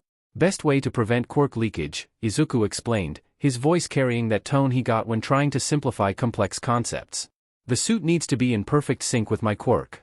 As if demonstrating, a wave of antimatter energy flowed through the nearest channel under Mina's fingers. The purple-blue light traced patterns beneath the transparent sections, creating swirls and eddies like cosmic currents. Where her hand touched the armor, the energy seemed drawn to her presence, clustering beneath her fingertips like curious stars. That is so cool, Hagakure's floating gloves gestured excitedly. It's responding to her touch. The whole thing's responding to everything, Uraraka noted, watching how the armor shifted with each of Izuku's breaths. Look at how it moves. There's no rigid parts at all. Like biological armor, Azui observed, head tilted thoughtfully. Ribbit. Mina was still transfixed by the way the costume merged with Izuku's skin. At his wrists, the black material seemed to fade into his flesh rather than end abruptly. The transparent channels aligned perfectly with his natural veins, creating an uninterrupted flow of energy from body to armor. This is why you wouldn't show me the design, she realized, looking up at his masked face. You wanted to surprise everyone. The X-shaped core on his chest pulsed brighter for a moment, and even through the mask, she could tell he was smiling. The armor around his eyes shifted subtly with his expression, the material moving as naturally as skin. Worth the wait? He asked softly. Beyond worth it, she breathed, still watching how the antimatter danced beneath the surface. You look like something out of a sci-fi movie. But like, a really good one where the advanced alien is actually on humanity's side. That earned a few laughs from their classmates, breaking the spell of fascination that had fallen over the group.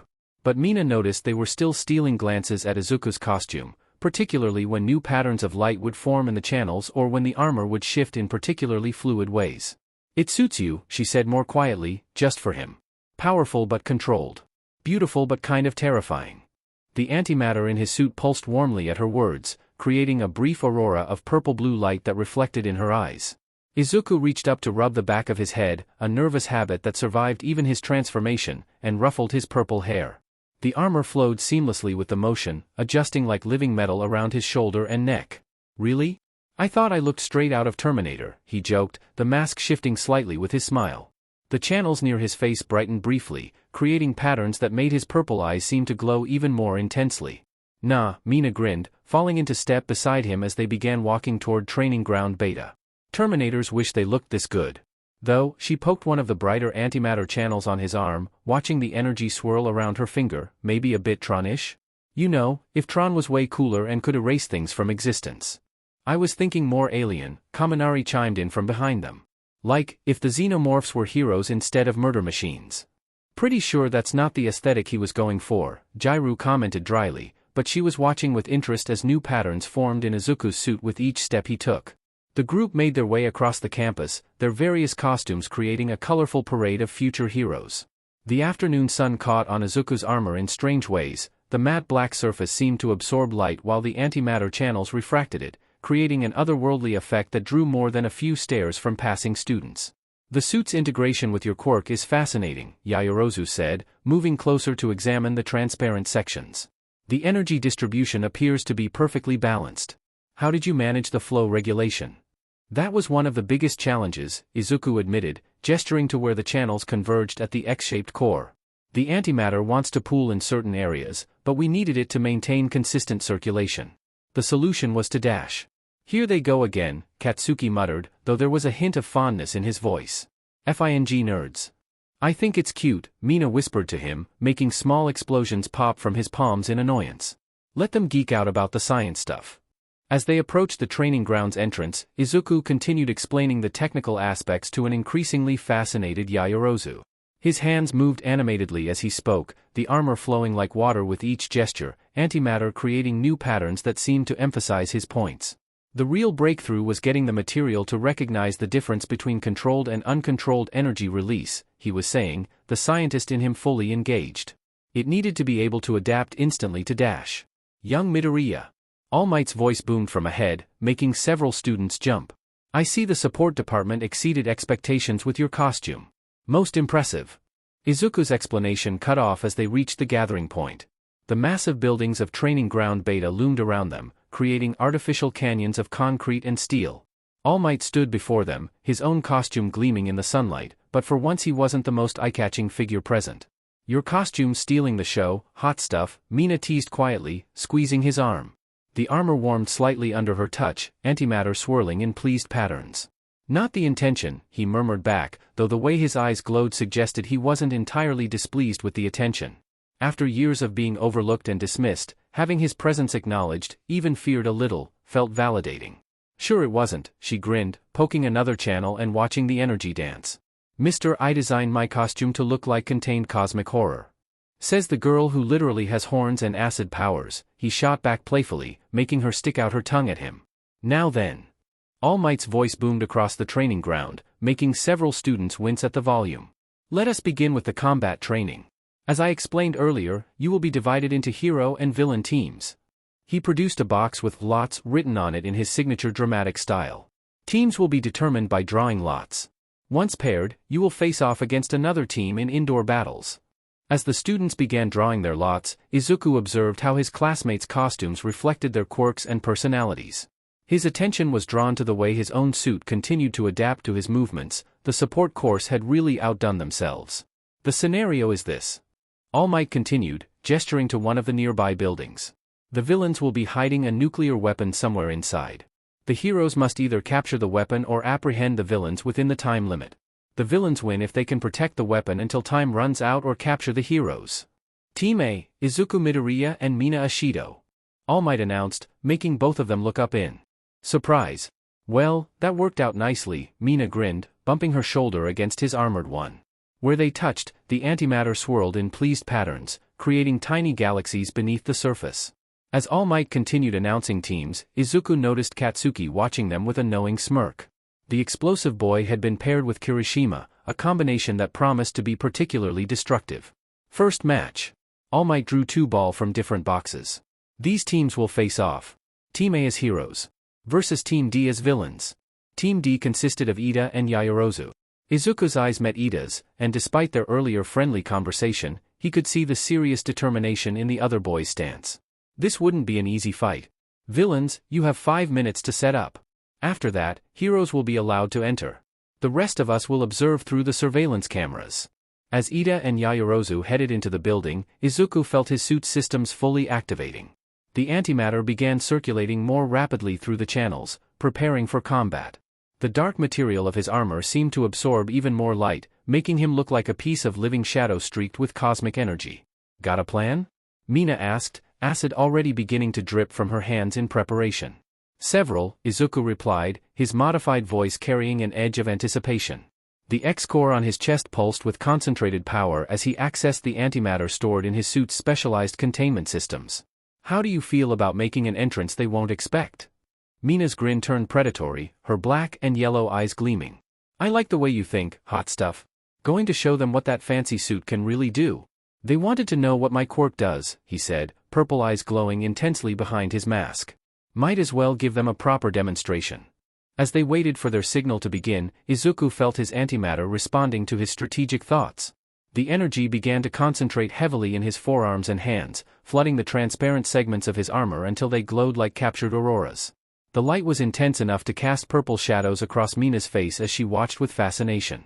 That's new, she whispered, eyes tracking how the energy seemed to pool and swirl in specific channels. Where normal veins might bulge with pressure, these sections of his armor adapted seamlessly, expanding slightly to accommodate the increased flow while maintaining their sleek appearance. Trust me? Izuku asked softly, the mask of his suit shifting slightly with his smile. The X-core on his chest pulsed steadily, like a second heartbeat. Always, she replied without hesitation, already understanding what he had planned. They'd trained together enough times for her to recognize when he was preparing for a portal jump. Izuku's arm slipped around her waist, the armor surprisingly warm against her costume. Where they touched, the antimatter in his suit created excited swirls of energy, like tiny galaxies celebrating the contact. He could feel her heartbeat through his armor, steady and trusting. With his free hand, he gathered a concentrated sphere of antimatter, smaller than usual but more densely packed. The energy compressed into a perfect orb of violet light, barely the size of a marble but containing enough power to tear through reality itself. Ready, he murmured, feeling her nod against his shoulder. The sphere dropped from his palm, expanding rapidly as it hit the ground. Reality warped and folded inward, creating a circular portal that swirled with cosmic energy. Without hesitation, Izuku stepped forward, taking Mina with him into that moment of weightless transition.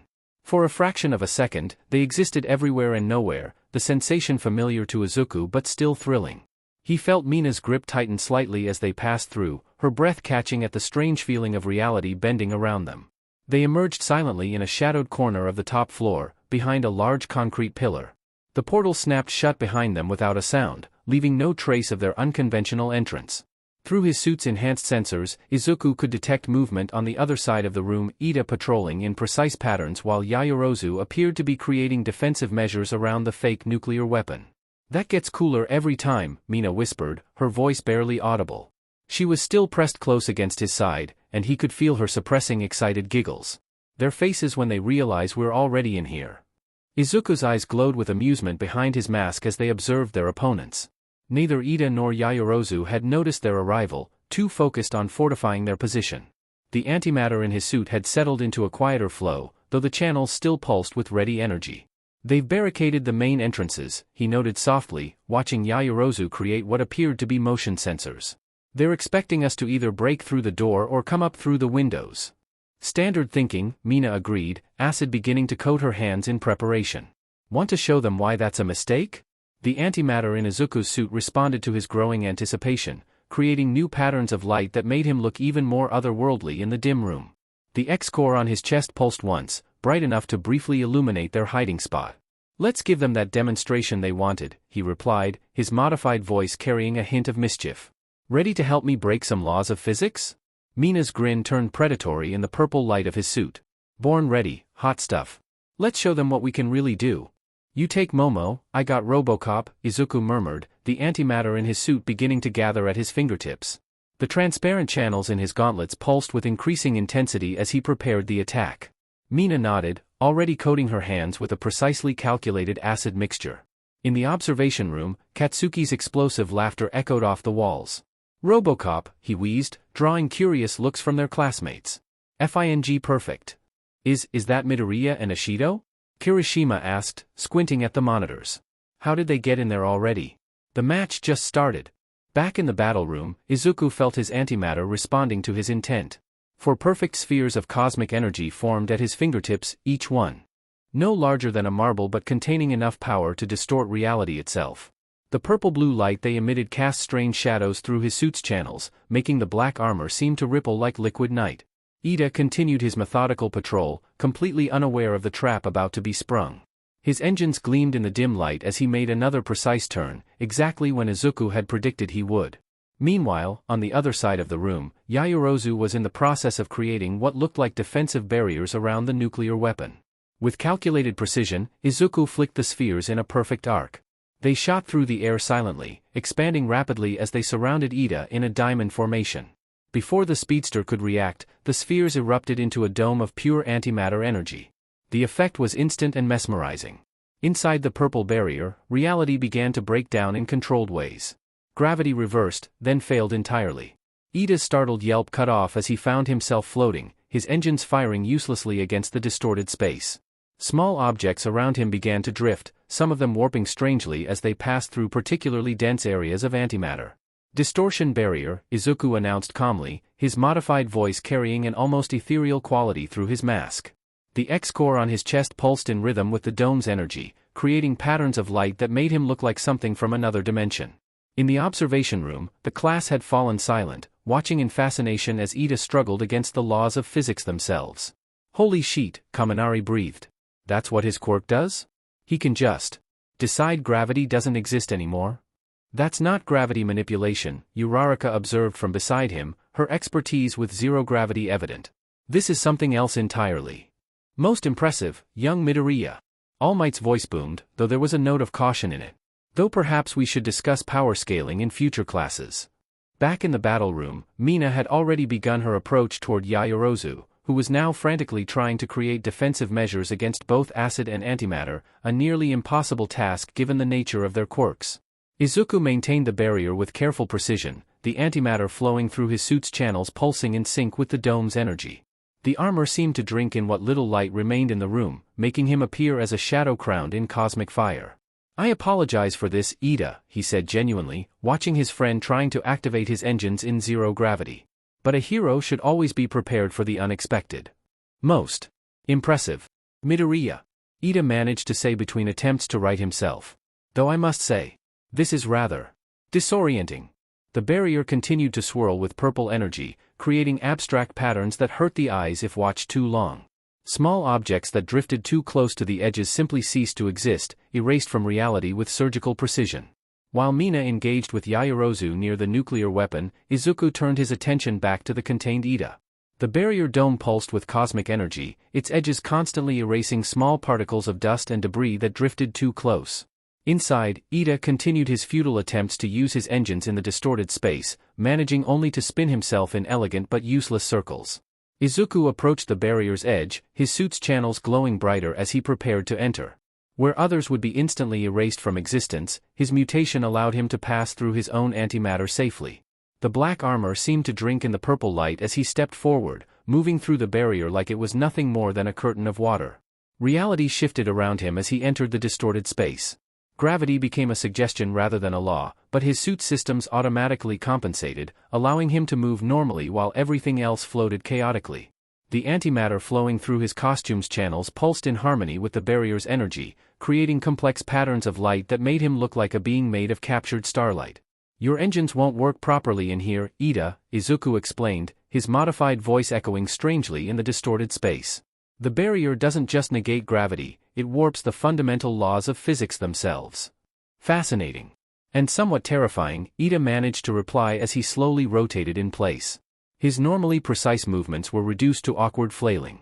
"I don't suppose you'd be willing to share the scientific principles behind this phenomenon?" Izuku couldn't help but smile behind his mask as he gracefully pushed off from what used to be the floor, propelling himself toward his floating friend. The capture tape unfurled from his utility belt, the white material catching purple reflections from his suit's glowing channels. Maybe after class, he offered, smoothly avoiding Ida's attempt at a zero-gravity kick. Though I should warn you, the physics involved tend to give people headaches. Even Yaoyorozu struggled with some of the concepts. In the observation room, the class watched in fascination as Izuku moved through the distorted space with practiced ease. His costume's channeled antimatter created trails of light as he maneuvered, making it look like he was swimming through liquid cosmos. It's like the laws of reality just don't apply to him in there, Tokoyami observed, dark shadow peering intently at the screens. They don't, Katsuki replied with a knowing smirk. That's what makes the nerd so dangerous. In his barriers, he decides what physics even means. Back in the dome, Izuku had finally managed to wrap the capture tape around Ida's torso, careful to avoid the engines. The white material stood out starkly against the swirling purple energy that filled the space around them. I hereby declare this villain captured, he announced formally, though his eyes glowed with amusement behind his mask. The X-core on his chest pulsed brighter for a moment, as if celebrating the small victory. Well played, Midoriya, Ida conceded gracefully, still slowly spinning in the zero-gravity environment. Though I must say, this is not how I expected my first training exercise to go. Sorry about that, Izuku chuckled, preparing to release the barrier. Ready to have gravity back? Please, Ida replied. Fervently. I'm developing a new appreciation for Uraraka's quirk. The barrier began to fade, reality slowly reasserting itself as Izuku carefully controlled the antimatter's dispersal. The purple light retreated into his suit's channels, leaving them standing normally on solid ground once more. Meanwhile, Mina continued to face off against Yaoyorozu near the mock nuclear weapon. The creation hero had already established an impressive array of defenses, metal barriers, what appeared to be acid-resistant shields, and several other devices Mina couldn't immediately identify. Sorry about this, Yamamo, Mina called out cheerfully, her hands dripping with precisely calculated acid. She'd been practicing different mixtures, finding the perfect balance between corrosive power and control. But you're about to find out why they call me the Acid Queen. Yaoyorozu responded by creating a shield from her arm, her expression focused as she analyzed the situation. Your acid is impressive, Ashido, but I've prepared for. She cut off as Mina suddenly moved, displaying the acrobatic grace that made her so dangerous in close combat. Acid sprayed in carefully controlled arcs, eating through the outer layer of defenses while deliberately avoiding any structural supports. The last thing they needed was to compromise the building's integrity. In the observation room, the students watched with growing appreciation as Mina demonstrated that her quirk was far more versatile than simple acid production. Look at that control. Uraraka gasped as Mina performed a perfect acid sliding flip over one of Yaoyorozu's barriers. She's not just throwing it around, every move is calculated. Been training with Deku, Katsuki explained, a hint of pride in his voice. Nerd's obsession with precision rubbed off on her. Back in the battle room, Mina continued her advance. Her movements flowed like liquid, each dodge and weave bringing her closer to the objective. Acid sizzled against metal, creating precise openings rather than wholesale destruction. Your defenses are amazing, she complimented sincerely, ducking under a swing from a metal staff Yaoyorozu had created. But you plan for standard acid attacks. I've learned a few new tricks. To demonstrate, she released a spray of acid that seemed to hang in the air, creating a fine mist that began slowly eating through multiple layers of defense simultaneously. The precision of the attack spoke of hours of practice, each droplet carefully controlled to cause exactly the amount of damage needed, no more, no less. Impressive innovation, Yaoyorozu acknowledged, already creating new barriers to replace the dissolving ones. But I can keep producing defenses faster than. A pulse of purple light from across the room interrupted her. They both turned to see Izuku's barrier fading, Ida now safely captured. The distraction cost Yaoyorozu a crucial second, exactly as Mina had planned. With a movement that would have made her gymnastics teacher proud, Mina flipped forward, unleashing a perfectly timed combination of acid attacks. Her feet touched down on a self-made acid slide, carrying her through the gap in Yaoyorozu's defenses that she'd been gradually creating. Like I said, Mina grinned as she slid past the final barrier, new tricks. Her hand touched the nuclear weapon just as Yaoyorozu turned to create another defense, the motion coming a fraction of a second too late. The weapon has been secured. All Might's voice boomed through the speakers. Hero team wins. Mina's victory pose was interrupted as she felt familiar armored arms wrap around her waist from behind, lifting her in a celebratory spin. Izuku's suit hummed with pleased energy, the channels glowing brightly as he set her back down. Perfect timing, he said warmly, the mask doing little to hide his proud smile. That acid mist technique is really coming along. The victorious team regrouped with their classmates in the monitoring room, where they were immediately swarmed with questions and exclamations. Izuku's suit continued to pulse with residual energy, the antimatter creating pleased patterns beneath the transparent channels. That was amazing. Kirishima burst out, his sharp teeth flashing in an excited grin. Midoriya, your quirk is like something out of a sci-fi movie. And Ashido, that acid control was so manly. The precision of both your techniques was remarkable, Yaoyorozu added, having already recovered her analytical composure. Ashido, I noticed you varied the acid's molecular structure for different applications. And Midoriya, the spatial distortion effects. Young Midoriya. All Might interrupted, his voice somehow even louder in the confined space. While your control was impressive, perhaps we should discuss the safety implications of creating localized reality distortions during training exercises? Izuku rubbed the back of his head sheepishly, the armor flowing smoothly with the motion. The barrier was completely contained, sir. I've spent months practicing to ensure no antimatter leaks beyond the designated area. He's actually underselling it, Mina chimed in, leaning against his armored shoulder.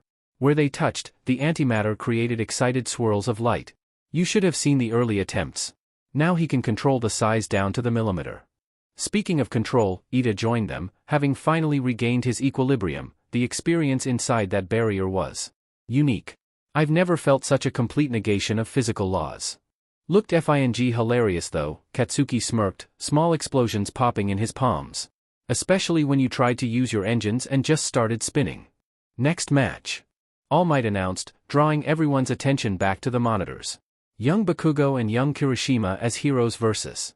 The antimatter in Izuku's suit pulsed with interest as he watched Katsuki's grin turn predatory. The explosive boy had been waiting for his chance to show off, and Izuku knew exactly what that look meant. This should be interesting, he murmured to Mina, who nodded in agreement. The channels in his armor shifted to create new patterns, responding to his anticipation.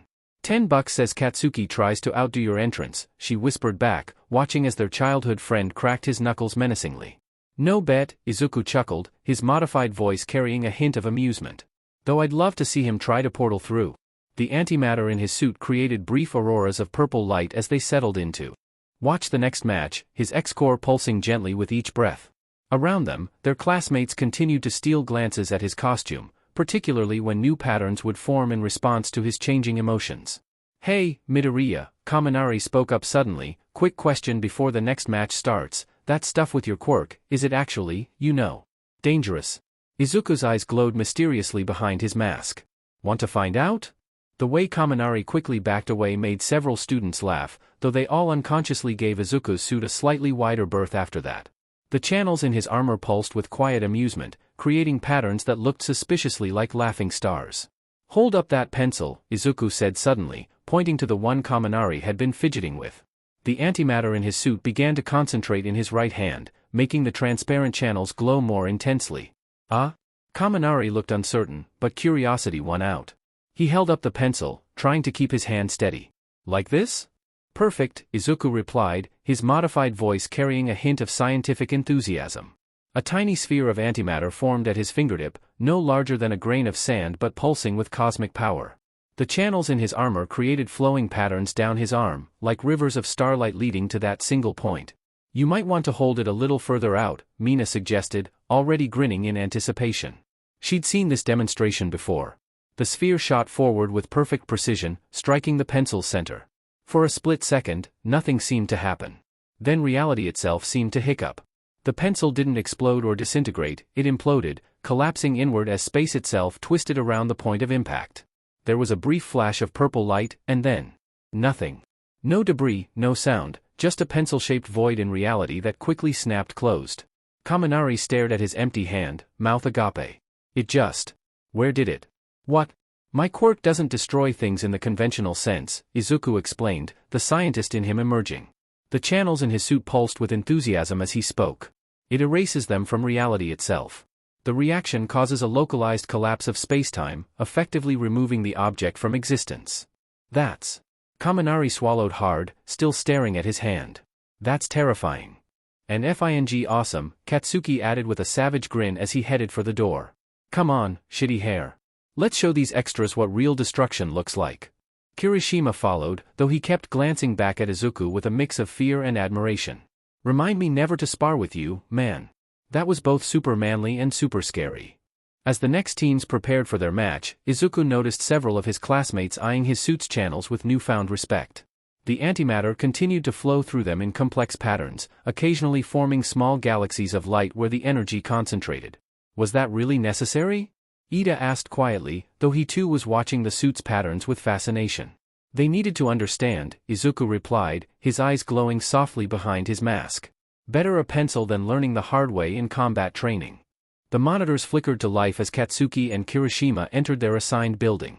The exercise was about to begin, but several students were still stealing glances at Izuku's suit, particularly when the antimatter would pulse brighter in response to his interest in the upcoming match.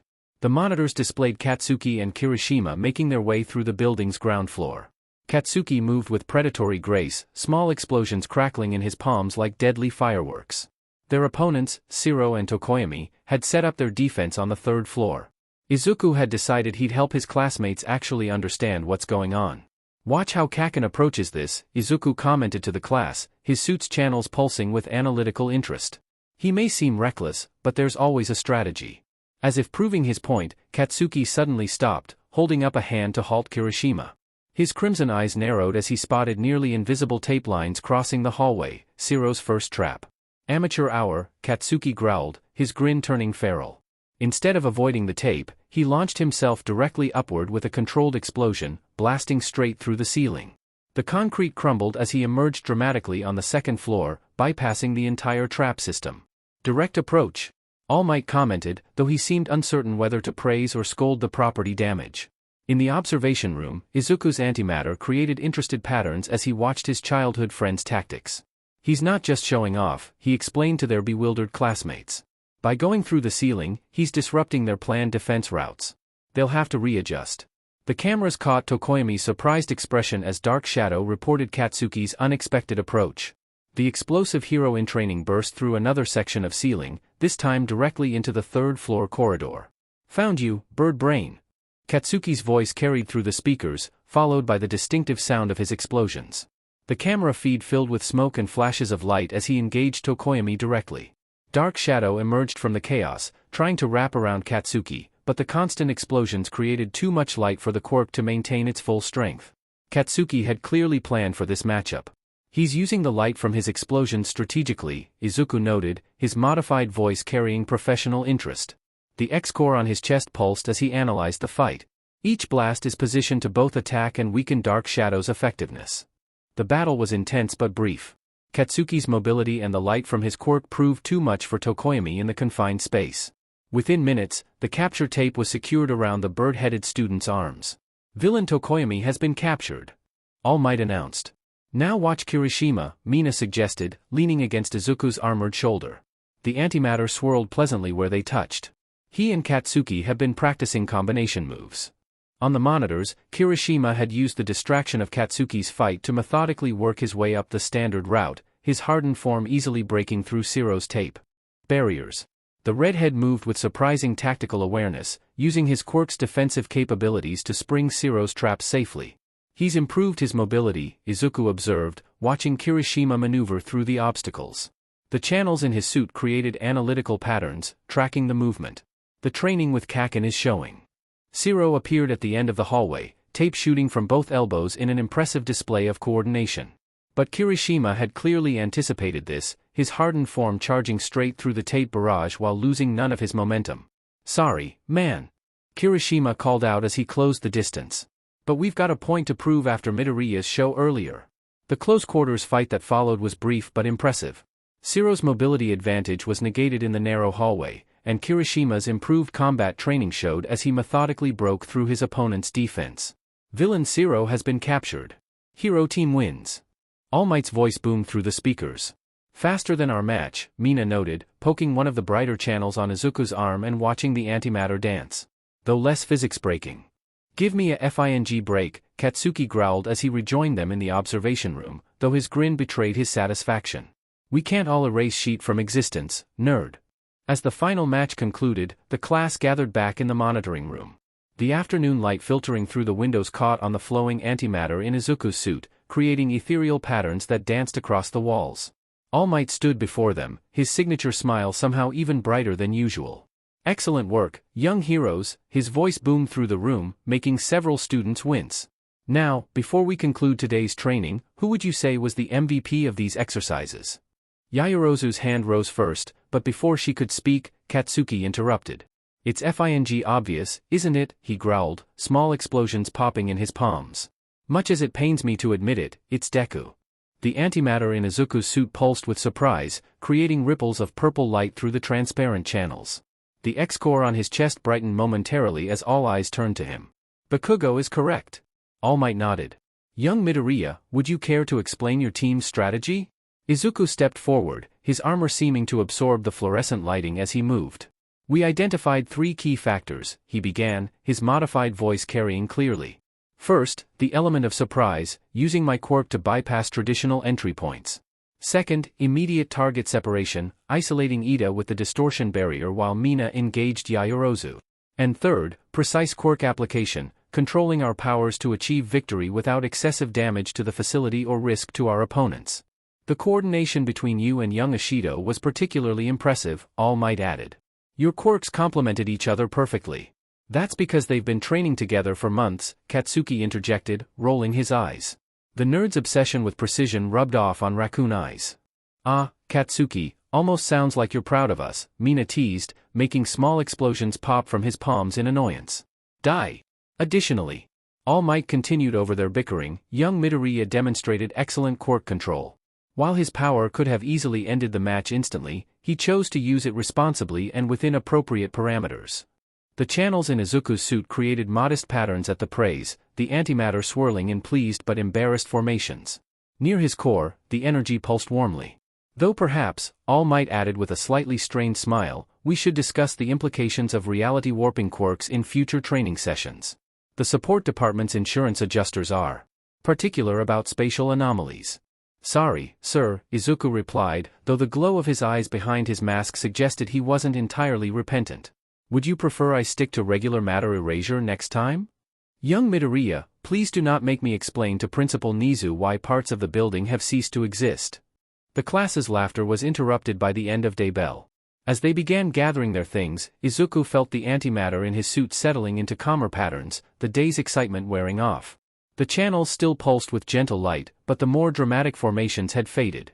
Dude, Kaminari approached cautiously, still eyeing the suit's glowing sections. That pencil thing earlier. That was just showing off, right? You can't actually erase people?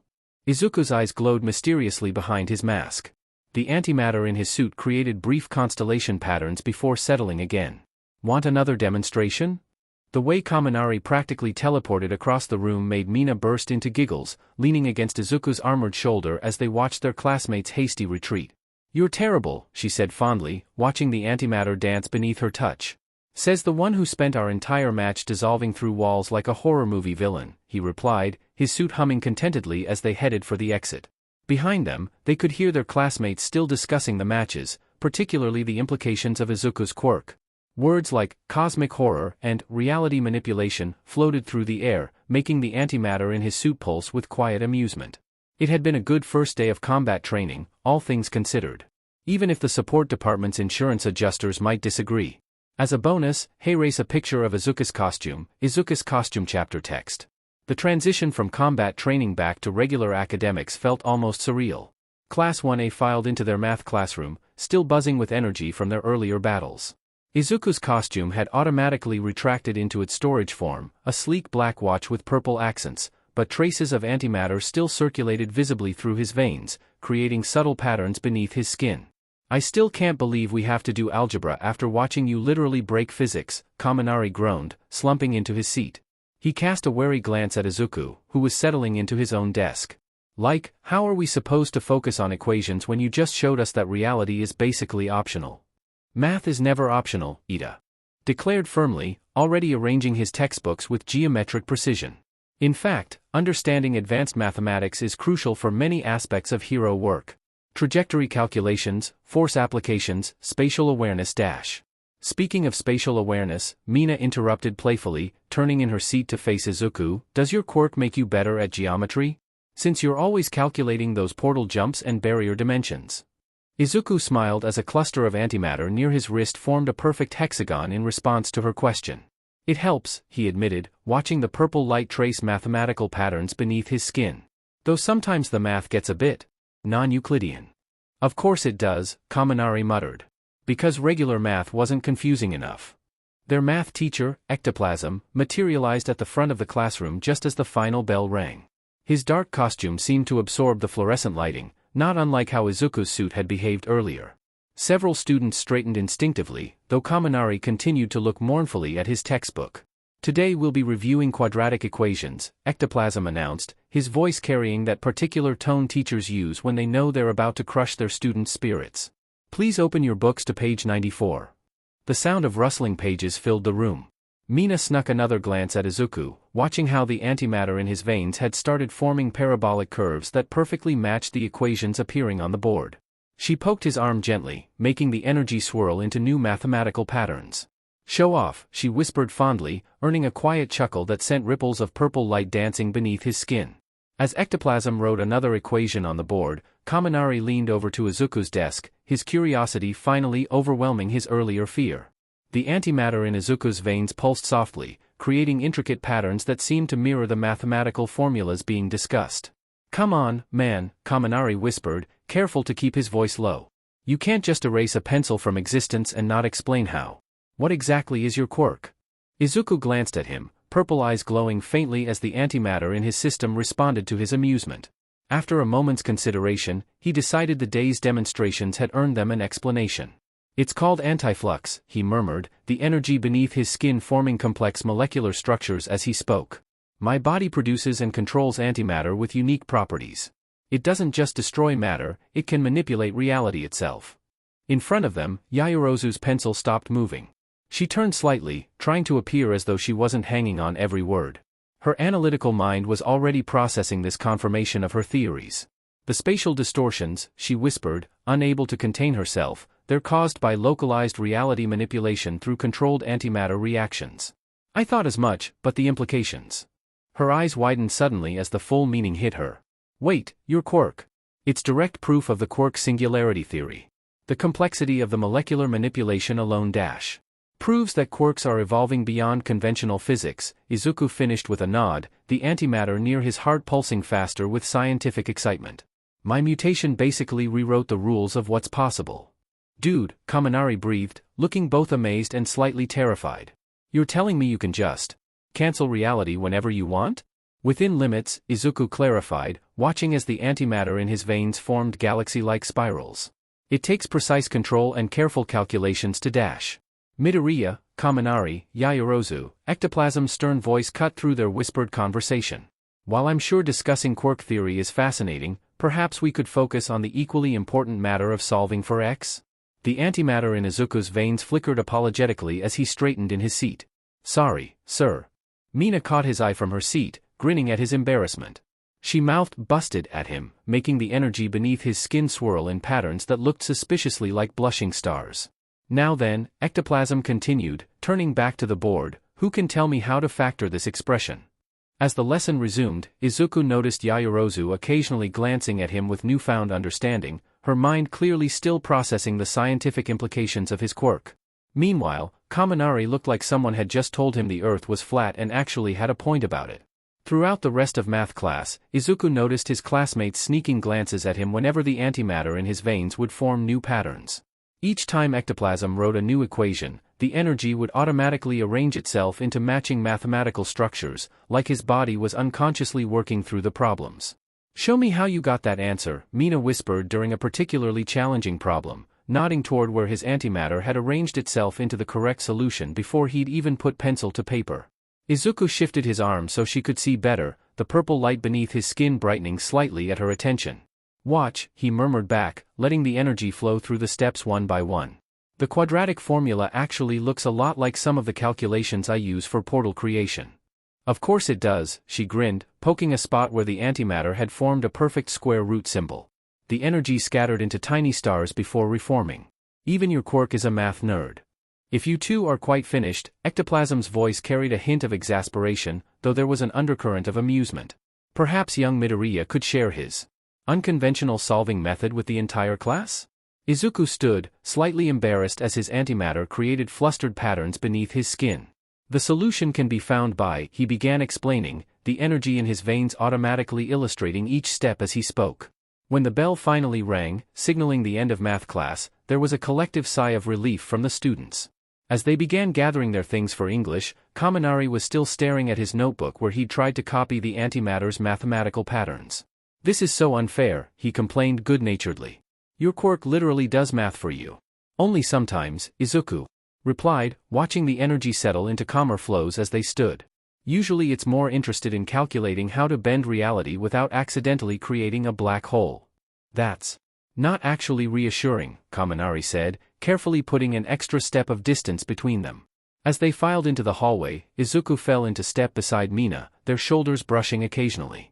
Each time they touched, the antimatter would create little auroras of purple light that traced across his skin like affectionate constellations. Your Quirk's being awfully obvious today, she teased quietly, deliberately bumping against him to watch the energy dance. Usually it tries to be more subtle about showing off.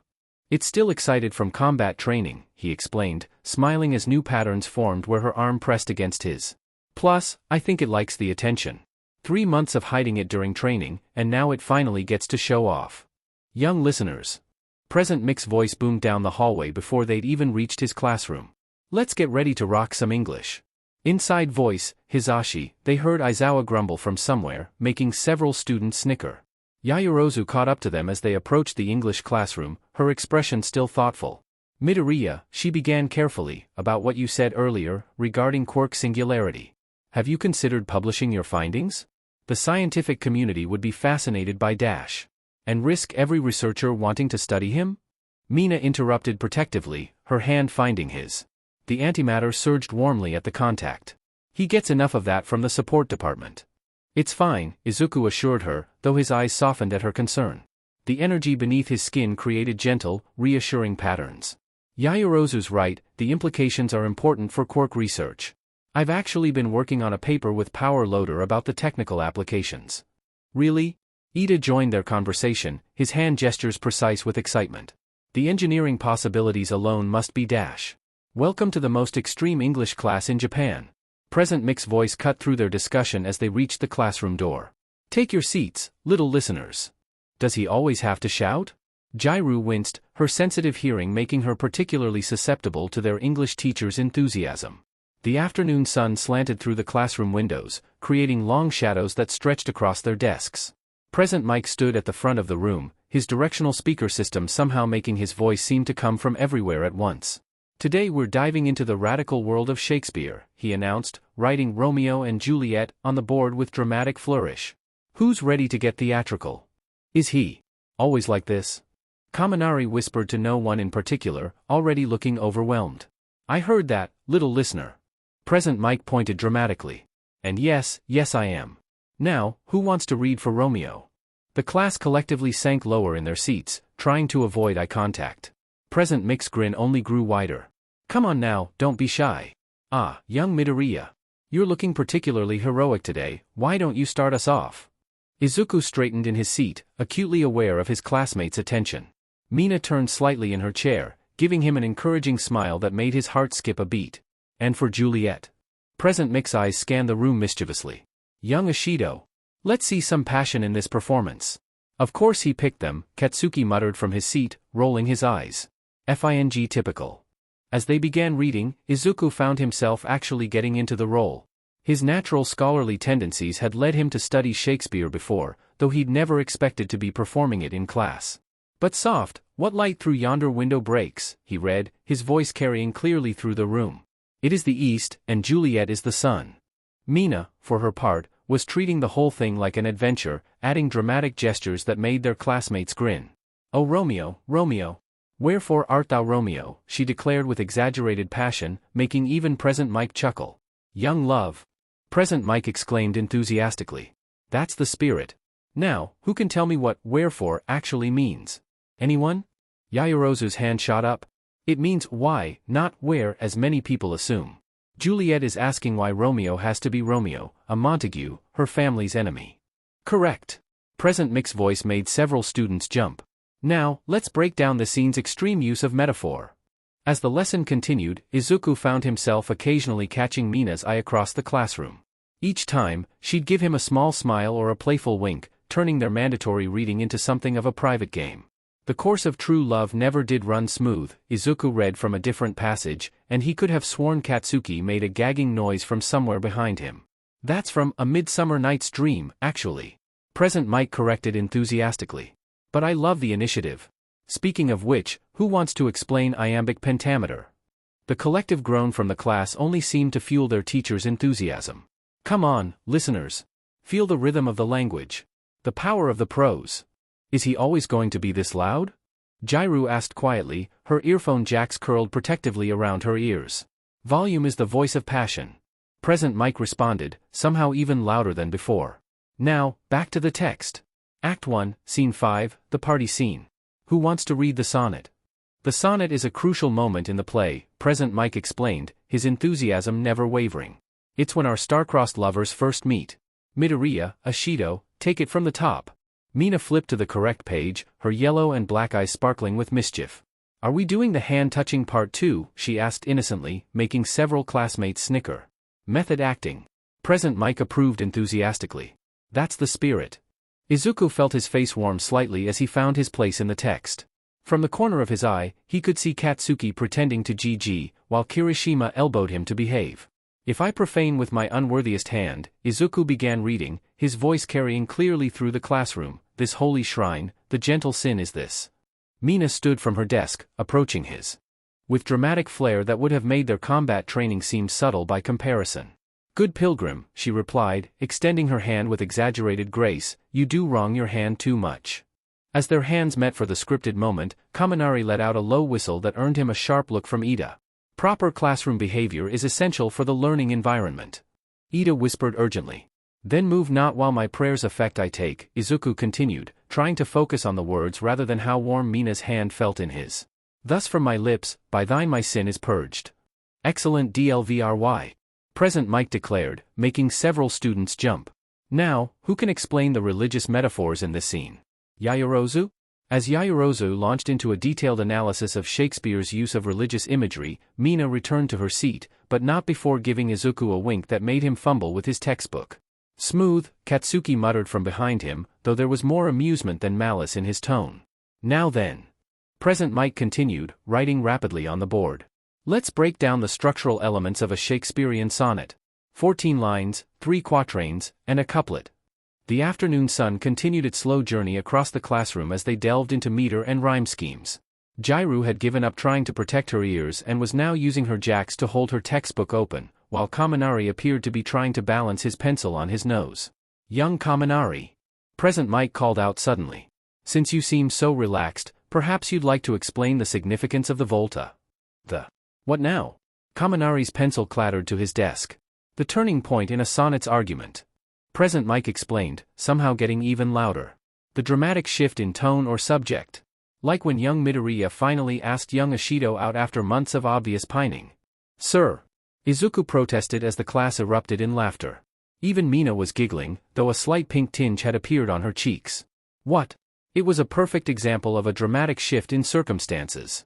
Present Mike defended, his grin suggesting he knew exactly what he was doing. Now, back to sonnets. Who can identify the meter in line 12? The lesson continued, punctuated by Present Mike's enthusiastic outbursts and increasingly elaborate analogies. By the time the bell rang, even Ida had given up trying to maintain perfect posture, slumping slightly in his chair. Homework. Present Mike announced as they began packing up. Write your own sonnet. Due next class. Make it passionate. A whole sonnet? Kaminari groaned, shoving his textbook into his bag. With all those weird meters and stuff? Could be worse, Ciro consoled him. He could have made us write it in iambic pentameter. Oh, excellent suggestion. Present Mike called out. Yes, make sure it's in proper meter. Thanks for the idea, young Ciro. Ciro found himself on the receiving end of several glares as they filed out of the classroom. My bad, he muttered sheepishly. The hallway buzzed with conversation as Class 1A made their way to their next lesson. Late afternoon sunlight streamed through the tall windows, casting long shadows across the polished floors. How am I supposed to write a sonnet? Kaminari lamented, clutching his English textbook like it had personally offended him. I can barely write regular poems. It's not that difficult, Yaoyorozu offered helpfully, already pulling out a notebook. The structure is quite straightforward. If you'd like, I could create a diagram explaining the rhyme scheme. I think Shakespeare was onto something with all that love poetry stuff, Mina mused, falling into step beside Izuku.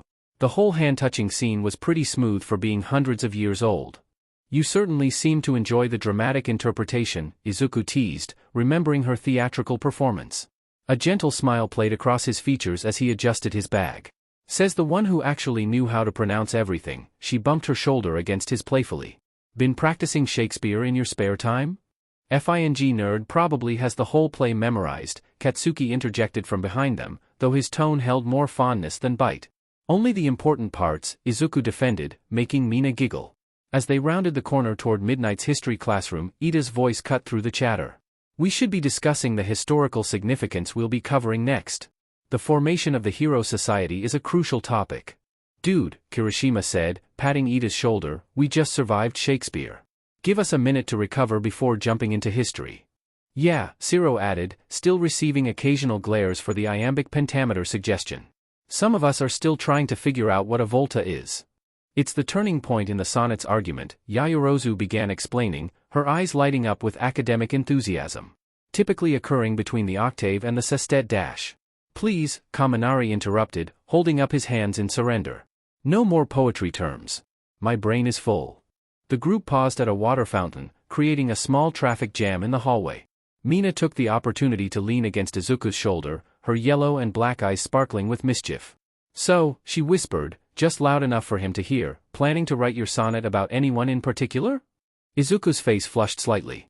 Maybe, he murmured back, earning another one of her bright smiles that never failed to make his heart skip. If you two are done being gross, Katsuki called out, some of us would like to get to class before Midnight decides to give us extra homework too. Ah, feeling left out, Kaken? Mina teased. I'm sure someone would love a sonnet from you. Maybe Kirishima dash. Die. Katsuki's face turned an impressive shade of red as small explosions popped from his palms. The resulting commotion drew several curious looks from passing students. Ida immediately launched into a passionate speech about appropriate hallway behavior, his hands chopping through the air with mechanical precision. We should probably get moving, Izuku suggested, noting the time. Midnight isn't as forgiving about tardiness as present Mike. They resumed their journey, the conversation drifting between complaints about sonnets and speculation about what horrors awaited them in history class. The afternoon sun continued its slow descent, casting their shadows long against the walls as they approached Midnight's classroom. Midnight's classroom had a distinctly different atmosphere from present Mix.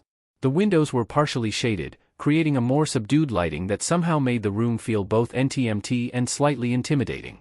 The hero herself stood at her desk, costume as provocative as ever, reviewing what appeared to be lesson plans. Take your seats, darlings, she purred as they filed in. We have quite the STMLTNG material to cover today. The class settled into their usual spots, though Kaminari nearly missed his chair entirely when Midnight winked in his direction.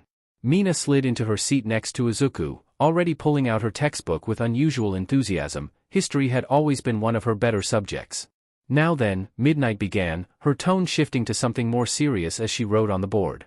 Open your pre-Quirk history texts to page today. We'll be discussing one of the darkest PRDS in modern history, the dawn of Quirks and the subsequent societal collapse. The rustle of pages filled the room as students found the correct section. The chapter title read, The Quirk Riots, Humanity's Greatest Crisis. Before we begin, Midnight continued, her hip perched on the edge of her desk, I want you all to understand something. What we're about to discuss isn't just history, it's a warning about what happens when society fails to adapt to change.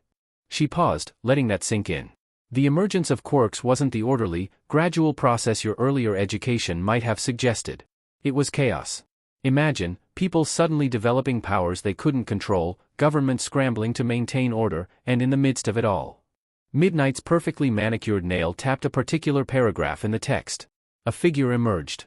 History books refer to him as the Shadow Emperor, a villain so powerful, so terrifying, that he managed to control Japan from the shadows for years during the height of the riots. The classroom was absolutely silent now, every student hanging on her words. Even Katsuki had stopped his usual fidgeting with his pencil. Miss Midnight, Yaoyorozu raised her hand, her expression thoughtful. The text mentions the Shadow Emperor's ability to acquire and bestow powers. Was this perhaps one of the first documented cases of multiple quirks? Very astute, dear, Midnight nodded approvingly. Though the exact nature of his abilities remains shrouded in mystery, historical records suggest he could indeed take quirks from others and either keep them for himself or give them to his followers. A shiver seemed to pass through the classroom at this revelation. The idea of someone being able to steal quirks was deeply unsettling. But why isn't this more widely known?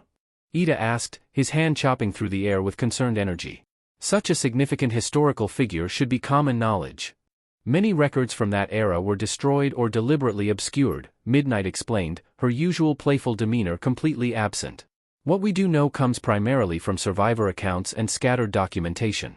The chaos of the Quirk riots provided perfect cover for less savory elements of history to be erased. However, Midnight continued, moving to retrieve something from her desk. Not all records were lost.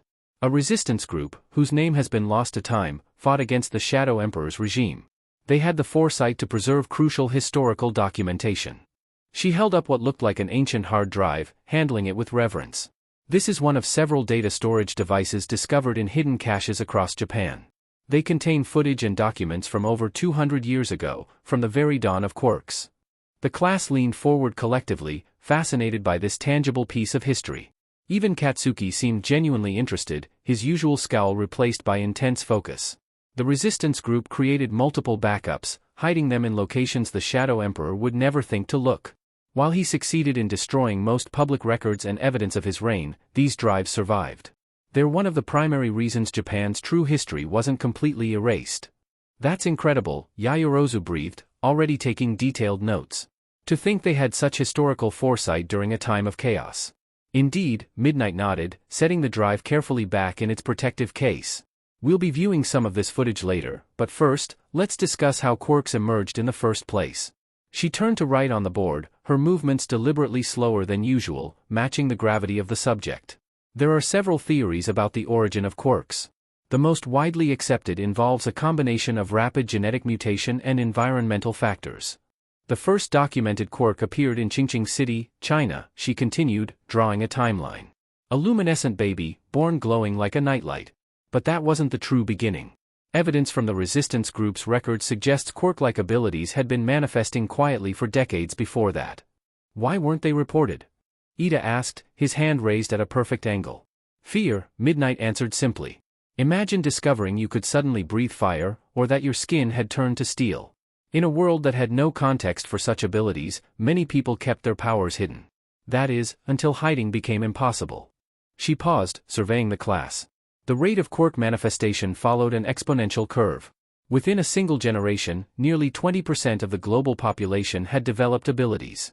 This rapid change triggered massive societal upheaval.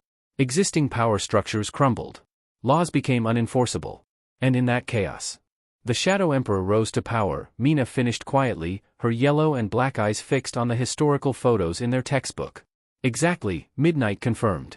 But there's another theory about quirk's origin, one supported by some of the resistance group's more controversial documents.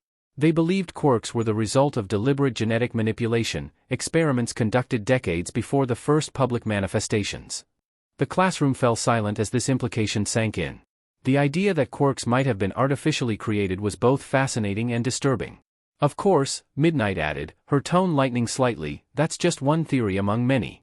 What we know for certain is that quirks fundamentally changed human society. The footage I'll show you later provides a stark look at exactly how dramatic that change was. Among all the theories, Midnight continued, her heels clicking softly as she paced before the class, there's one that has gathered the most compelling evidence over the years. She paused for dramatic effect, something she was particularly skilled at. The resistance group's records suggest that the Shadow Emperor himself may have been the first person to manifest a quirk. The classroom stirred with interest. Yaoyorozu's pen moved rapidly across her notebook while others leaned forward in their seats. Think about it, Midnight elaborated, gesturing to the timeline on the board. A being with the power to take and give abilities. Records indicate he was active decades before the first official quirk manifestation. The resistance group theorized that his very existence might have triggered a cascade effect in human evolution. Like a catalyst, Ida observed, his hand raised at perfect attention. His presence somehow accelerated the development of quirks in the general population? Precisely, Midnight nodded approvingly. Now, turn to page we're going to discuss how this rapid emergence of quirks led to the collapse of established governments. The sound of turning pages filled the room. The new chapter opened with a stark photograph of burning government buildings, crowds filling the streets below. Imagine, Midnight's voice took on a more somber tone, you're a law enforcement officer. Yesterday, your biggest concern was standard criminal behavior. Today, you're facing civilians who can breathe fire, turn invisible, or crush concrete with their bare hands. How do you maintain order when the very nature of human capability has changed overnight? She walked to a particular student's desk, picking up their textbook to show a specific image. The riots began small, isolated incidents of quirk-related violence. But they quickly escalated. People with powerful quirks realized traditional authorities couldn't stop them. Those without quirks faced discrimination and fear. Society began to fracture along new lines. The quirkless were targeted first, she continued, her usual playful demeanor completely absent. Seen as relics of an old world that was rapidly vanishing. Then came the persecution of those with villainous quirks, abilities that seemed scary or dangerous to the general public. But that's ridiculous, Mina spoke up, her brow furrowed. You can't judge someone just because of their quirk. A lesson learned through much bloodshed, Midnight agreed gravely. But in those early days, fear ruled supreme. Governments tried to register and control quirk users. Some nations attempted to create quirk-based military units. Others sought to suppress quirks entirely. None of these approaches worked. She gestured to a series of photographs showing the collapse of various institutions. Within a span of just a few years, traditional power structures began to crumble. Police forces were overwhelmed. Military units faced desertion as soldiers with quirks chose to pursue their own interests. And in the midst of this chaos, the Shadow Emperor consolidated his power, Yaoyorozu finished, her expression thoughtful as she studied her notes. Yes, Midnight confirmed. He offered something stuck, order in a world of chaos. Those who joined him were promised power, often literally, through his ability to grant quirks. Those who opposed him simply disappeared. The classroom was completely silent now, every student absorbed in this dark chapter of history. Even Katsuki had stopped his usual fidgeting, his eyes fixed intently on the historical photographs. And this, Midnight said softly, pressing a button on her remote that brought up a large projection, is the only known photograph of the Shadow Emperor himself.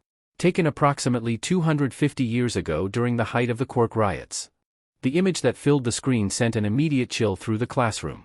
Even in the grainy, distance-shot photo, there was something fundamentally wrong about the figure it captured. He stood atop a mountain of rubble and what were unmistakably human remains, his massive 8-foot frame silhouetted against a smoke-filled sky. Snow-white hair seemed to float around his head, moved by forces other than natural wind. But it was his eyes that drew the most attention, brilliant red orbs that somehow glowed even in the still photograph, radiating an inhuman malevolence. This image, Midnight continued, her voice unusually quiet, captures him using multiple quirks simultaneously. The bone-like wings extending from his back were from a mutation quirk he'd stolen. The cannon his right arm had transformed into came from a different quirk entirely. Those metal spikes you see protruding from the cannon? A third quirk. She pointed to the red electricity that crackled around his form. This energy manifestation was reported to appear whenever he used multiple quirks at once. Witnesses described it as, like watching reality protest against something that shouldn't exist. Mina unconsciously gripped the edge of her desk, her yellow and black eyes wide. He looks inhuman, Tokoyami finished, dark shadow peeking out just enough to shudder. The resistance group's records indicate this photo was taken moments after he decimated an entire district that had tried to stand against him, Midnight explained. The photographer didn't survive much longer after capturing this image. But they managed to get their camera to resistance forces before they were caught. The class stared at the projection in horrified fascination. Even in the poor quality of ancient photography, there was something mesmerizing about the figure's terrible presence. The way he stood, like a god surveying his domain, multiple quirks warping his body into something that defied natural law. This, Midnight said with grave finality, is why we study history. To remember that power, unchecked by morality or law, can create monsters. The Shadow Emperor wasn't just a villain, he was a warning about what humanity could become when it embraces power at any cost. She let that sink in for a moment before adding, the resistance group believed he had accumulated hundreds of quirks by this point. Some of their records suggest he could use up to 5 simultaneously, though the strain of doing so caused visible distortions in his body, as you can see here. Indeed, looking closer at the image, students could see how parts of his form seemed to blur or shift, as if reality itself couldn't quite handle the combination of powers he was wielding. Midnight cleared her throat, the sound unnaturally loud in the silent classroom. She held up a sleek, modern USB drive. This contains copies of the resistance group's recovered footage. What you're about to see, she paused, considering her words carefully, is disturbing. But it's important you understand the reality of this PRD in history. The lights dimmed as she inserted the drive into the computer. The projection screen flickered to life, showing grainy footage from what appeared to be a hidden camera. The timestamp in the corner read, August 15, 2XXX, the height of the Quirk riots. The video showed a dimly lit room, luxuriously furnished but with deep shadows pooling in the corners. A man stood trembling in the center, his outdated clothing marking him as someone of previous importance. The camera angle suggested it had been hidden in some kind of brooch or button. Then, a voice filled the room, both the one in the video and the classroom itself. It was deep, cultured, almost pleasant to listen to, yet there was something fundamentally wrong about it. Like honey laced with deadly poison. Matsuda, Matsuda, Matsuda, the voice seemed to come from everywhere at once. Do you know what you remind me of? A figure moved within the shadows. All that could be seen were two burning red irises, floating in the darkness like malevolent stars.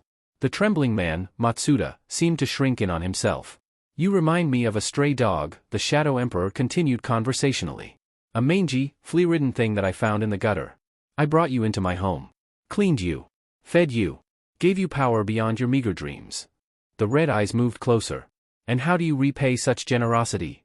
Matsuda's voice quivered as he responded, My lord, I dash.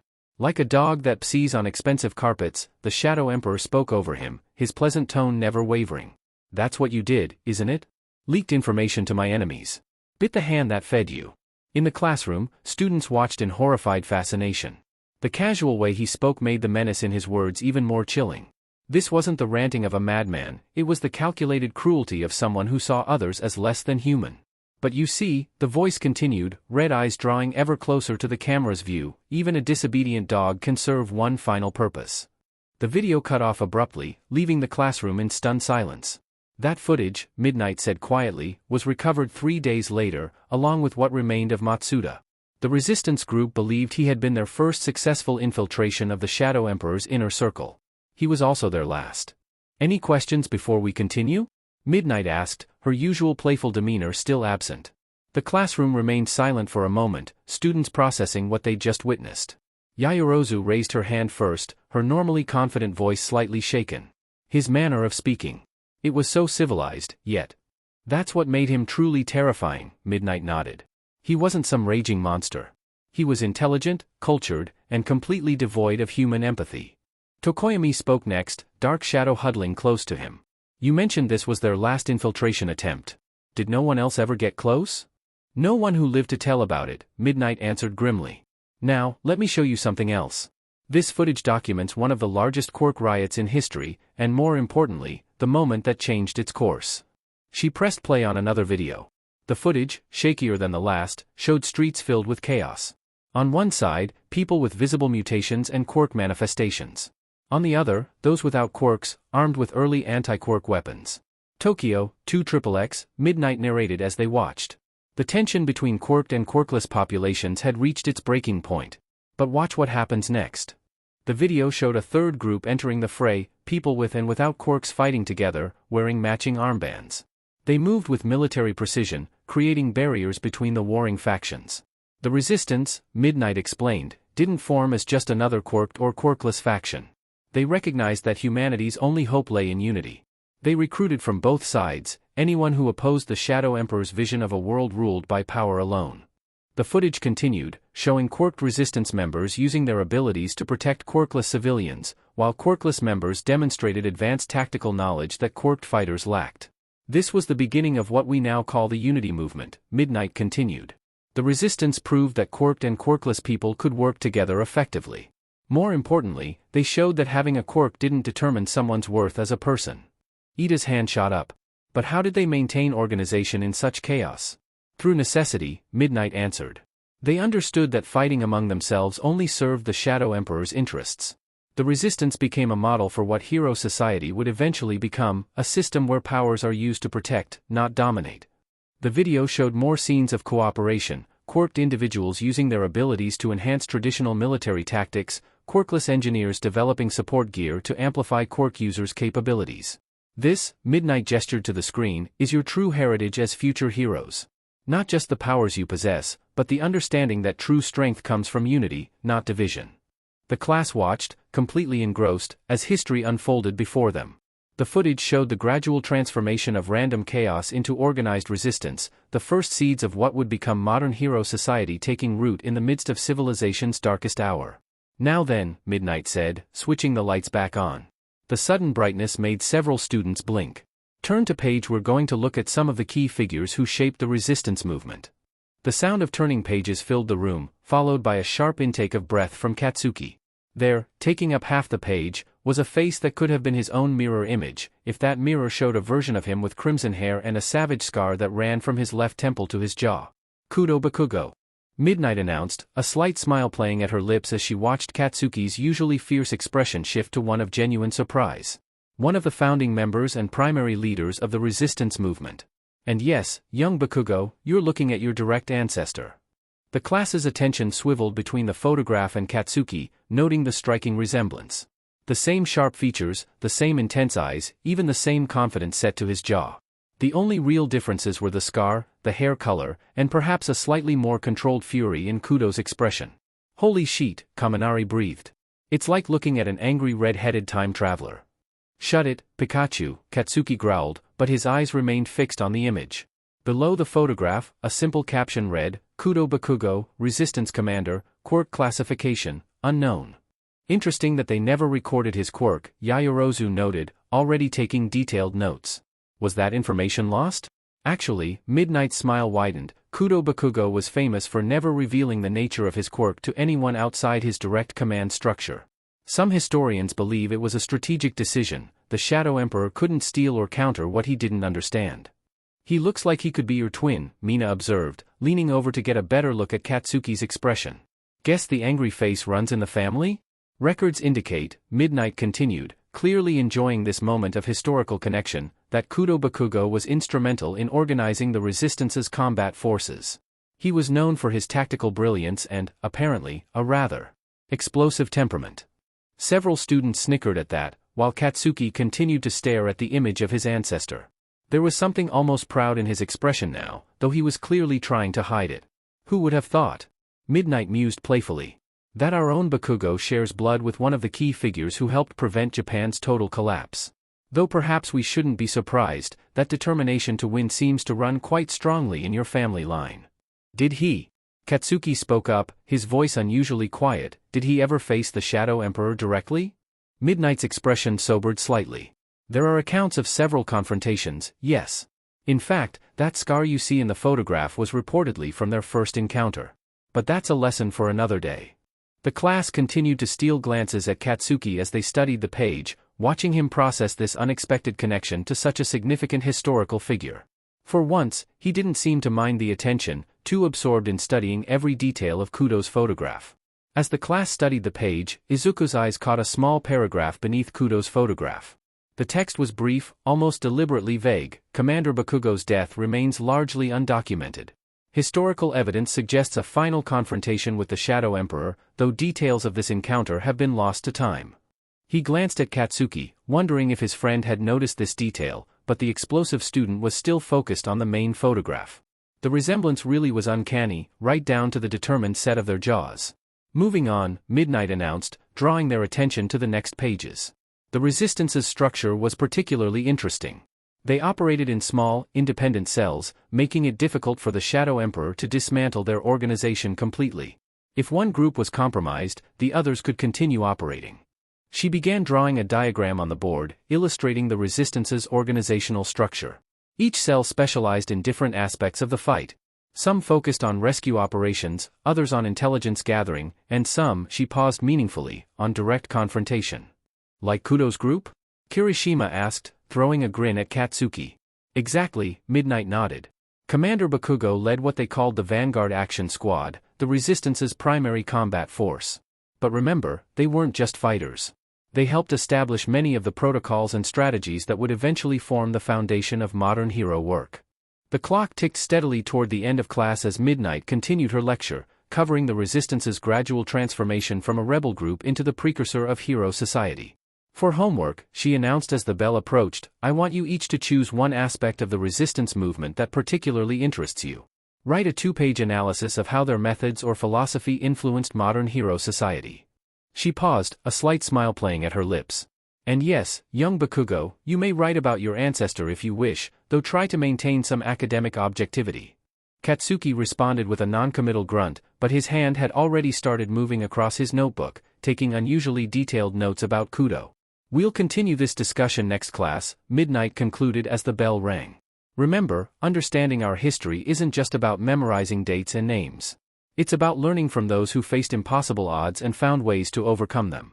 As the students began packing up, the conversation buzzed with discussion about the revelations of the day. Several people were still stealing glances at Katsuki, clearly seeing him in a slightly different light after learning about his connection to such a significant historical figure. You know, Mina whispered to Izuku as they gathered their things, I think this is the first time I've ever seen Katsuki actually interested in a history lesson.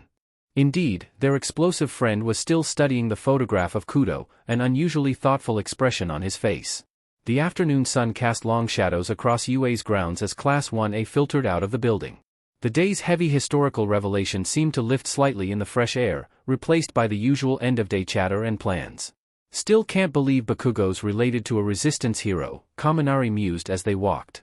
Though I guess the angry scowling makes more sense now, it's genetic. I heard that, Pikachu, Katsuki growled from where he walked slightly ahead, though he seemed more preoccupied with the history textbook he'd yet to put away than actually threatening anyone. Mina fell into step beside Izuku, her shoulder brushing against his arm with deliberate frequency. So, she started, her yellow and black eyes sparkling with mischief, got any plans for tonight? Besides that Shakespeare homework? Just training, probably, he replied, then noticed her increasingly devious grin. Why do you ask? Oh, nothing, she hummed innocently, pressing closer. Just thinking about that Romeo and Juliet scene. You know, the one with all the hand-touching and forbidden romance. The effect was immediate, purple light danced beneath his skin like a private light show.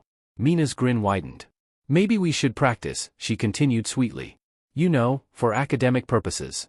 I'm sure we could find some interesting interpretations of those scenes. Get a FING room. Katsuki called back without looking up from his book. Some of us are trying not to vomit. Mina's response was to press even closer to Izuku, her tail swishing playfully. What's wrong, Katsuki? Jealous? I'm sure Kirishima would be happy to help you with your homework too. Both Katsuki and Kirishima turned interesting shades of red at that, while Izuku's veins lit up like the northern lights. You're terrible, he murmured to Mina, though he couldn't help smiling. But you love it, she replied, rising on her tiptoes to whisper in his ear. Besides, your Quirk gives you away every time. It's like having a built-in mood ring. The patterns beneath his skin swirled faster, creating intricate constellations that made several passing students stop and stare. You know, she continued, her voice dropping lower, just for him, we could always study together. I'm particularly interested in that balcony scene. The light show in his veins was practically cosmic now, drawing amused looks from their classmates. Even Katsuki had looked up from his book to roll his eyes at their antics. If you two are done being disgustingly cute, he growled, some of us would like to get home without witnessing whatever this is. What's wrong, Katsuki?